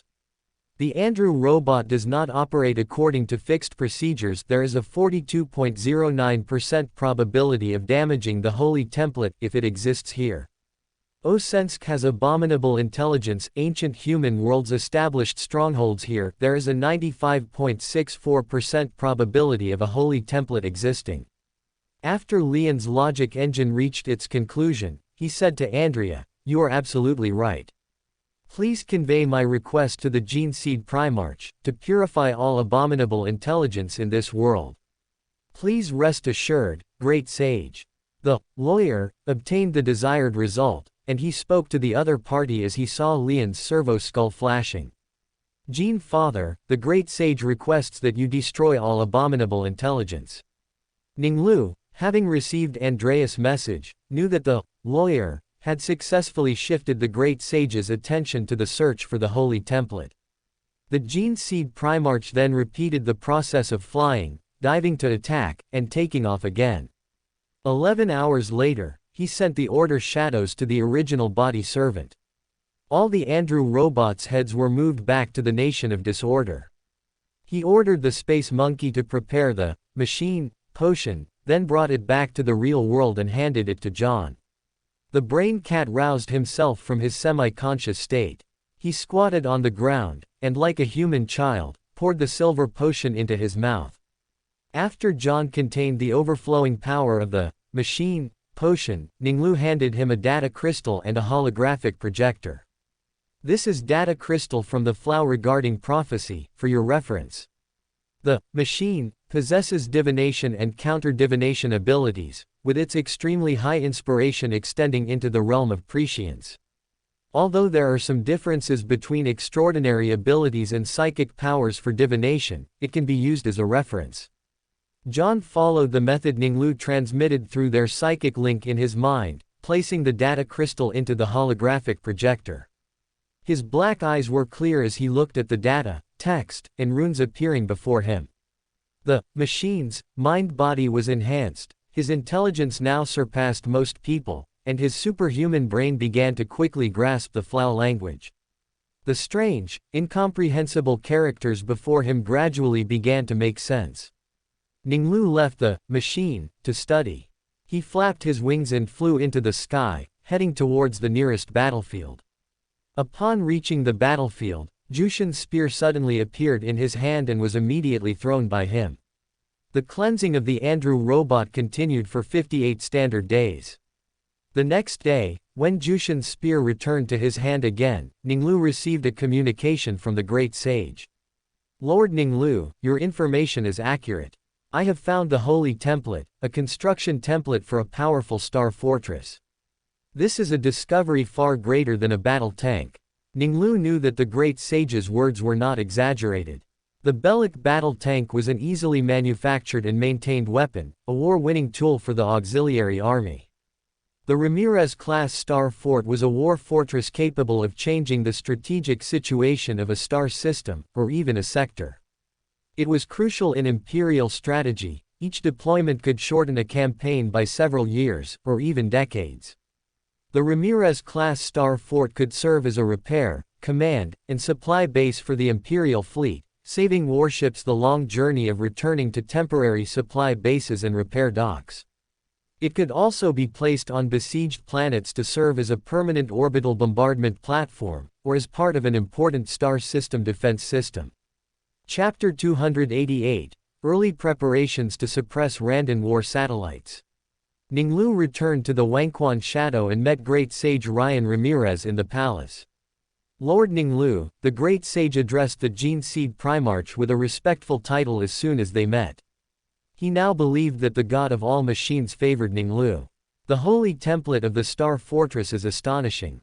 Its super plasma energy conduction system is something even I cannot fully comprehend. But relying on the holy template, we can still proceed with construction. Its basic lifespan is estimated to exceed 3,000 years. Of course, its construction takes a long time. Without affecting other production capacities, a small casting world would need several centuries to complete the construction of one star fortress. Quote. The great sage spoke incessantly about his significant discoveries, his excitement evident. Ning Lu watched Ryan with a smile as he described 12 ship standard divisions. Only after he stopped did Ning Lu speak. Ryan, you will be the one to announce the significant discovery of the Star Fortress to the outside world. But I have one condition. Lord Ning Lu, what is your condition? Ryan asked. No matter the condition, I will agree. Only then will I have the opportunity to continue following Ning Lu and witness more holy templates in the future. Only I can decide which casting world is authorized to manufacture, Ning Lu paused for a second, emphasizing, the Ramirez-class star fort named after you. I agree to your condition. Ryan did not hesitate and immediately agreed. Then, I have a task for you, Ning Lu added. What are your orders? Ryan asked. I previously obtained relevant standard construction templates. I hope to combine them with the Ramirez-class star fort to create a special star fortress unique to the Order Shadows. Ning Lu had already decided that the Ramirez-class star fort could be authorized for external use, but the Legion-specific model would be exclusive to his Legion. My lord, with all due respect, the Ramirez-class star fort. Ryan paused for a second, enjoying the electrical signal generated by a holy template being named after his surname. The Punishment-class reactor serves as the power core of the Ramirez-class star fort. The automatically recharging void shield protects the entire star fortress. The fortress-class energy shield protects the 4 quadrants and the central area that make up the star fortress. The mimic chamber allows the entire star fortress to function as a single entity during wartime. Even without the Great Sage's introduction, Ning Lu knew that the Ramirez-class star fort was as large as a small satellite. Traveling from one quadrant to the opposite quadrant by shuttle would take 1 Terra-hour. In a star-illuminated system, each quadrant had its own independent day. When one quadrant slept, another woke up. Although the Ramirez-class star fort's command and control system communication was even superior to that of a typical battleship, there was a difference of several magnitudes compared to the mimic chamber. Ning Lu then ordered a tech sergeant to lead the Great Sage to tour the Punishment-class reactor, the automatic recharging void shield generation system, and the mimic chamber of the Wenquan Shadow. 3 hours later, the Great Sage returned to the bridge and looked at Ning Lu. My lord, I never thought anyone could recover so many holy templates before. The God of all machines guides you, guiding us to find the holy templates. I will certainly obey your command and combine the 4 holy templates with the Ramirez-class star fort to create an even more powerful star fortress. Ryan said respectfully. He was now sincerely convinced. Even if the Gene Seed Primarch said there were 12 more holy templates, he would not doubt it. 12 was the sacred number of the God of all machines, and Lord Ning Lu was favored by the God of all machines. Ryan, I want you to go to Sepra Mundi and build the first star fortress by 837 years from now. Ning Lu needed the Ramirez-class star fort to suppress the Randan's war satellites in the First Randan War of 839 years. In his memory, the Imperial fleet, primarily composed of 3 Rongguang Nuong-class battleships of the Dark Angels, engaged in a bloody naval battle with the Randan fleet. Ultimately, the Rongguang Nuong-class battleship Abhorrence Exemplar, severely damaged by drones, crashed into a war satellite. It was only by overloading its plasma reactor that the artificial war satellite was destroyed. After this battle, only 2 of the Dark Angel's 3 Rongguang Nuong-class battleships remained. Ning Lu expected Huang Laohan to send his Pegasus to deal with the Randan, and he also needed the Randan Mind-Eater to advance to sequence 6 inches barren of corruption. Therefore, he would fight against the Randan, but he did not want to sacrifice the Wenquan Shadow. Ning Lu had the Ramirez-class star fort, which would give him an advantage, derived from the Alaxis campaign. During the Horus Heresy, the battle that best demonstrated the power of the star fortress in his memory. Before this battle, the Space Wolves fleet had only 4 capital ships remaining, one of which was the Rongguang Nuong-class battleship Ravenclaw. The other ships consisted only of strike cruisers, missile ships, light cruisers, frigates, and 2 rapid response fleets composed of 12 destroyers. The Wolves' fleet was still a powerful fleet, but their opponents were even stronger. The Alpha's fleet possessed the Rongguang Nuong-class battleship Alpha and 6 heavy battleships, with swarms of frigates and strike cruisers. Just as the Wolves' fleet was about to suffer devastating firepower, the Ramirez-class star fort Chimera, stationed in the Alaxis Nebula, appeared, demonstrating its formidable firepower as a fleet killer. The Alpha was almost destroyed by the Chimera in the first exchange of fire. Only after sacrificing a large number of ships, including 3 strike cruisers, did the Alpha hastily escape the Chimera's range. Deploying the Ramirez-class Star Fort would allow Ning Lu to suppress the Randan's battle satellites and powerful fleet in the First Randan War. The 2-year advance request was, firstly, to allow ample time, and secondly, for the time required to deploy the Ramirez-class Star Fort. Lord Ning Lu, this is a difficult request to fulfill, the great sage said. According to my calculations, building a Ramirez-class Star Fort would require at least 50 Terra standard years. I believe with the great sage and your explorer, you will definitely be able to complete the construction of the first Star Fortress by 837 years from now. Ning Lu naturally knew that the normal construction period for a Ramirez-class Star Fort was several centuries. But the Alaxis Nebula, while important to the Empire, was not among the top priorities. Since it could be deployed in the Alaxis Nebula, it indicated that the Empire's construction capabilities during the Great Crusade far exceeded those of the future. Ning Lu estimated that in just over a century, at least 10 Lamalici-class Star Fortresses would be manufactured. His request for Ryan Ramirez to complete the Star Fortress's construction in a short period was also a test of his ability and loyalty. I authorize you to mobilize all resources of Sepra Mundi to complete the construction of the first Star Fortress. Ning Lu gave the great sage the necessary support. You can suspend any other projects.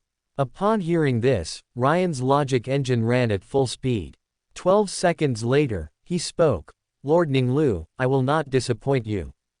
The great sage took the copied files of the 4 holy templates and returned to the explorer. Ning Lu looked at the original body servant and issued an order.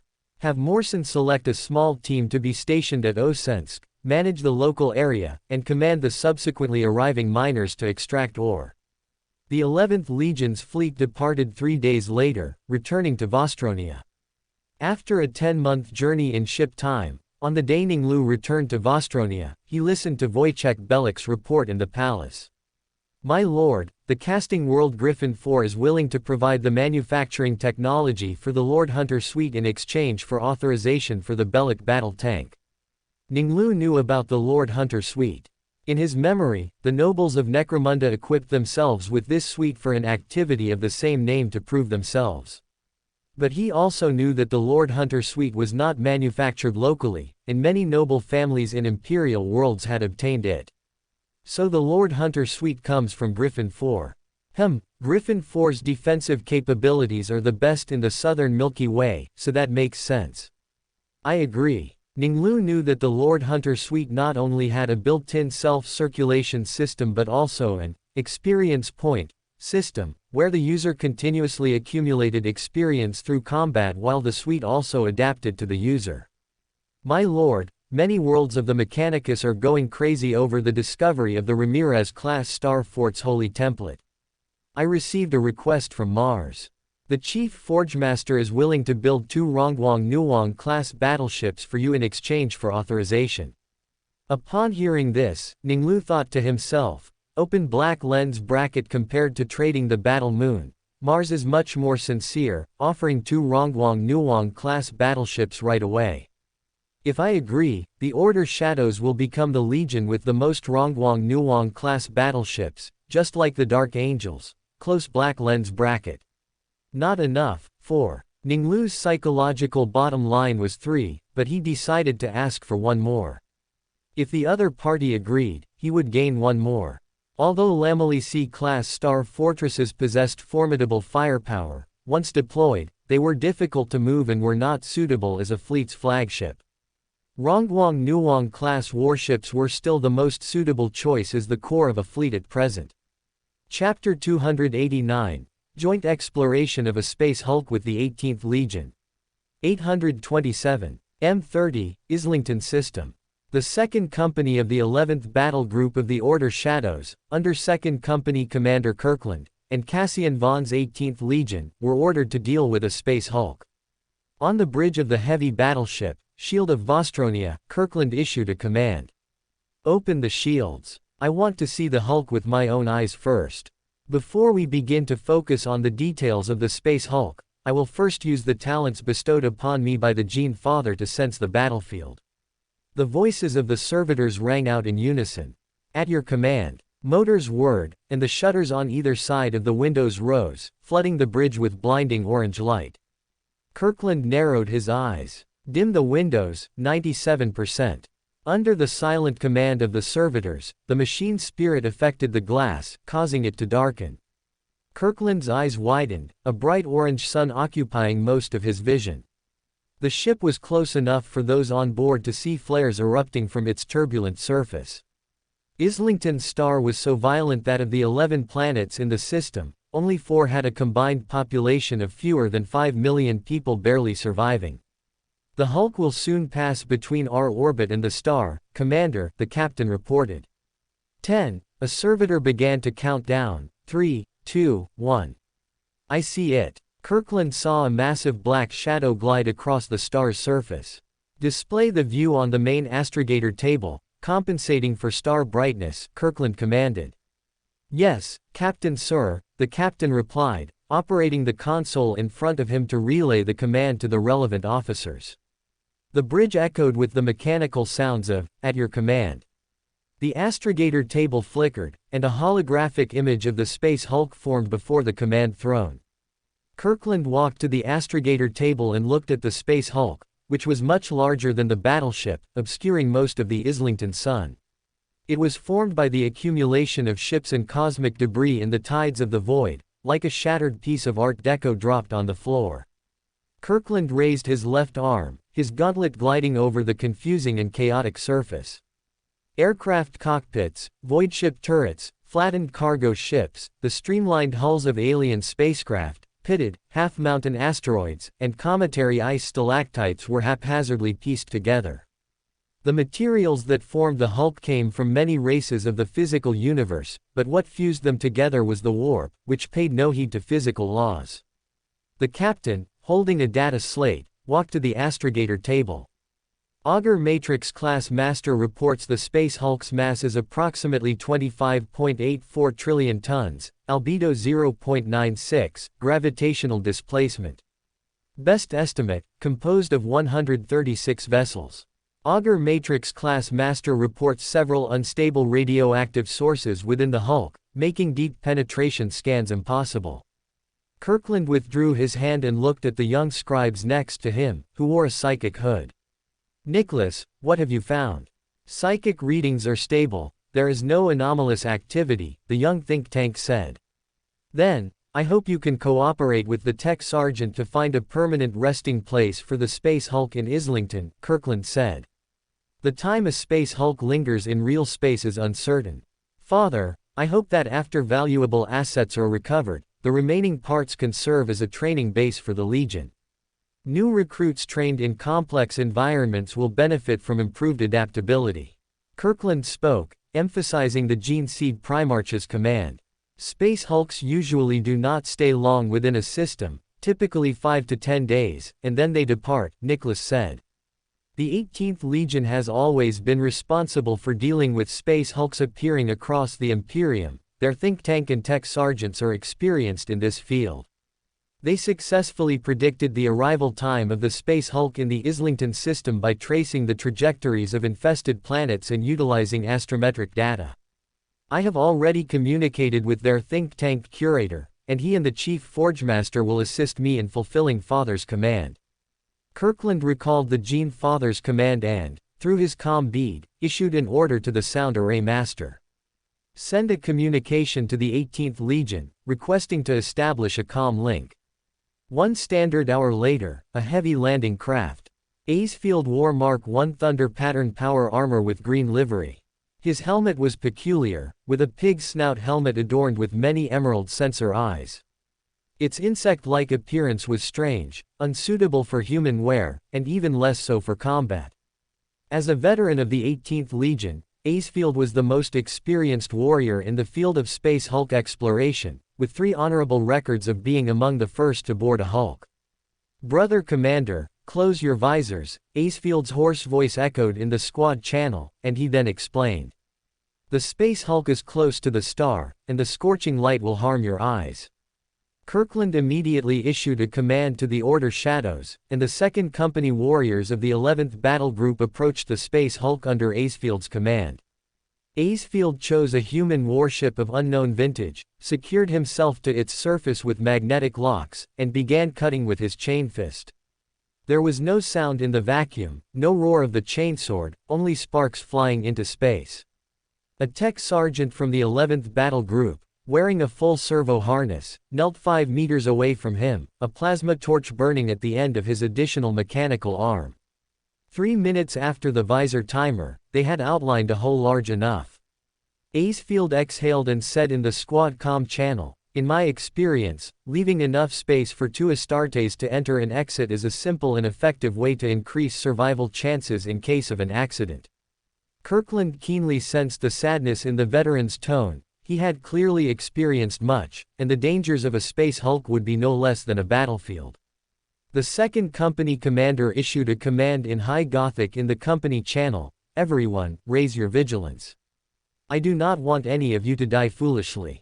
Aisfield, temporarily authorized by the second company commander, entered the comm channel and heard Kirkland issue the command. He looked at Kirkland with appreciation, then issued a command to the servitors he had brought. 2 servitors in void suits carefully took out a cylindrical device and activated its runes. Pistons descended from the assembly, revealing an access port, screen, and keyboard on top. He explained to everyone, because the space hulk has been in the warp for a long time, coupled with interference from the star and other conditions, ordinary auger arrays are not very effective for detection. This is a seismic detector. By collecting vibration data, it can form a precise map of the space hulk. After Aisfield uploaded the space hulk map to the tactical network, Kirkland, with his retinue, followed him into the inner hull. Magnetic locks secured their boots to the deck, and they tentatively took a dozen steps, adapting to the space hulk's environment. Kirkland knew from the display in his visor that the gravitational field was below 0.016 G. Walking through a corridor, Kirkland suddenly felt a creature approaching, and Aisfield's hoarse voice echoed in the sound array channel. Threat target approaching. Kirkland aimed his bolt pistol in the direction of the threat rune marked by Aisfield, and a second later, he saw the target's direction clearly. It was a bizarre creature, its upper body shaped like a brown leopard, and its lower body had 8 spider legs. The spider legs slid strangely across the deck, allowing it to move swiftly. The moment Kirkland saw it, he pulled the trigger, and his bolt round and Aisfield struck simultaneously. In silence, the leopard spider-legged creature fell onto the deck. Swift reaction. Aisfield's strange helmet saw Kirkland and himself move simultaneously, with the Order shadows behind them only a moment slower. After his surprise, he attributed it to their well-trained and swift reactions. The squad continued forward, passing through another corridor. Kirkland suddenly raised his bolt pistol and pulled the trigger repeatedly. His retinue was only a moment slower, but Aisfield had no reaction at all. Only when the monster was blown to pieces did he react. "I forgot, the Order shadows possess acute senses. That is a talent bestowed upon us by the Gene Father." Kirkland walked to the monster's remains and bent down to inspect them.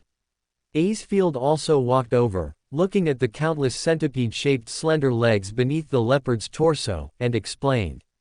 "The Emperor told us that there is no life in the warp. But ships that intrude into it may carry creatures from various worlds, and they will undergo mutation due to the warp's distorting forces. This mutation has endowed it with more concealed physiological functions than the previous mutated creature." He shrugged. "The helmet I wear is a customized model, requested from the tech sergeant based on experience. But clearly, it is not as acutely sensitive as yours. The Order shadows are suitable for space hulk exploration. With only a short period of adaptation, you will become seasoned veterans of all kinds." Chapter 290. The Legion's numbers exceed 100,000. 828. M30, the 5th month on Vostronia. Exemplar City, Primarch Palace.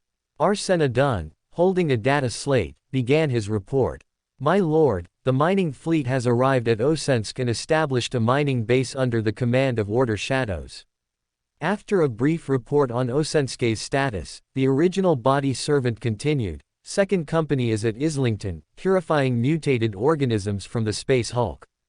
Think Tank Nicholas, along with the tech sergeant, and with the help of the 18th Legion, used the gravity of the uninhabited planet, Islington V, to permanently fix the space hulk in planetary orbit. He did very well. Nicholas was a think tank Ning Lu paid close attention to. He possessed beta-level psychic talent, only lower than Thomas and apprentice Ramsey. As soon as he completed his transformation, Ning Lu selected him for the honor guard. After personally testing his loyalty, sending him to deal with the Space Hulk was to test his ability. Nicholas, when will he return? He has already returned to Wangquan's shadow, the original body servant replied. Order him to come. Since Nicholas had passed the test, Ning Lu decided to cultivate him into a transcendent.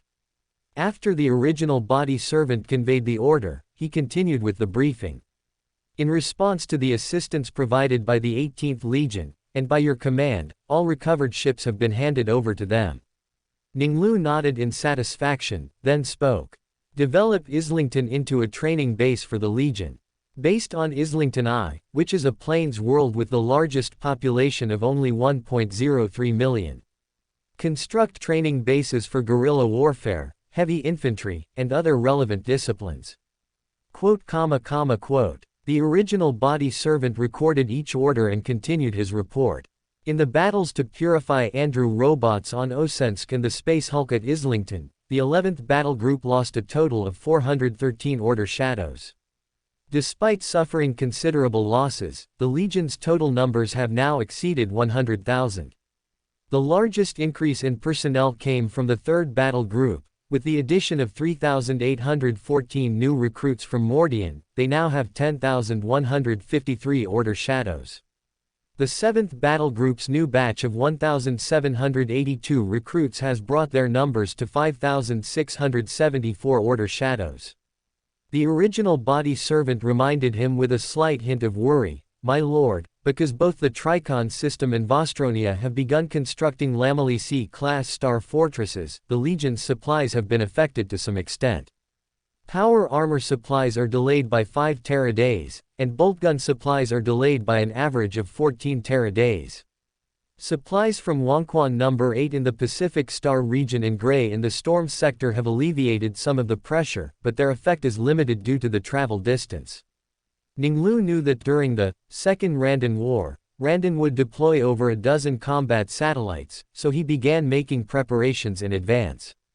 Open black lens bracket. I need a casting world ally in the Obscurus sector, this would alleviate the Legion's supply pressure. I will use the divination dice for divination next time. Close black lens bracket. Thinking this, Ning Lu spoke, continue constructing the star fortresses, I will resolve the supply issue within a year. As you wish. The silver-haired original body servant let out a soft sigh. Although he didn't understand why the Black Emperor was so eager to construct Lamely-C-class star fortresses, he knew the Black Emperor could not be wrong. Fortunately, the supply pressure would soon be resolved. A moment later, Nicholas arrived as ordered. Ning Lu had him wait outside, then returned to the Nation of Disorder, to instruct the Space Monkey to prepare the Sailor magical potion. Nicholas's psychic talent was not one of the common 5 psychic factions. Like Nikargal the Wind Caller, he was a Storm-type psyker. To match his talent, Ning Lu decided to cultivate him into a Tyrant pathway transcendent. Subsequently, Ning Lu summoned the Mars Sage Wojciech Belik.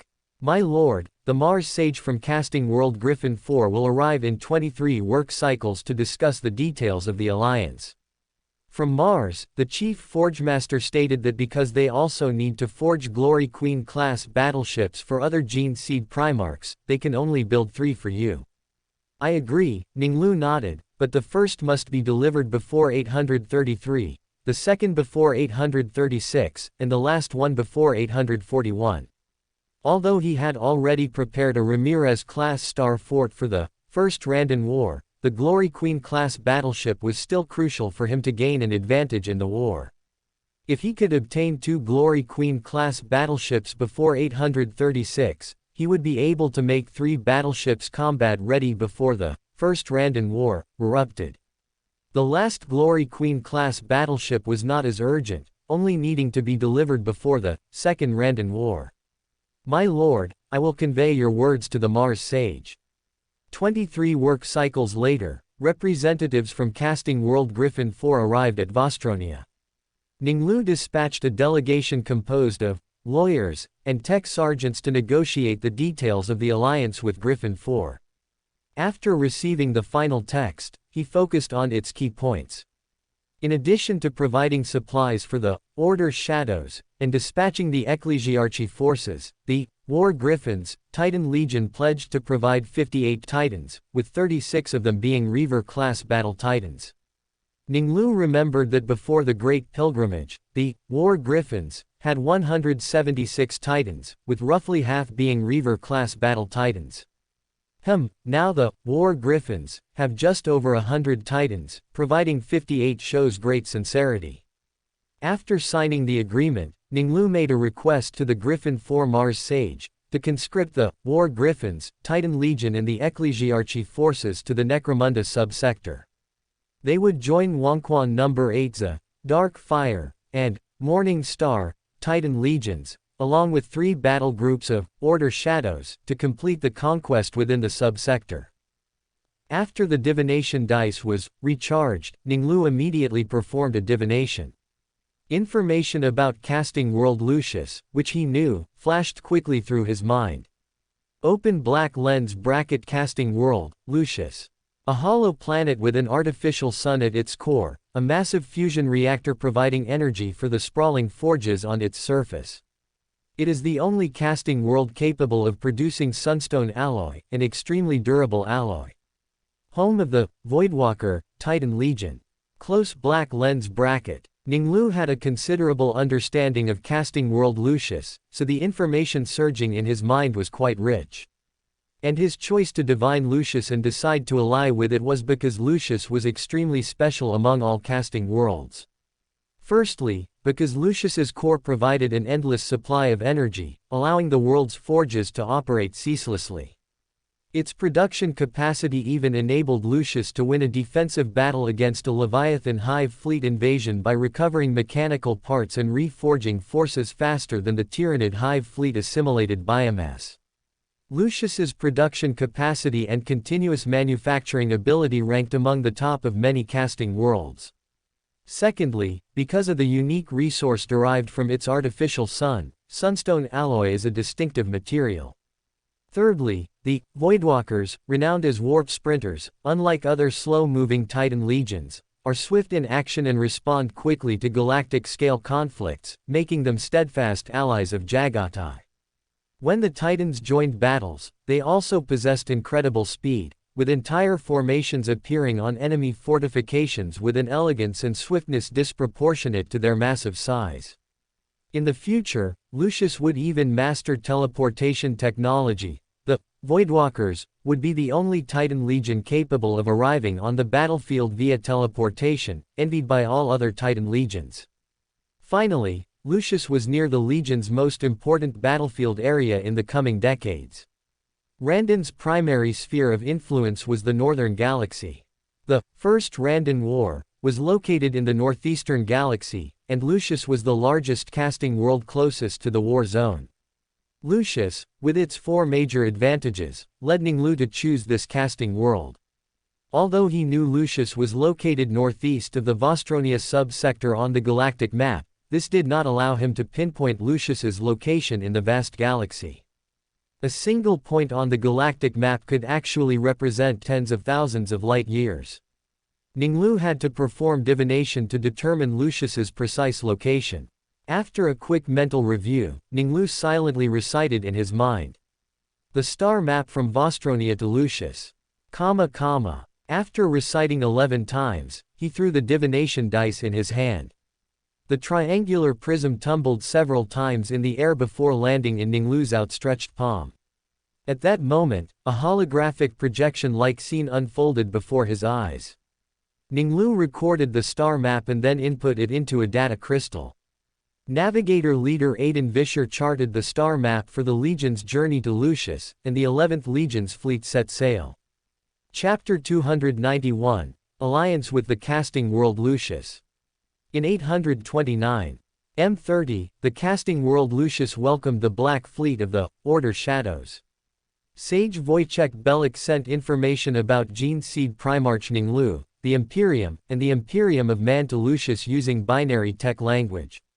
Chief Forgemaster Mathieu-12, upon learning that Mars had signed the Olympus Accord with the Imperium, joined the Imperium of Man, and that the Gene Seed Primarch had recovered several holy templates, agreed to the meeting request.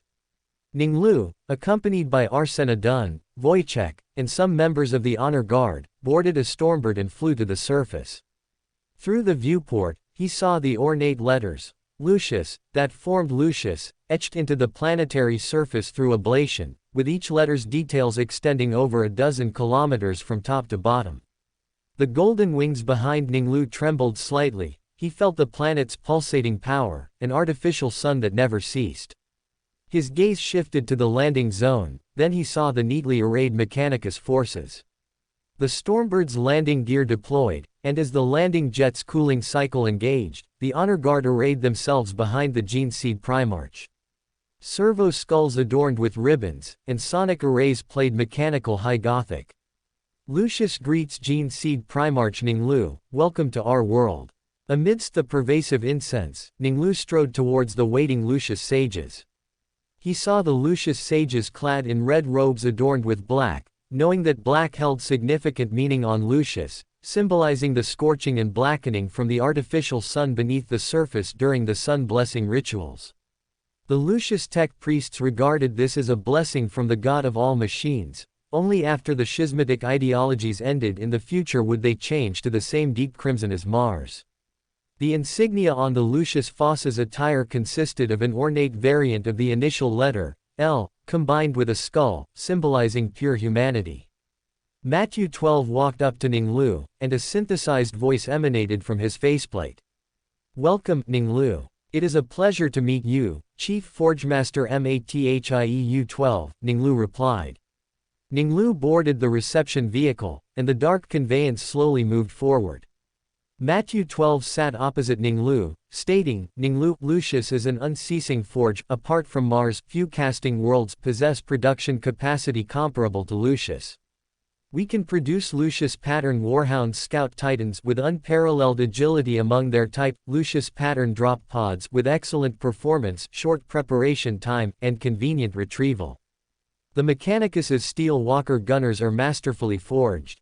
Through the viewport, Ning Lu saw vast factories and assembly workshops rapidly passing by. Wisps of smoke curled upwards from vents and chimneys, dyeing the entire sky of the casting world a deep black. Massive steel gates never closed for a minute, like the gaping maw of a beast, devouring ore, fuel, and the ever-insufficient time. To the jarring sound of work bells, people emerged from the sheds like automatons, dragging their gaunt, heavy bodies towards the spike-entwined gates. As they passed the overseers, they silently received their daily soup in the food blocks at the bottom of the soup, then went to work. The Gene Seed Primarch's superhuman vision allowed him to see the servitors, with their bodies covered in conduits, welded to their workstations, toiling under the overseers' whips. A strict hierarchy kept the entire factory in perfect order. Rows of machines roared day and night in the sweatshops, and war machines rolled off the production lines, one after another. He heard Chief Forgemaster Mathieu-12 immediately introduce Lucius's two flagship products upon their meeting, and a thought sparked within him. The Chief Forgemaster seems to have a request for me. I have previously visited Mars, and the Crown of Miracles on Grey, Lucius, in comparison, is also very impressive. Although Wonquan No. 8 and Griffin 4 were also allies, Ning Lu had not yet visited these two casting worlds. After confirming that Mathieu-12 had a request, Ning Lu was in no hurry to speak. After traversing countless factories, the vehicle drove onto the path leading to the Forge Temple. Along both sides of the road, furnaces churned and boiled, and rotating ventilation fans operated at maximum power to cool the visiting guests. Along the cargo passages, hydraulic transmission devices operated, accompanied by the turning of gears and idler wheels. The Forge Temple was deliberately shaped like a hollow furnace, its dome pieced together from plates of solarium alloy. To the rolling sound of treads, the humming of hydraulic presses, and the roaring of power packs, the servitors parted to the sides, and the great doors of the forge temple rumbled open. Lucius Mechanicus' forces, clad in black armor, stood in formation to greet them. The ceremonial hall of the entire forge temple gleamed under the illumination of brilliant light and the reflection from the solarium alloy. In stark contrast to the light were the black long table and chairs, where the Genseed Primarch and the chief forgemaster sat opposite each other. Unlike usual, the original body servant sat beside him, with Wojciech in the adjacent seat. Ning Lu, welcome to our world, Matthew 12 began. I learned from sage Wojciech Bellic that you have recovered holy templates such as the Ramirez-class Star Fort and the Bellic battle tank. Lucius is willing to ally with you to forge equipment for you, Voidwalker, and Order Shadows will fight side by side. The Mechanicus will fight for you. This unit, Chief Forgemaster of Lucius, have only one request: authorization for the templates of the Lucius Ramirez class Star Fort and the Bellic battle tank. Upon hearing this, a flicker of understanding passed through Ning Lu's eyes. As expected, Lucius wants 2 STCs. Ning Lu remembered that although Lucius was a casting world with a long history and first-tier production capacity, it lacked battle tank categories. It took the Lucius sages 10,000 years to research the STC for tanks, which they then named Macarius. They then spent 300 years to obtain Mars' permission. However, the sages' joy was short-lived, as Mars then massively authorized numerous worlds to produce the Emperor's Bane Super Heavy tank, making Lucius's lengthy efforts seem somewhat ironic. Open black lens bracket. Compared to the future Mechanicus, the current one is still much more efficient. Of course, this is because I am a Genseed Primarch, and I don't need to worry about the certification of the Ramirez-class Star Fort and the Bellic battle tank. If it were an ordinary person, they might die before passing the certification and receiving the reward, just like Commissar Trask, who discovered 145XX22, whose lifespan would not support him through centuries of review time. Close black lens bracket. Ning Lu thought of the unique chemical component in the paint produced by the 145XX22 STC, which could complete the painting of combat equipment in a very short time, and decided to acquire it. However, this STC was still far from being discovered and not urgently needed, so it would be placed in a lower priority. He reined in his thoughts and said, "That's not enough. Lucius must supply Vostronia with 1/3 of its annual solarium alloy production capacity, and in return, I will authorize Lucius to use the standard construction template for the Bellic battle tank. For the Ramirez-class Star Fort authorization, Lucius needs to provide me with the corresponding standard construction template." Matthew 12's logic engine spun rapidly, evaluating the Genseed Primarch's demands. This unit, Chief Forgemaster of Lucius, agrees to authorize the holy template for the Bellic battle tank in exchange for solarium alloy. This unit, Chief Forgemaster of Lucius, offers gas fractionation technology, the technology to convert organic raw materials into promethium, in exchange for the holy template authorization for the Ramirez-class Star Fort. Ning Lu knew about gas fractionation technology. In the future expansion of Coronis, the most powerful of the 3 great rogue traitor dynasties, the Winsterkel family, possessed this technology. The continuously produced promethium not only supplied energy to the Winsterkels but also brought them immense wealth. Open black lens bracket. It is reasonable that Lucius, being skilled in energy, possesses this technology. However, compared to the Ramirez-class Star Fort authorization, and the 3 Glory Queen-class battleships that Mars exchanged, the value difference is not small. Close black lens bracket. Thinking this, Ning Lu said, "I agree, but the Lamalici-class star fortresses built by Lucius must be prioritized for my allies and designated recipients." Matthew 12's deliberation time was shorter this time. He quickly made a decision. This unit, Chief Forgemaster of Lucius, agrees. The lawyer and the tech sergeant represented Ning Lu to negotiate the alliance with the Lucius party. 15 stellar days later, Ning Lu reviewed the alliance. Voidwalker would provide 85 titans to accompany Order Shadows in combat. Open black lens bracket. Lucius is not as conservative as other casting worlds, which retain half of their forces for garrison. Voidwalker only retains 50 titans for defense. Before the grand celebration, the total number of Voidwalker titans will reach 162. Close black lens bracket. The omniscious great bell chimed 12 times, and Ning Lu and Matthew 12 inscribed their names and data signatures on parchment and data slates. Chapter 292 Divining Khazer. 830. M30, 3rd month of Vostronia. Primarch Palace, the silver-haired Arsena Dun stood before the throne, reporting to Ning Lu. My lord, the casting world Lucius has provided the Legion with military supplies in accordance with the alliance. Lucius's powerful production capacity frees the Legion from worrying about this, enough to ensure the Legion can conduct large-scale campaigns. The Emperor was greatly pleased to learn that you had recovered the lost casting world Lucius. He has once again presented you with an ancient relic-class battleship. Ning Lu couldn't help but think, Huang Laohan has so many good things, he even has a relic-class battleship. After a moment of thought, he said, give it to the 7th Battle Group. Each battle group had relic-class battleships, gaining a void combat range advantage. Now was the time to singularly strengthen this advantage for a particular battle group. As a hunter, Sanchez was best able to leverage this advantage. Inform the Arbitrator Lord to prepare for the reception of the Rongguang Nuwang class battleship. As of now, among the Legion's battle groups, the 7th battle group had the highest merits, followed by the 1st, 3rd, and 4th battle groups, whose merits belonged to the 1st echelon. Ning Lu found suitable recruitment worlds for the 3rd and 7th battle groups and additionally rewarded the 7th battle group with a relic-class battleship. He also considered that the 1st battle group in each legion usually held special significance, so he decided to grant the 1st battle group the first of the 3 Rongguang Nuwang class battleships newly manufactured for him by Mars.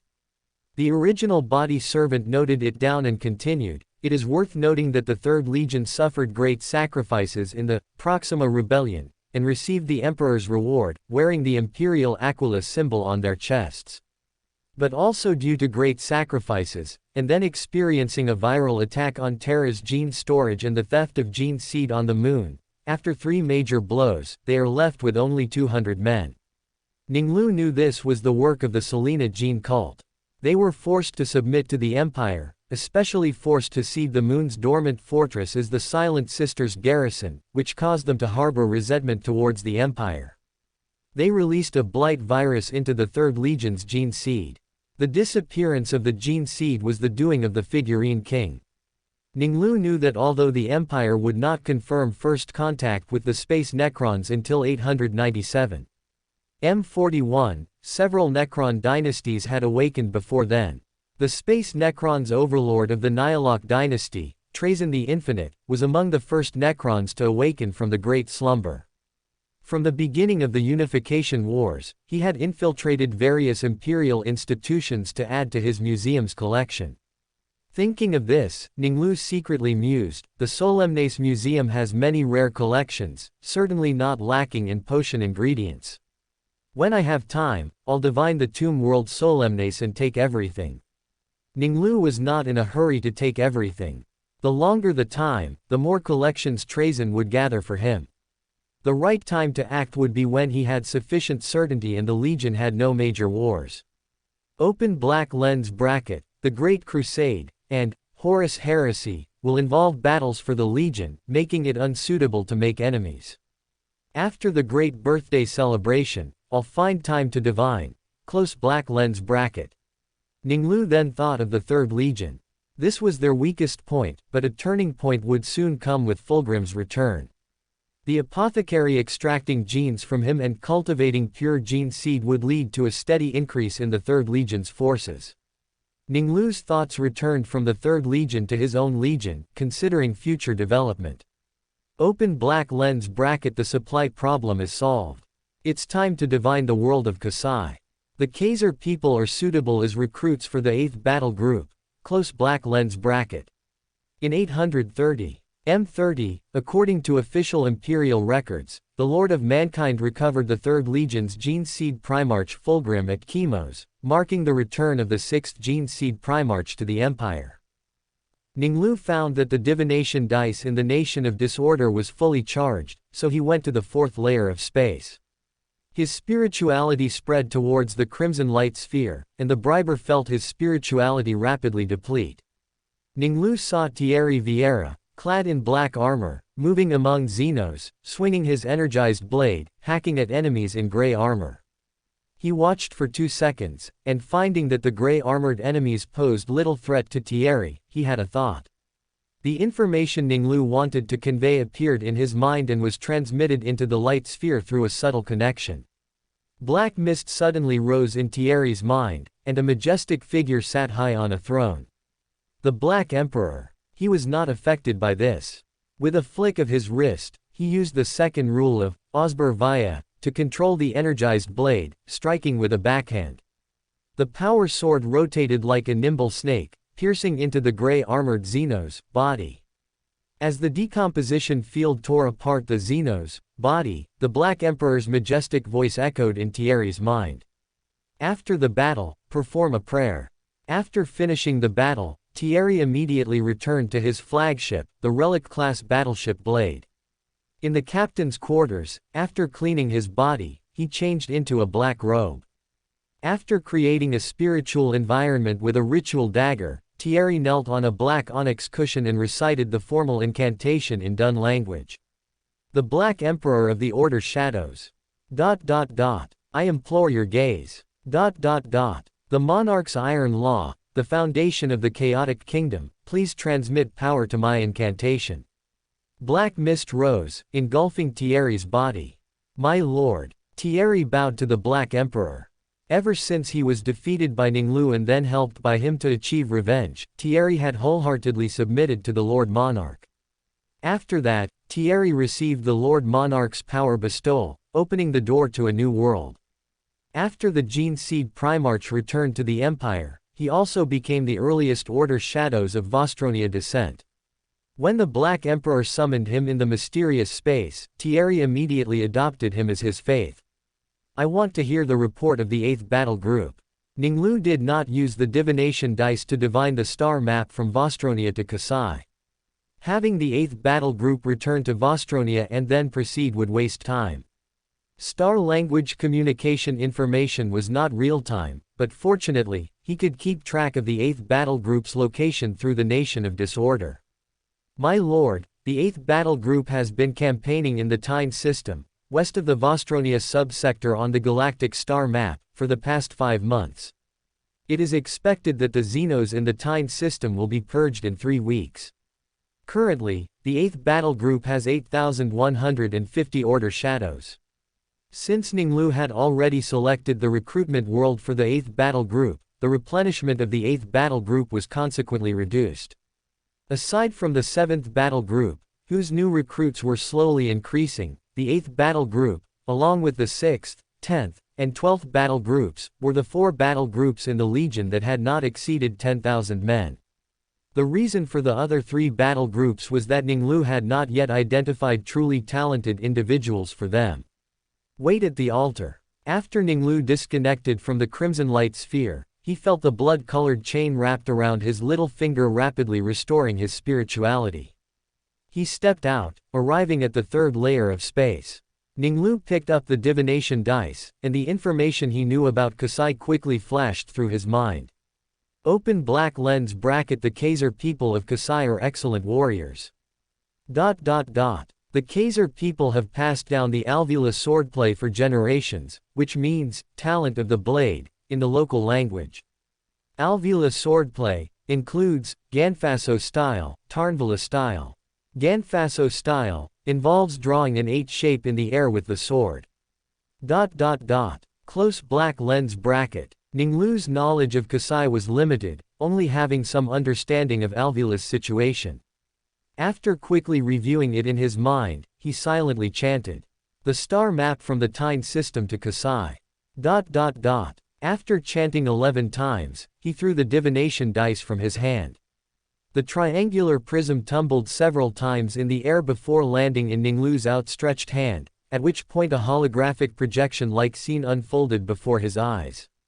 Ning Lu noted down the star map and input it into the prepared data crystal, while silently thinking. He flashed back to the fourth layer of space. His spirituality had fully recovered, enveloping the data crystal. With a thought, Ning Lu sent the data crystal and information into the crimson light sphere. Blade, altar. Thierry, who was devoutly repeating his prayer, was enveloped by black mist. He saw the Black Emperor seated high on the throne, and a majestic voice echoed in his ears. Navigate according to the star map and proceed to Kasai. It will be the recruitment world for your battle group. The Khazer people are excellent warriors, recruit them to join your battle group. Learn, Alvula swordplay. Thierry picked up the data crystal that had appeared out of thin air on the altar. Your will be done. Chapter 293 Rumors targeting Order shadows disappear. Upon Ning Lu's return to the real world, just as he was about to attend to official duties, Arsena Dun entered. My lord, news from Mars indicates that the Glory Queen class battleship is expected to be completed in 5 weeks, Terra time. Ning Lu nodded and issued an order. Command the Arbitrator Lord to lead the first battle group and depart for Mars. Order the 11th battle group to prepare and accompany me to the solar system. Order the 7th battle group to return to Catachan for assembly. Ascending to sequence 6, Baron of Corruption, requires 2 main materials. One is the Randan Mind Eater, and the other is the Osiris Mind Control Seed. The 11 star systems of the Osiris sector were scheduled to declare independence 1 year later. In 833, a rebellion instigated by the Osiris Mind Control Seed enslaving the local humans. Ning Lu remembered that the 13 Legion commander, Glenn Vorsoto, would lead the 12th Expeditionary Fleet to suppress the rebellion, but due to intelligence errors, the planned swift decapitation operation failed. Ultimately, the suppression operation devolved into a war of attrition against self-sacrificing attacks launched by civilians enslaved by Xenos. Legion Commander Vorsoto was killed in action, and the 13 Legion flagship, the Thunder of Thessaly, was sunk. Ning Lu knew that the Osiris Mind Control Seed had enslaved a large number of humans throughout the sector, so he naturally wouldn't take it lightly. He decided that after receiving the Rongguang Nuong class battleship, he would lead the 1st and 11th battle groups to rendezvous with the 7th battle group in the Limit Star territory. After recording the orders, the original body servant spoke.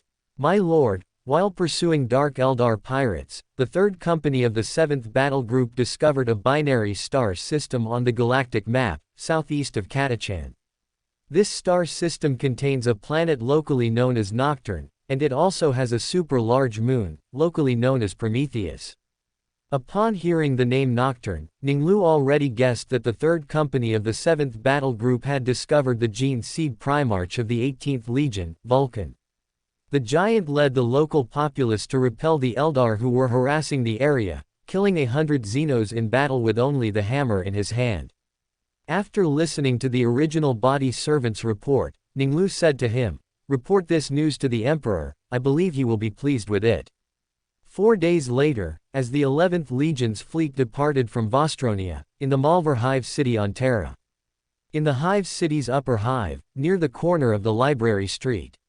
From the chest of a handsome man in a white robe, an unusually thick arm extended, disproportionately large compared to his body. The arm clutched a tall woman, and at his feet lay shattered fragments of a laser gun. A voice inside the man resonated. Speak, who commanded you to come against us? Svetlana had only seen such a thick arm on the Lord Monarch. The immense power contained within it left her no doubt that with just a little more force, her throat would be crushed. Even facing death, she would not yield, nor would she betray the Black Emperor or reveal any information. She said with difficulty, "Traitor, how dare you spread rumors about 2 gene seed Primarchs, and their legions, you?" Before she could finish, dense gunfire erupted from the direction of the library. A smile appeared on the Instigator's face. The librarian he had instigated must have fired punitive bullets at his fellow members of the wicked organization he belonged to. Damn it! An inhuman roar echoed inside the man. With a slight exertion of force, Svetlana's neck and head exploded into a mist of blood. Most of the mask on her face was blown off. The man quickly ran towards the library. His speed was extremely mismatched with his long inactive body, and a light of resistance occasionally flickered in his brown eyes. He appeared in the library in an instant. Just as his foot stepped inside the library, he saw the librarian he had brainwashed holding a laser gun.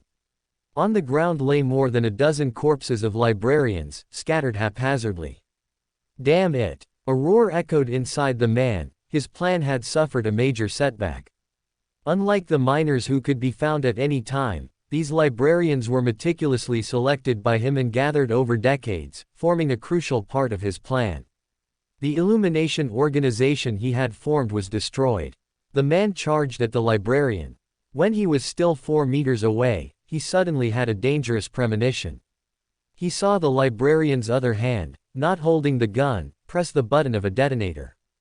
Boom, boom, boom. Explosions rang out, and the man's body was torn to shreds by the explosive energy. Damn it! On his combat boots, limbs and blood were stuck. Controlled by someone again. Is it Order Shadows, or a servant of the Thousand Suns? There's no obvious celestial power. That woman's power is even harder to grasp, more likely a servant of Order Shadows. Their psychic abilities are more bizarre and secretive. The bald giant heard footsteps in the distance. The commotion is getting too big, it might alert Mikado, that loyal dog. I can only temporarily give up on dealing with Ning Lu and Order Shadows. Magnus and his Thousand Sons haven't discovered it yet. Once I've dealt with Magnus and the Thousand Sons, it will be Ning Lu and Order Shadows' turn. The next moment, the bald giant instantly disappeared. The Ministry of Law arrived at the library, the center of the explosion, only to see collapsed bookshelves, burning books, shattered limbs. Around the corner, a tall figure emerged from the shadows. Maria Kurnikova saw Svetlana's body. A trace of sadness flashed in her eyes, then was coldly dispelled. She reached out and picked up the broken mask, disappearing into the shadows before the Ministry of Law punishers could discover her. The moment the worthy shadow transitioned into the solar system, Ning Lu, who was handling official duties in the Primarch's office, heard a faint prayer. Is it a woman's voice, Malina Scala from Katachan, or one of the 3 Marias from Terra? After throwing the Jushin spear into the armory, Ning Lu flashed into the nation of disorder. He saw 2 purple orbs of light flickering, while another orb had completely disappeared. Did one, Instigator, die? Ning Lu's spirituality spread, pulling the 2 praying individuals up. He saw Maria and Dementiva, and so he asked them, did Svetlana die? My lord's insight is clear, indeed, she did. Maria's expression was calm. Having been trained as an assassin since childhood, she was already prepared. In her view, Svetlana's death was a sacrifice for the Black Emperor. Svetlana died during an operation in the library of the Malverhive city's upper hive. When I arrived, she had already been crushed, with only half of a black mask remaining. A barely perceptible trace of sadness flickered in Ning Lu's eyes, then he turned his gaze to the black mask. It could cover 1/3 of an ordinary person's face. It wasn't as regular as those worn at some noble masquerade balls, parts of it protruded, and parts were concave. There were also messy holes on it, like a tattered piece of cloth. But in the briber, psychic vision, he could see the spiritual radiance shining on it. When Svetlana died, the extraordinary characteristics of the Instigator combined with her mask, making it an extraordinary item. What happened? Ning Lu inquired. A moment later, his pupils constricted. So, ever since Svetlana died, there have been no more rumors about Order Shadows. Now, the only circulating rumors are those accusing the Thousand Sons of being sorcerers. Ning Lu thought to himself, thus, Svetlana's death was not in vain, at least it disrupted the schemes of the fallen Horus against me. That is correct, Maria replied. My lord, should we root out those rats? Ning Lu thought of the Osiris mind control seed and then spoke. No need. You and your subordinates board the worthy shadow. Open black lens bracket. There's no need to risk my subordinates' lives. I've already helped Magnus a little, the rest is up to them. However, After Magnus returns in 840, he and the Thousand Sons probably won't have the energy to focus on this matter. The immediate concern is the flesh mutation. He made a deal with Tzeentch, the Lord of Change, exchanging an eye for a temporary suppression of the flesh mutation. Only then did the Thousand Sons rejoin the Great Crusade. Close black lens bracket. Upon returning to the real world, Ning Lu called the original body servant and inquired, "Has the arbitrator lord arrived in the solar system?" "My lord, he has arrived." The original body servant replied, "Set course for Mars. Order him to also proceed to Mars to receive the Glory Queen class battleship." On Mars, Ning Lu met Howard Fend, whom he hadn't seen for a long time, and said with a smile, "Howard, my arbitrator lord, are you ready to receive your ship?" "Father, thank you for your bestowal. I will surely make good use of the battleship you have granted me to bring destruction to your enemies." Howard replied. The two walked towards the Mars sage responsible for the handover by the Mechanicus. Their bionic eyes scanned the two, and the sound array device emitted synthesized sound.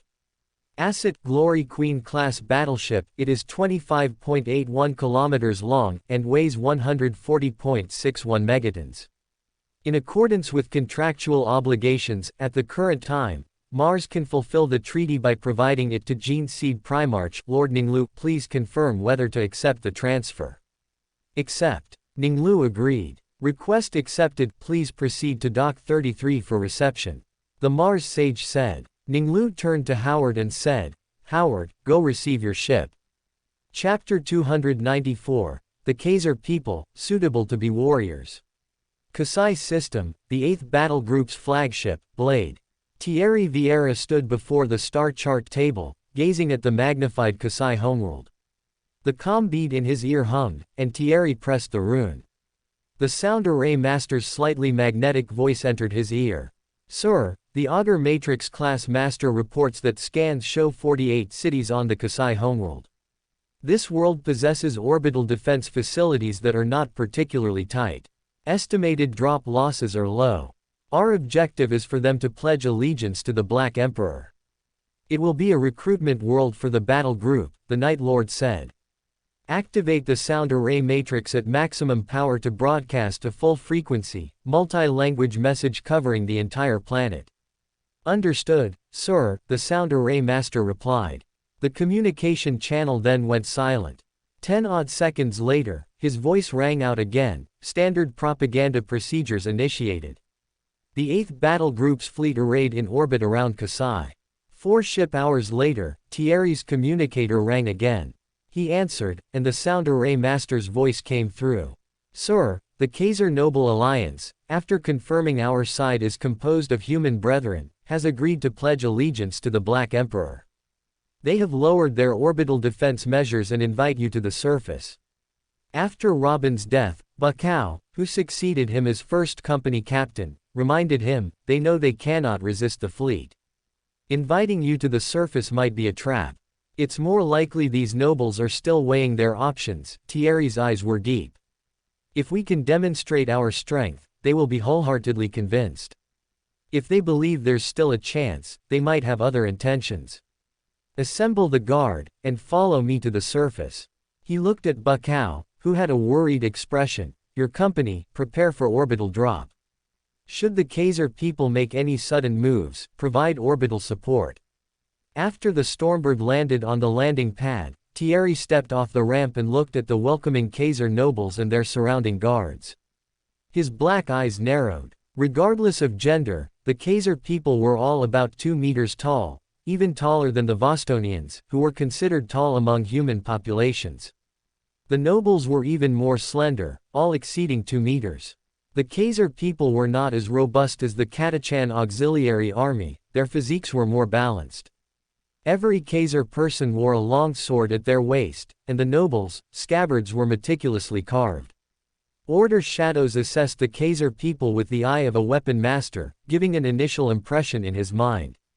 Open black lens bracket. Judging solely by their innate physical qualities, they are very suitable to be warriors.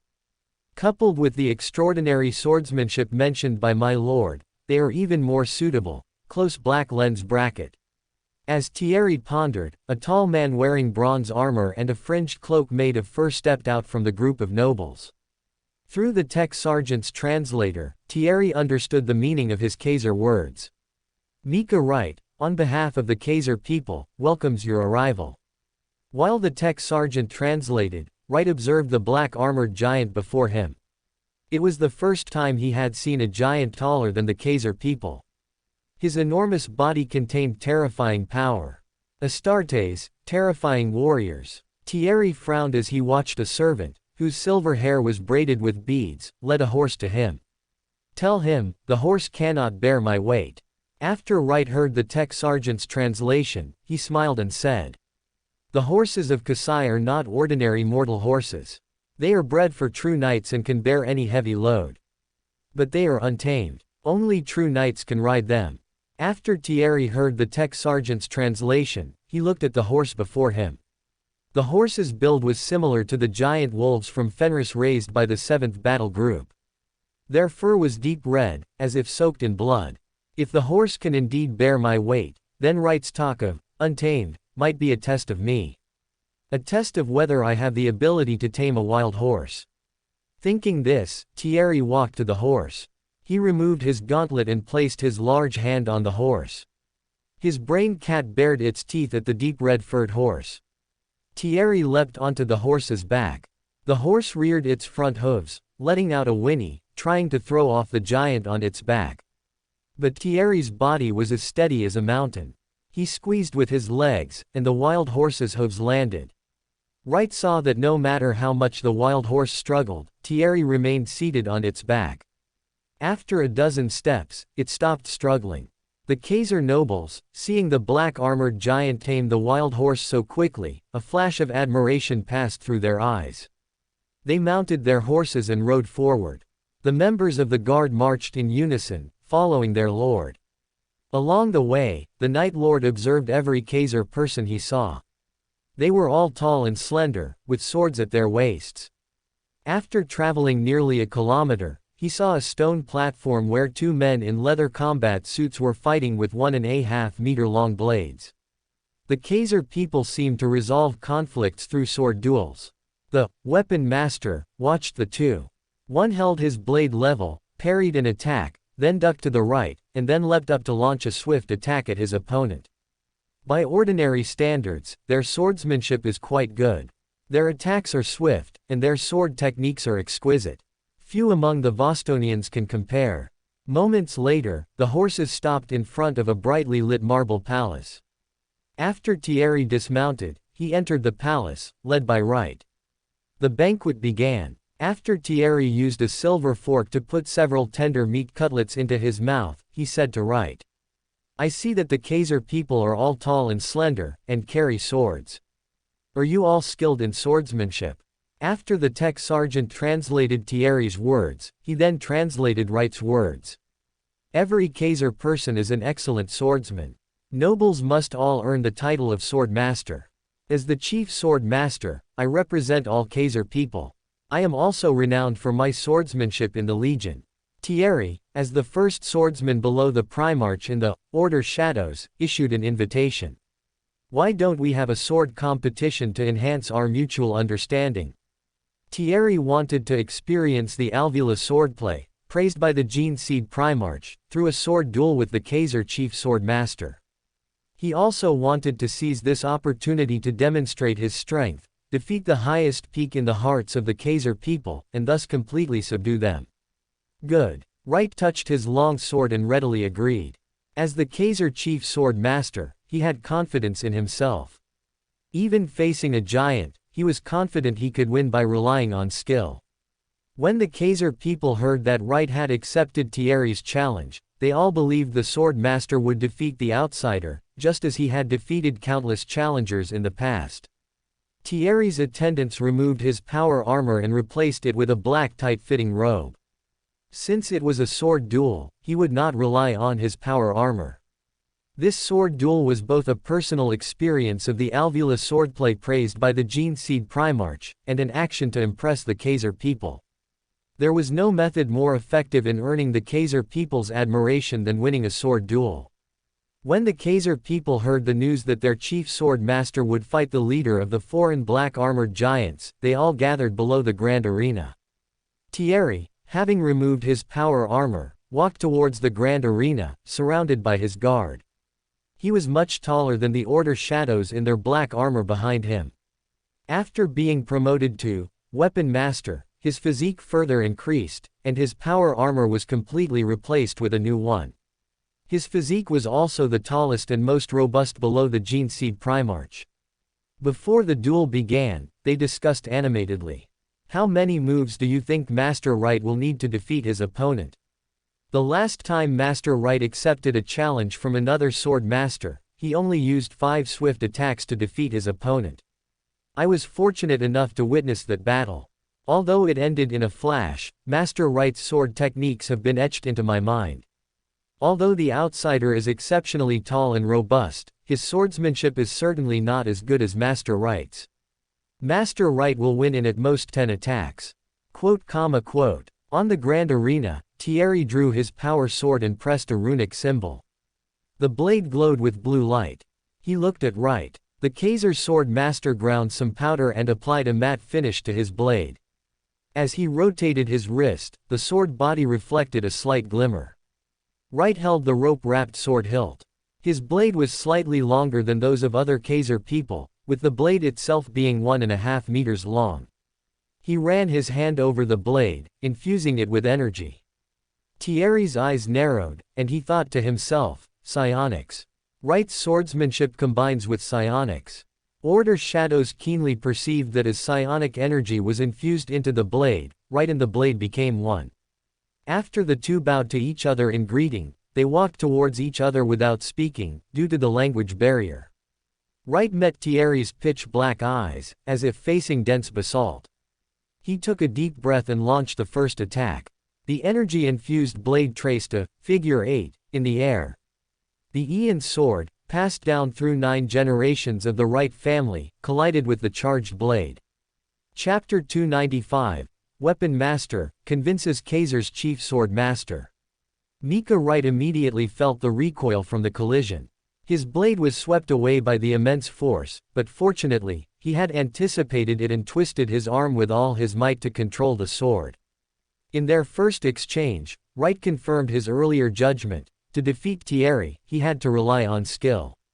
Right swept his sword horizontally behind his back, then delivered a Tarnwilla-style counter thrust, forcing Thierry back. The Weapon Master's eyes flashed. Right's attack was somewhat similar to, yet different from, Osbervaya, Article 2. He grew increasingly curious about the Rolwira swordsmanship and continuously thrust at Right using Osbervaya, Article 16. Right held his blade horizontally, parrying the swift thrust with USA style. Then, using the immense force applied by Thierry, he twisted his blade, parrying 2 consecutive thrusts in diagonal directions. Blades met, and energy fields shrieked. The Weapon Master's 3 consecutive attacks failed. He discovered that the 3 defensive sword techniques Right used skillfully controlled power, and by leveraging the momentum and angles of the sword forms, he dissipated the force of his attacks during the engagement, maximizing the compensation for his disadvantage in strength. While Thierry pondered, Right launched a counterattack, pouring all his strength into a downward diagonal slash from left to right. The full power, Willoughby style, made the sword flash with psychic lightning. The power contained in the sword form made the eyes of the observing warriors gleam. The strength of Khazer's chief sword master exceeded their expectations. The warriors were not worried about their Night Lord, they were only anticipating how he would defeat his opponent. The Weapon Master twisted his arm, raising his sword, and used Osbervaya, Article 6 to parry the blade with his sword tip. Right was forced back a step, then immediately lunged at Thierry, aiming directly for his throat. Elka style. The Khazer people below the grand arena gasped in surprise as Master Right unleashed the death strike of the Rolwira swordsmanship. In the nick of time, the Weapon Master turned his raised arm downwards, precisely touching Right's sword tip with his own. This was a clever application of the concept from Osbervaya, Article 6. The Khazer people watched in shock as Master Wright's death strike was defeated. Wright realized that Thierry's swordsmanship was exquisite. Even putting aside his advantage in strength and speed, he would find it difficult to win. While Wright pondered, the weapon master displayed incredible agility, bursting forth with astonishing speed. He lunged forward, delivering a fierce strike with the Osber via Article 7 chopping technique. Wright found Thierry's fatal strike unavoidable, but he did not panic. In such a situation, the only valuable response was to weaken the controller's strike. There were many forms of swordsmanship to deal with this situation, collectively known as Gekua Fu style, meaning pulling back from the brink. He imagined Thierry as an untamable steed. No matter how much he tried to stop it, the wild horse would rush off the cliff without hesitation. The Ian sword in Wright's hand transformed into a long rein, and he could freely control its movements. Thierry wanted to use a lunge to chop, so he should limit the space for the lunge. He adopted a defensive stance, holding his sword with both hands, the hilt above his shoulder height, the blade pointing downwards at a 35-degree angle to the horizontal. The weapon master saw from Wright's blade that if he moved sideways or stepped closer, the enemy's side blade would seize the opportunity to launch a charged strike. The weapon master also discerned the purpose of Wright's strike. He was forcing himself to concentrate his attention on the lower body, believing that he, a giant, was not accustomed to attacking areas below the waist and abdomen. He thinks that if I make such an attack, it means my center of gravity is too low and I will lose balance. The weapon master's eyes flashed. He decided to let Wright believe he had the advantage. So he deliberately exposed a weakness, swinging his energized blade to strike at Wright's lower body. Wright sidestepped to evade. His rein influenced the height and direction of the opponent's attack. As he slid, he swung his sword towards Thierry's arm. The weapon master's eyes flashed. Following Osber via Article 23, he seized the captured opportunity and delivered a slash. The energized blade struck the flat of the sword in Wright's hand, twisting and flicking it. Wright felt an irresistible force on the sword in his hand. His sword immediately flew out of his grasp, several meters away. Master Wright has been defeated. All the Khazer people stared with wide eyes, unable to believe what they were seeing. I lost, defeated by your swordsmanship, Wright said bitterly. He knew that if Thierry had used his strength and agility advantage, he might have defeated him much earlier. Your swordsmanship is also admirable, rarely matched, the weapon master said with praise. The Khazer people's Rwira swordsmanship is indeed extraordinary. After a series of exchanges, the weapon master understood why the Black Emperor had chosen this place as a recruitment world for the 8th Battle Group. The quality of the Khazer people's soldiers and their swordsmanship proved they were excellent warriors. The weapon master looked at the blade on the ground and asked curiously. Your blades, infused with psychic energy, allow you to unleash the full power of your swordsmanship. Yes, Wright said, Khazer's master swordsmiths possess special sword forging techniques. The master swordsmiths forge swords for nobles with runes. When nobles wear them for extended periods, they are affected by the runic array and gain psychic abilities. But the psychic energy we gain cannot be used freely, it can only be infused into the sword to unleash its power. The weapon master frowned. He had never heard of such a method for people to generate psychic energy. But if every noble could generate psychic energy, it would indeed be too coincidental, and Wright did not use psychic energy throughout the entire battle, only infusing it into his blade. Thierry asked the think tank, is this possible? My lord, it is indeed possible. Besides the mainstream psychic factions, there are also special tech factions who can forge special psychic items. The think tank curator conducted research on the mind-forged staff discovered by Medusa.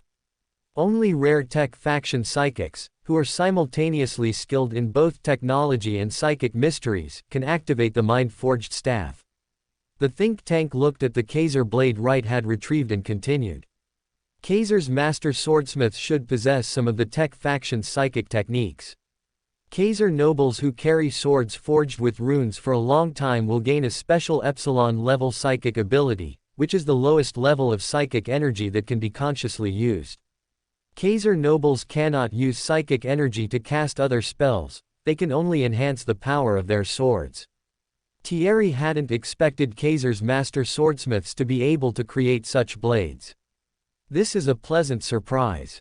While the Night Lord was subjugating the Khazer people, selecting age-appropriate children as new recruit candidates, and forming the Khazer auxiliary army, Ning Lu was also meeting with warriors. "My lord, thank you for your support. Laurent, the Shield Guard, and I have selected 248 people from the Necromunda, plus the two of us, to form a complete company." Lucifer Blackguard Theo said gratefully, "Now, it is our time to repay you. Please accept our service." Ning Lu tapped the back of his chair, pondered for a moment, then said, "Since that is the case, you will first board the Worthy Shadow and accompany me on this expedition." He decided to first lead the Lucifer Black Guard to Osiris to combat the Mind Seed, and depending on their performance, he would then decide whether to assign them as important personal guards or as a regular combat unit. "As you command, my lord," Theo said excitedly, and Laurent also showed a joyful expression. Although they had guarded Barton Drake and participated in several campaigns, it was not the same as operating as an independent combat force. After the two left, Arsène Adun spoke to Ning Lu. "My lord, the Emperor has summoned you, requesting your presence on Nocturne to welcome the newly discovered Gene Seed Primarch." Upon hearing this, Ning Lu thought to himself, "Open black lens bracket Nocturne and Osiris are both in the Limit Star territory, and there is no rebellion yet, so accompanying Huang Laohan is fine. Moreover, the fire lizards are very likely to be a potion ingredient, close black lens bracket." Thinking this, he said, "Instruct navigation leader Aiden Vischer to plan the route and prepare for departure." 2 days later, the fleet, centered around the Worthy Shadow and the Rongguang Nuong class battleship named the Judgment by Howard Fend, set sail. Chapter 296, Arm Wrestling with Vulcan. 832. M30, Nocturne Orbit. Ning Lu boarded Huang Laohan's Stormbird and, accompanied by Alpharius, who was disguised as an ordinary Astartes attendant, flew towards Nocturne. Ning Lu looked out the viewing window at Nocturne and its moon, Prometheus. He knew that each Nocturne year was equivalent to 15 Terra years, and when Nocturne and Prometheus were closest, Nocturne would almost be torn to pieces by gravity. The people of Nocturne called this the moment of heavenly judgment. Huge waves would surge from the oceans, thousands of volcanoes would roar and erupt, and earthquakes would constantly ravage the land. After Vulcan returned to the Imperium, being kind, he used his authority to construct sturdy walls of adamantium and ceramite for Nocturne's 7 major cities. He also used the void shield system obtained from the Imperium to protect the cities from destruction when the time of judgment arrived. Open black lens bracket Vulcan will be very interested in the Fortress-class energy shield. Perhaps I should offer him some help, for he is kind. As long as he is willing to pay the corresponding price, he and the fire lizards are excellent blacksmiths. Close black lens bracket. The Stormbird landed in a plain area on Nocturne's surface. Ning Lu and the other two saw a group of people, armed with spears, attacking a lion. The lion let out a roar, then bellowed and raised its claws. Bang! As the hunter was flattened, a giant scorpion suddenly darted out from the forest, its pincers clamping the lion from both sides. Seeing this, Ning Lu confirmed that this place was the Ariadian Plains, a vast hunting ground on Nocturne. Open black lens bracket, space wolves, Fenris, iron hands, Medusa, and fire lizards. Nocturne are all death worlds with frequent volcanic eruptions, earthquakes, and numerous dangerous creatures. The 3 Gene Seed Primarchs have different policies for their home worlds. Russ treats Fenris as a hunting ground, training the space wolves hunters. Ferrus Manus treats Medusa as an arena, encouraging competition among the Iron Hands, where only the fittest survive. Vulcan values life, ensuring the fire lizards protect the people of Nocturne. Close black lens bracket. While Ning Lu was pondering, his golden wings flapped, and he flew between the lion and the giant scorpion, his living metal instantly transforming into a row of sharp blades. The hunting party only saw a flash of golden light, and then the lion and giant scorpion crashed to the ground. Ning Lu's wings flapped again, catching up to Huang Laohan and Alfarius, and he thought to himself. Lions and giant scorpions are powerful beasts, but not potion ingredients. Let's go, it's time to meet your brother. Huang Laohan nodded, then stepped forward first. The dangerous creatures of the Ariadian plains could not perceive the presence of the three. In Ning Lu's line of sight, a village soon appeared, with towering attic within it. Ning Lu and the other two walked among the crowds converging on the settlement, yet no one noticed their presence. His consciousness spread out, grasping the local language of Nocturne and also learning from their minds that these people came from Nocturne's 7 major refuge cities. Because of frequent volcanic eruptions on Nocturne, the local people used the abundant basalt to build 7 cities to avoid disasters. The people of Nocturne's 7 city-states, led by Vulcan, once again defeated the Twilight Specters. Twilight Specters is the local name for the Dark Eldar on Nocturne. Ning Lu knew that Nocturne had long been plundered by the Dark Eldar, and the local populace would hide in their homes when attacks came. It wasn't until they were inspired by Vulcan's heroism that the humans of the 7 city-states gathered together to resist the Dark Eldar's plundering. Ning Lu and the other two walked through the crowd towards the center of the village. He soon saw a crowd surrounding a black armored giant as tall as himself, clad in armor made of green onyx. The armor only covered his chest and legs, revealing large areas of dark skin, just like the surrounding Nocturne people. He wore a golden crown on his forehead, and his arms and other parts were adorned with golden decorations. A dark-skinned noble spoke loudly. People of Nocturne, citizens from the 7 great city-states, Vulcan led us to defeat the Twilight Specters. Let us all praise the great lord of the fire drakes, Vulcan. Ning Lu knew that the Promethean cult of Nocturne had prophesied a child who would become a savior. After Vulcan crashed on Nocturne, the blacksmith in Bel, who adopted him, believed that the child who fell into his home was the savior, and so he named him after the first fire drake king. A thunderous cheer erupted, and Ning Lu could sense the surrounding people of Nocturne genuinely praising Vulcan, their great leader who led them to drive out the Twilight Specters. Flame-born, the noble shouted another of Vulcan's titles. Ning Lu looked at Vulcan's eyes, burning like a volcano, which was one reason he earned that title. The other was that his skin was now burning, sizzling like a steak in a frying pan, and when he spoke, the scent of burning filled the air. I have discussed with the Elder Council of the 7 city-states and decided to hold a grand athletic competition. His suggestion was immediately met with countless loud responses. The people of Nocturne needed a joyous celebration to declare their freedom from the nightmare brought by the Twilight Specters. Just as everyone was waiting for Vulcan to announce the first event, a pale-skinned man, strikingly different from the dark-skinned people of Nocturne, suddenly appeared in their sight. An interesting competition. Please allow my scion to participate in this competition. He will surpass everyone in the competition, including you, Vulcan.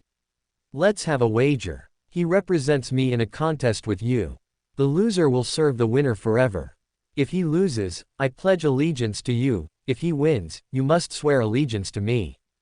Only then did the people of Nocturne notice that behind the pale-skinned outsider, on his right side, stood a giant. The people of Nocturne stared in astonishment at the black-armored giant, especially marveling at his shimmering golden wings. They stood stunned for a moment, then began to secretly compare the flame-born with the black-armored giant. They thought of Vulcan leading them to defeat the Twilight Specters, and of the excellent weapons Vulcan forged. Impossible, even if he is as tall as the Fire Drake King. Vulcan is undefeated. Quote. Vulcan's burning eyes lingered on the pale-skinned outsider and the black-armored giant. After a moment of scrutiny and analysis, he spoke with confidence, I accept your wager. I will surely win. He spoke in a friendly tone, contrasting with his large body and dark skin. I welcome you to join the competition. What is your name? The heat waves washed over Ning Lu, but his heart remained largely unmoved. Having been sent by Huang Laohan to compete against Leman Russ and Ferris Manus, he had grown accustomed to this role. Huang Laohan has grown accustomed to winning by just lying down. Ning Lu. The first competition is a test of strength, arm wrestling. A dark-skinned noble council elder announced loudly. The people of Nocturne, forged tall and robust by high gravity and harsh environments, were excited by the test of strength and erupted in enthusiastic cheers. Pairs of contestants placed their arms on the table, their muscles bulging as they began to exert force. In the original plan, Vulcan would not participate in the competition. No one on Nocturne could contend with the Fire Drake King. Half a day later, the people of Nocturne used carts to drag in a black stone seat, crafted from basalt. Ning Lu and Vulcan walked to the basalt seat under the gaze of the crowd. Ning Lu removed the ring from his right middle finger and the blood-colored chain from his pinky, then rested his elbow on the polished basalt seat and gripped Vulcan's right hand. As their palms met, black eyes met burning eyes. Both Gene Seed Primarchs felt each other's strength through their hands. Start. Both Gene Seed Primarchs exerted force simultaneously, their immense strength causing the basalt seat to tremble slightly. Barbarian stimulated Ning Lu's latent talent, significantly boosting his physique and strength, allowing him to contend with Vulcan, who possessed the strongest physical power among the Gene Seed Primarchs. The people of Nocturne stared dumbfounded at Ning Lu. Someone could actually arm wrestle with Vulcan. Ning Lu and Vulcan repeatedly tried to exert force, attempting to overpower each other. After 18 bursts of power, Ning Lu's brow furrowed slightly. He felt Vulcan's strength subtly overpowering his own during the bursts. His eyes flashed, and he abandoned the idea of activating the living metal on his back to let the star god shard augment him. Ning Lu continued to exert pure physical strength, trying to overpower Vulcan. Bang! Bang! Two explosive sounds rang out simultaneously, and cracks appeared at the elbows of both Ning Lu and Vulcan. Dense patterns, like a spider web, appeared on the sturdy basalt. The basalt seat collapsed with a crash. The noble council elder acting as referee stared blankly for a while before finally speaking. "It's a draw." "No," Ning Lu said frankly, "I lost. If we continued, Vulcan's strength is greater than mine. The stone platform just wasn't sturdy enough. Vulcan's pure physical strength was greater than his, though only slightly. The Sequence 8 level of improvement couldn't bridge the power gap that the designer, Huang Laohan, had given them. His strength was similar to Lehman Russ, but slightly weaker than Vulcan's. The gap between him and Vulcan was so small that he could have used the living metal to reverse the difference and suppress the opponent, but he chose not to. If we continue, I will lose. You are very honest, Vulcan said. The second competition is a test of speed, a race. Another noble council elder stepped forward and announced. He pointed to the south side of the village and continued, "We have placed 10 gems 18 kilometers from here. The first 10 people to arrive will receive rewards." Volcanic eruptions brought not only death and destruction but also brought minerals from the Earth's core to the surface, giving Nocturne rich mineral deposits, and gems were one of them. He faced the two giants participating in the competition and said, "The target for the Fire Drake King and the respected foreign contestant is a lava gem from the Earth's core.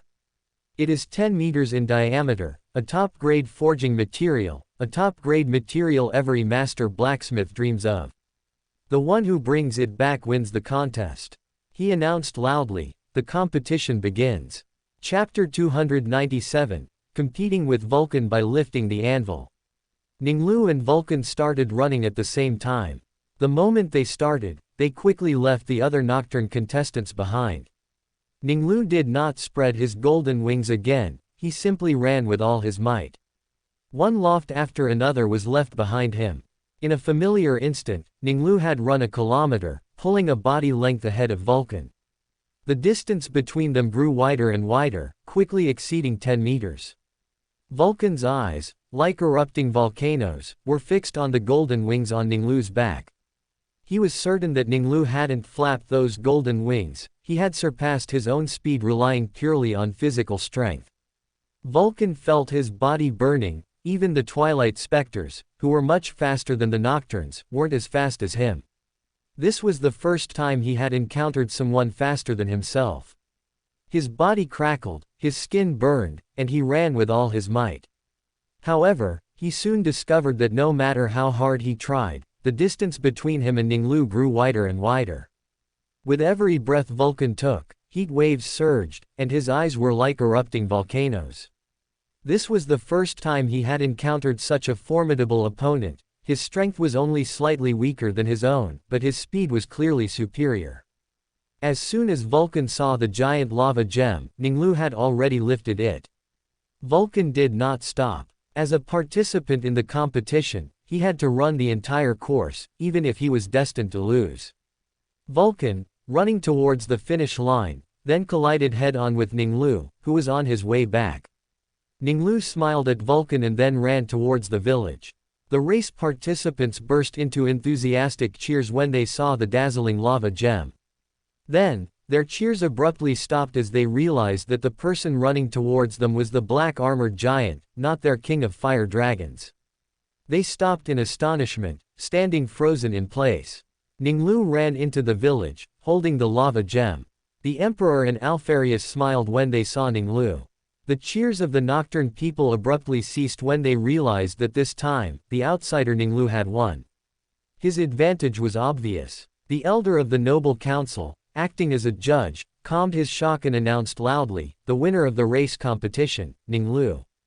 Ning Lu put down the lava gem, thinking to himself, open black lens bracket. Although it's not a magic potion material, it's a valuable forging material. Vulcan, experiencing defeat for the first time in his life, returned to the village empty-handed. Lord of Fire Dragons, victory. Vulcan is undefeated. Vulcan strode up to Ning Lu, heat waves surging as he spoke, do you need to rest? No, Ning Lu replied. Although he had taken off the blood-colored chain, he still didn't feel tired at all. The golden wings on his back were like a never-ending power furnace, supplying energy to his body. He would never feel tired. For the next 6 days, Ning Lu and Vulcan competed in one event after another. The Nocturne people were astonished to find that their king of fire dragons did not achieve an overwhelming victory. Most of the time, the two were evenly matched, and occasionally Vulcan would win, but he would immediately be defeated in the next event. On the 8th day of the competition, the elders of the Noble Council announced, today's competition is anvil lifting. This is a test of strength, and even more, a test of endurance. The Nocturne contestants strained their arms, struggling to lift the heavy anvils forged from refined ore. The elders of the Noble Council had prepared exclusive anvils for the two giants. Their exclusive anvils had 2 large iron plates on each side. The iron plates were much larger than those of the other Nocturne people. No other Nocturne could lift even one of them. Ning Lu and Vulcan simultaneously used their arms to lift the anvils. The bare-chested Vulcan, his eyes spewing volcanic heat waves, lifted the anvil. The Nocturne people burst into enthusiastic cheers, shouting fanatically, King of Fire Dragons! Vulcan is undefeated. As the cheers subsided, the Nocturne people saw that the foreign contestant Ning Lu also easily lifted the anvil. They were not surprised by this. Days of competition had already shown them that Ning Lu possessed a powerful strength no less than Vulcan's. What truly determined the outcome was the endurance of the two giants. From sunrise to its highest point, Ning Lu and Vulcan's arms showed no tremor. They held the anvils steadily, and the anvils that could crush an ordinary person seemed extremely light to them. From the sun's highest point to sunset, the two still held the anvils steadily, without the slightest change compared to the morning, like two sculptures. The Nocturne people, who had always believed that the King of Fire Dragons would win, now began to doubt that Vulcan could win. After a tense discussion, the elders of the Noble Council announced the result of the competition. The King of Fire Dragons Vulcan and the respected foreign contestant Ning Lu could not determine a winner in the anvil lifting competition. This competition ends in a draw. Ning Lu put down the anvil in his hand. With his control over the Burning One's fragmented power, he was like a perpetual motion machine, with endurance surpassing any Primarch. But he knew that Vulcan's physique was superhuman, and even if his own endurance was superior, it wouldn't manifest within a few days. The fact that the outsider Ning Lu had drawn with the Lord of Fire Dragons Vulcan in many competition events astonished many Nocturne people. The Nocturne people quickly accepted the reality, which aligned with the actual situation of the past 8 days of competition. 10 days ago, they would never have believed that anyone could contend with Vulcan.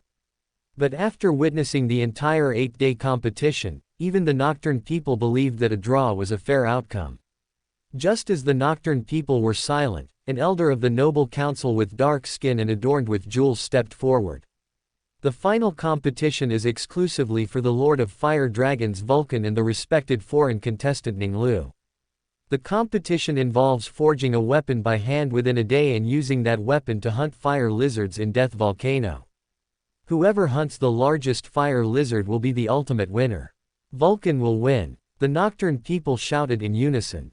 They believed that Vulcan, who had taught them the mysteries of pattern welding, metal folding, alloys, and bonding, and who had led their forging techniques to a leap forward, would surely win. Vulcan and Ning Lu walked to the forge. Vulcan moved first. He skillfully picked up ore and a hammer and began to strike expertly. Although Ning Lu had never personally forged anything, his superhuman brain spun rapidly, recalling the scenes of workers forging Miguel steel when he managed the Magneto steel plant. He picked up the ore and, following the Miguel steel forging method, swung the hammer and began to strike. The Emperor watched the two Gene Seed Primarchs and asked Alfarius beside him, "Who do you think will win?" Alfarius looked at Ning Lu. His movements were swift and precise, like an excellent craftsman. But then he looked at Vulcan. The dark-skinned giant's every move contained a certain rhythm, every hammer blow was like art. Comparing the two, the difference was obvious. Alfarius said, "Vulcan will win." Although Ning Lu was born in the industrial world of Vostronia, he has never personally forged a weapon. By the standard of a first-time forger, he is an excellent craftsman.